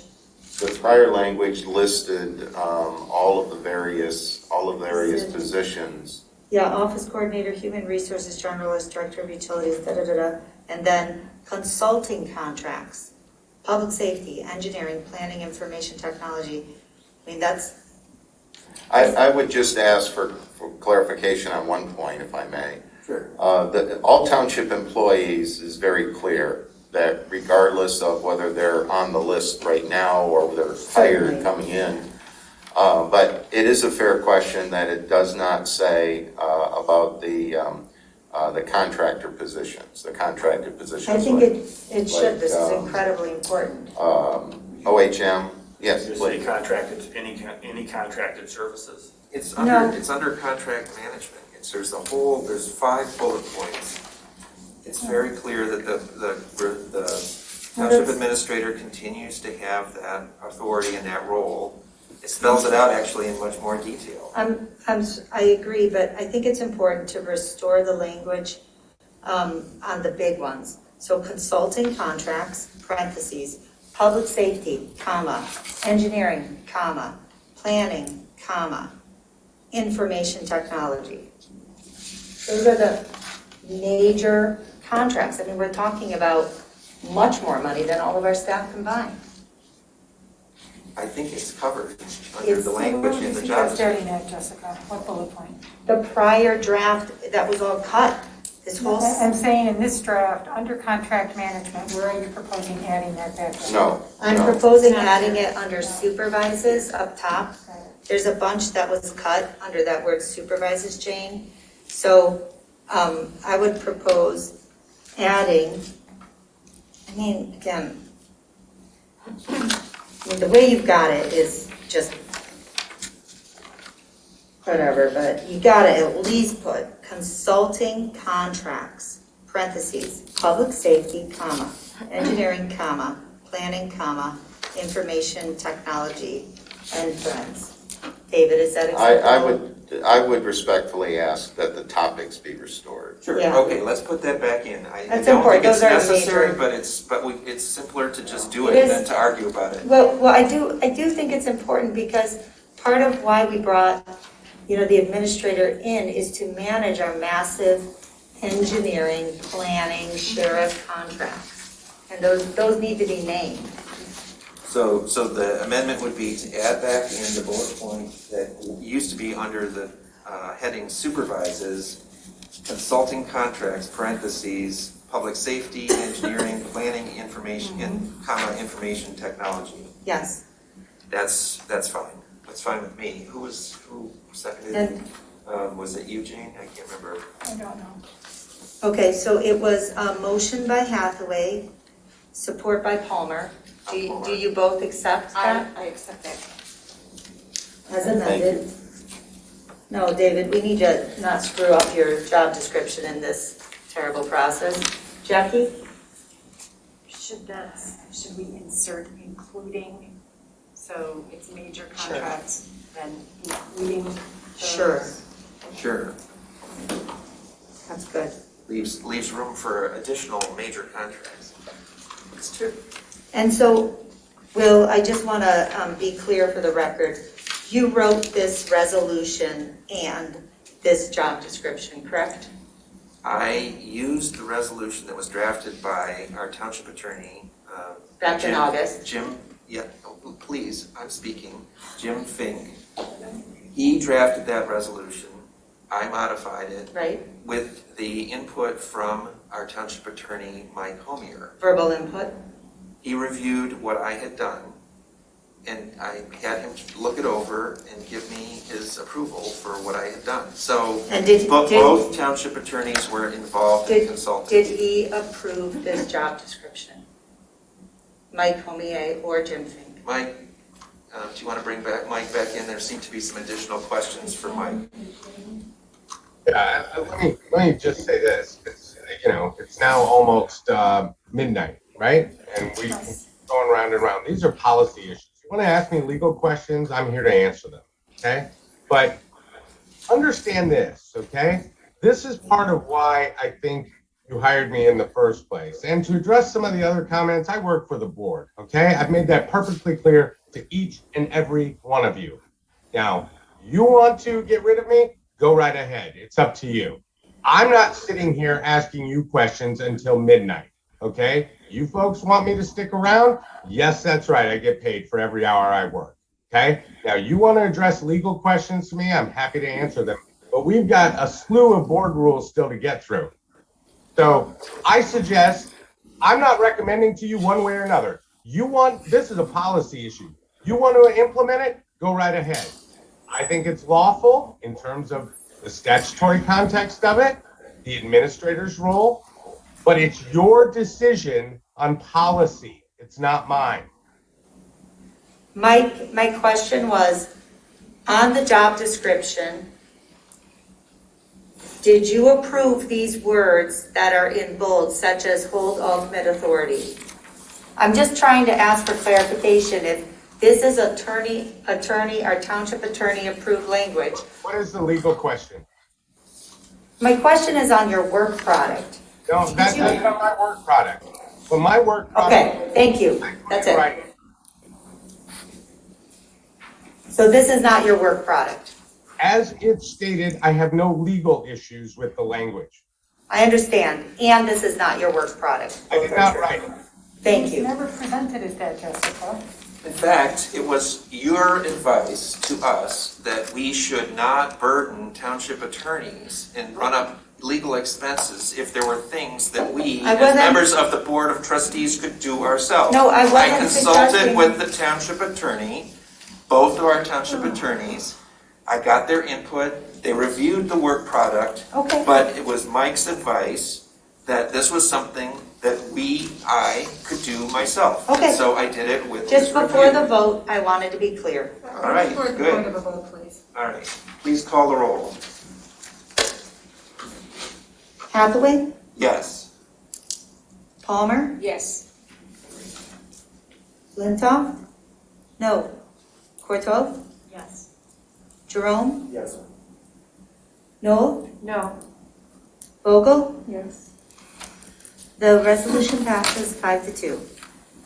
That brings us to the rules of order for the Board of Trustees. Could I make an observation? It is midnight. It is. Thank you for pointing We that out. have hours of work ahead of us on the rules of order. What if we table this to be the first agenda item on our next meeting in March? Is that a motion? It can be a motion. Yes. I support. What? I support. Okay. I said Jerome, I'll turn back into a maid. You got 30 seconds. I got 30 seconds. A motion by Noel, second by Palmer to table to our very next meeting. First item? First item. Yeah. Right, this is a motion to table, so there's not open to debate.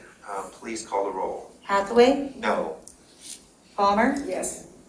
Flintoff? Yes. Courtois? No. Jerome? No. Noel? Yes. Vogel? Yes. The motion passes 4-3. The item will appear first thing on the next agenda. So let me. It brings us to, Wait, he's talking as well. I'm sorry. Can I interject for a minute because I want to make sure that you understand what it is that you're doing. A motion to table typically requires a 2/3 vote. So I don't know what your past practice has been, but that's We've what never done that. under the Robert's Rules of Order. Not to mention. We don't have Robert's rules. Not to mention the fact that typically a motion to table is out of order when it seeks to table something to a different meeting that is a motion to postpone. Okay. A motion to postpone then. Is everybody okay with recording it as a motion to postpone if that was the intention? It's up to Donna and Kathy. Yes, okay, yes. So it is now a motion to postpone that we just voted on. Thank you for clarifying that, Mike. Sorry to keep you here so long. Hey, I'm fine staying here, but if I hear one more person talk about how I get paid for being present, then yep, we're gonna have some issues. That brings us to public comment. This is a time for members of the public to speak for up to 3 minutes. I'm the first one. Please come forward. Thank you.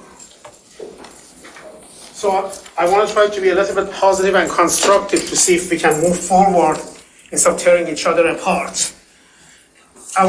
Tonight there were some people who said we should be pledging the allegiance at the beginning of the meeting, and somebody mentioned American exceptionalism.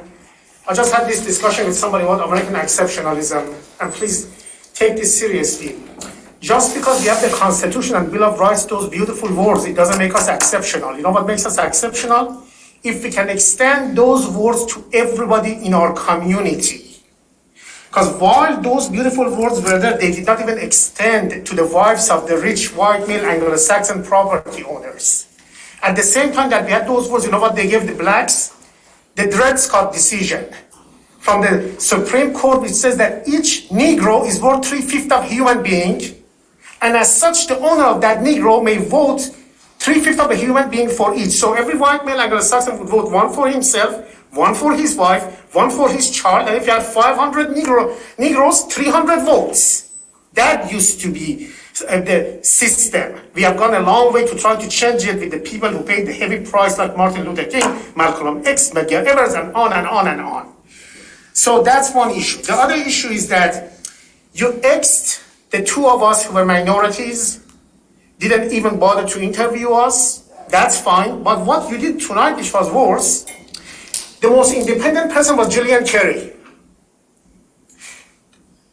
Listening to this lady, which I've never met, the level of independence that she showed, the fact that 60 people wrote letters for her, because those are 60 people who decided to get involved. But what you guys did, you went for the predictable as usual. You looked in the mirror and you picked somebody just like you, tone deaf. I keep telling you, 1 out of each 4 person in this community is of non-white descent. Makes no difference to you guys. That's what happens when people go into an echo chamber. You make the process unfair. The person you just put on the board, it doesn't have any legitimacy from my point of view and 25% of your population. Because your process was wrong. It wasn't inclusive. Had you gave us all equal access, not equal result, just equal access. Had you interviewed all of us and picked whomever you want, then we could fall in line and say the process was fair. You can't come up with an unfair process like we have going on in this country, like with the voting rights. They said very few machines in the minority neighborhoods. They said all the machines in the white areas in Columbus, Ohio, which there is no need for them. They say, oh, you're all working for democracy. No, the process is wrong. Your process was wrong. You have unfairly appointed somebody who is now a suspect going forward. And the person who was the most forgetting about the rest of us that you didn't, from the people that you do chose, because you don't want to have somebody who has independence of mind, somebody who's going to vote on the issues, Jillian Carey. Same as I would, same as Heather Berkowitz did. Everybody is trying to pick somebody who's going to vote their way. Thank you. Your time is up. Thank you.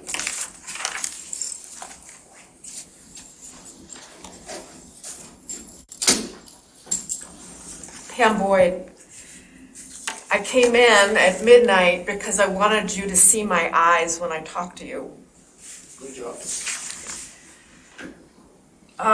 This might sound odd because I supported Jillian for trustee, but I want to thank you all for your decisions to bring Patrick as trustee. You see, our small group of residents just got a lot more energized thanks to your tone-deaf moves this evening.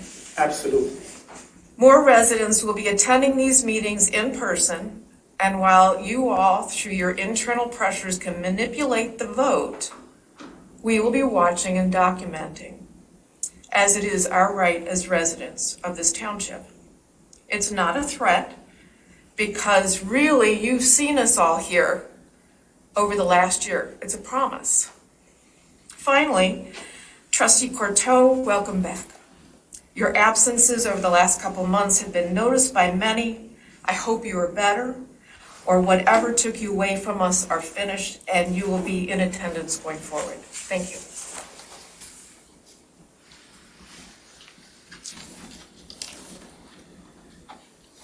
Yeah, I think I in my previous comment related to the tone deafness and the fact that I think really what you've done is made a huge mistake, a huge error in judgment.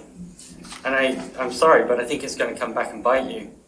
And again, not a threat. I just think people are going to get on board and they're just going to get angry, and you're just going to see more and more people.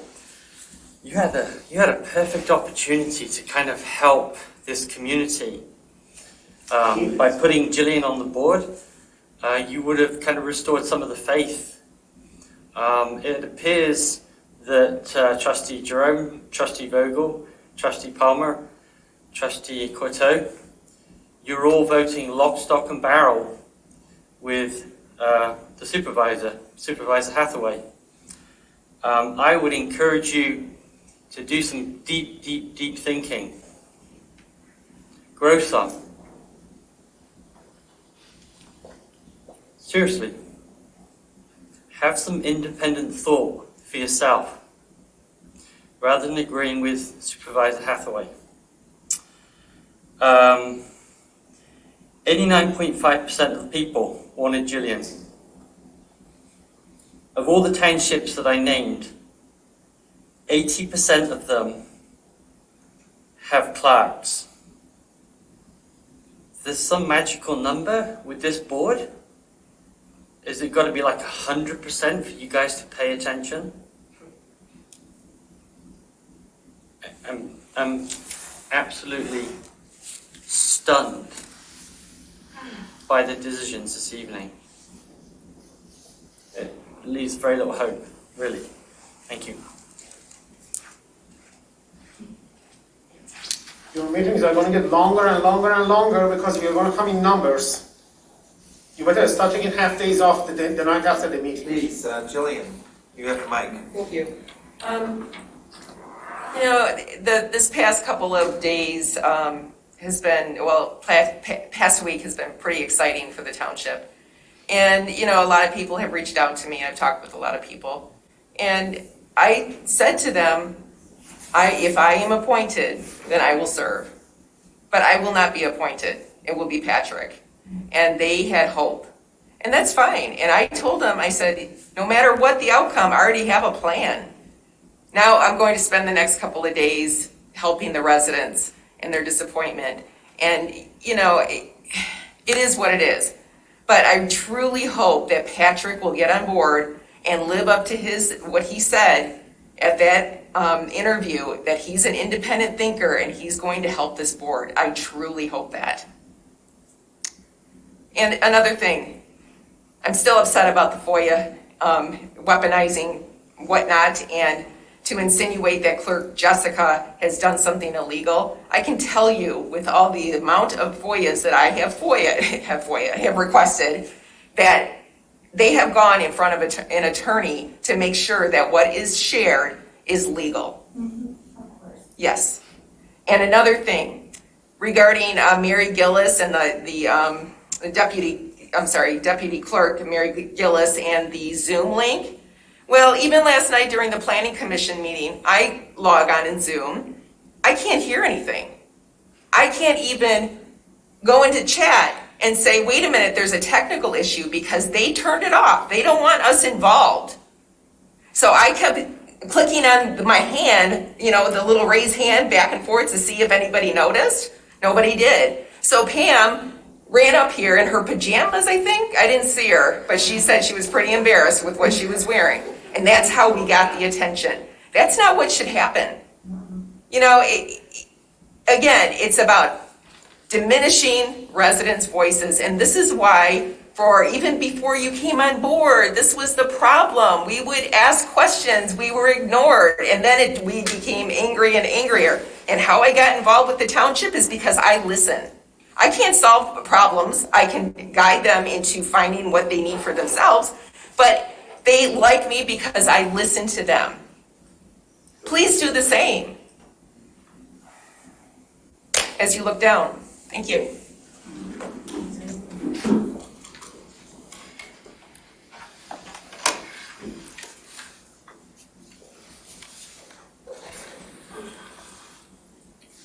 Hi, Kathleen Brand again. I really didn't intend to make any more comments until I heard Mr. Homier say if he hears one more word about the money that he's making, And at first thought I was offended by that because I thought he was directing that at taxpayers. The taxpayers are complaining about his salary.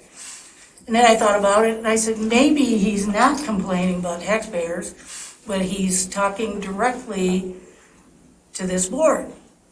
That he's uncomfortable sitting in a meeting that he's not asked for legal opinions on. And he's getting, as they might say in the South, he's getting blessed out for charging money, and he's not giving professional advice. So I'm not going to take it personal, but I hope you guys listen, and I hope he takes it to heart, and if it takes reaming you out, then maybe he should. Thanks.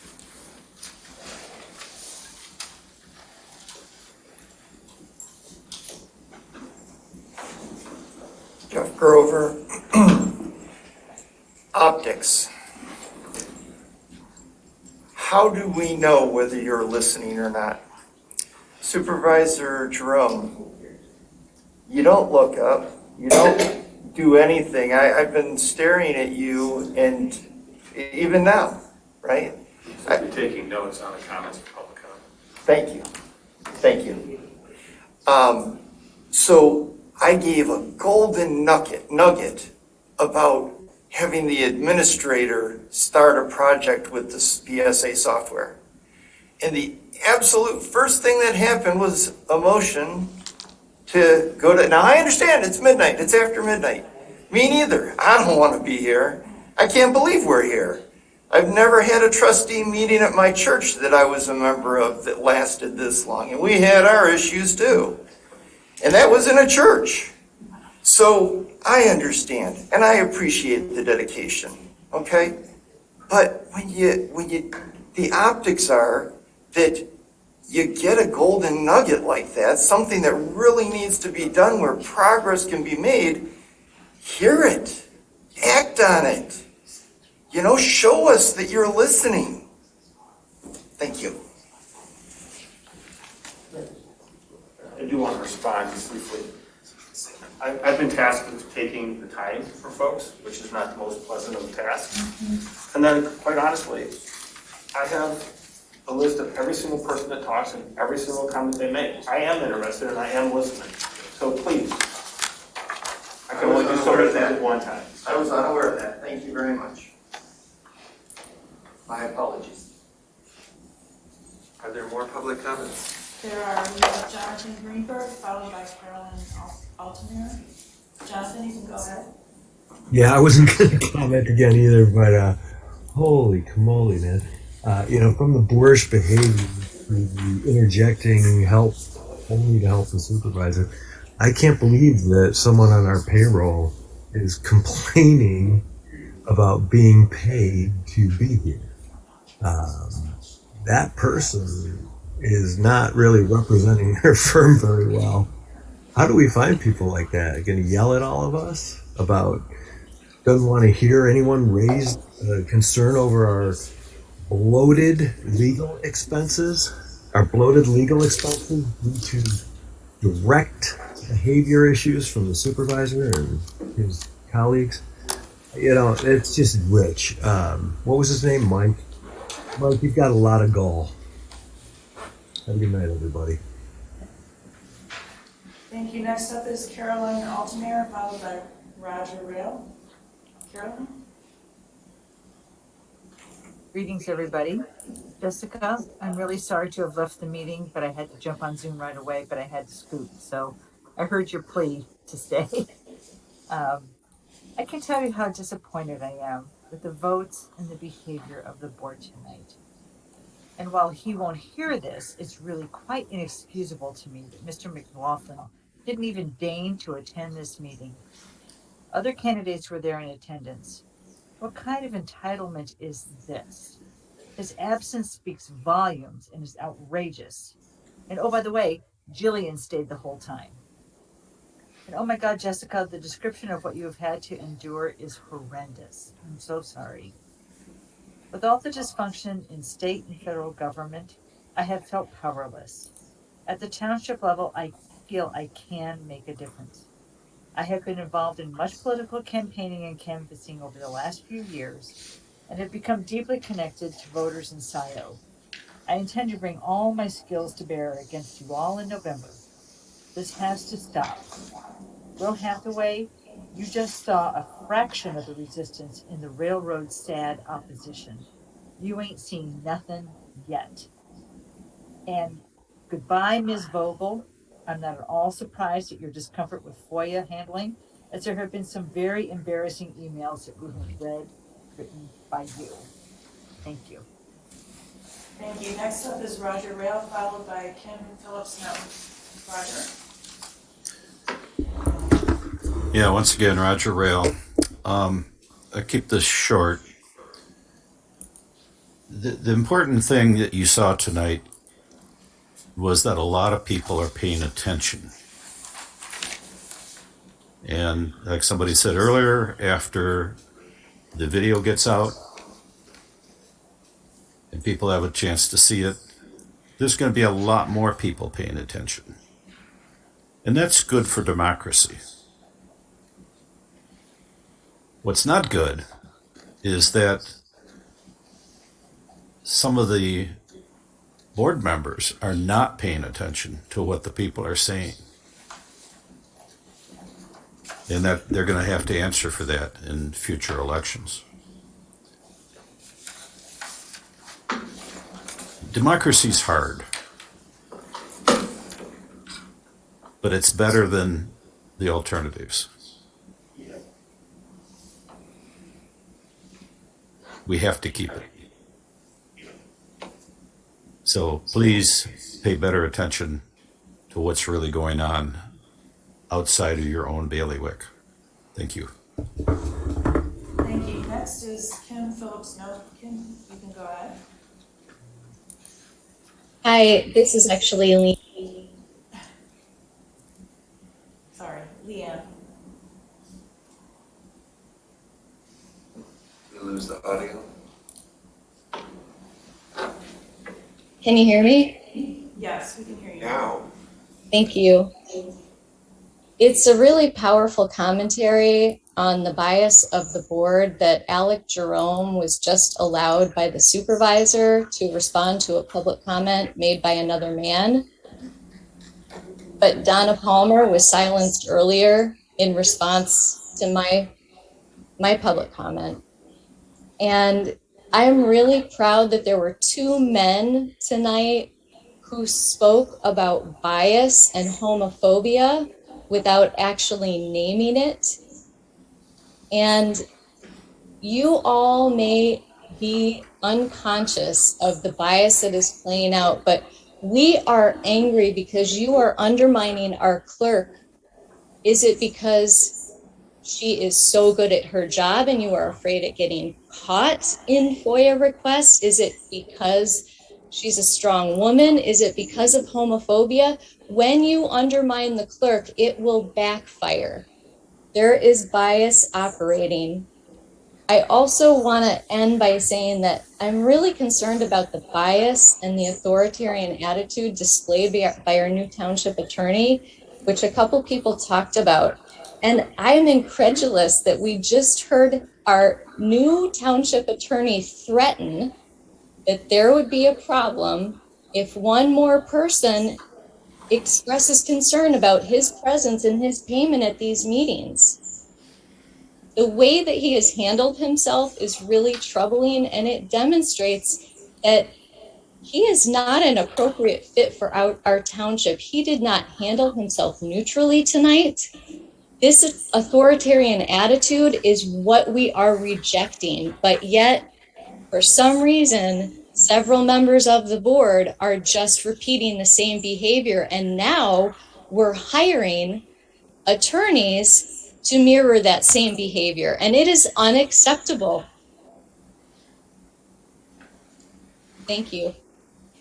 Thank you. Next is Rob Pattinson, followed by Pat Stein. Rob, you can go ahead. Thank you.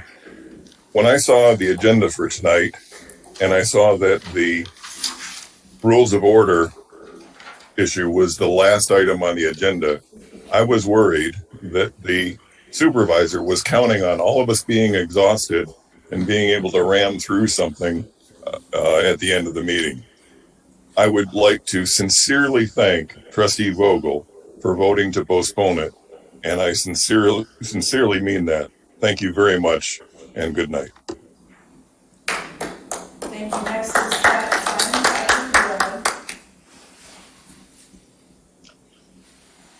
I just want to make note of an event tonight that should make the minutes. Supervisor Hathaway, before the vote on Jillian or Patrick, several of us got up to the table and spoke in support of Jillian. And then Martha Mayo got up and was speaking in support of Patrick. And at that moment, you said to her, you might want to turn up the mic, or did you say you might want to turn on the mic?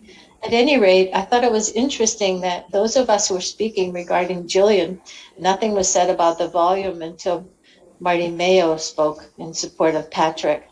Please make a note of that, because that is so unacceptable, but it is also very typical. And Jane Vogel, I too am very thankful to you for resigning. That's the most wonderful thing you could have done. Thank you. Thank you. There are no more comments. Is there a motion to adjourn? By Trustee Corto, support by Palmer. All those in favor say aye. Aye. Those opposed? We are adjourned.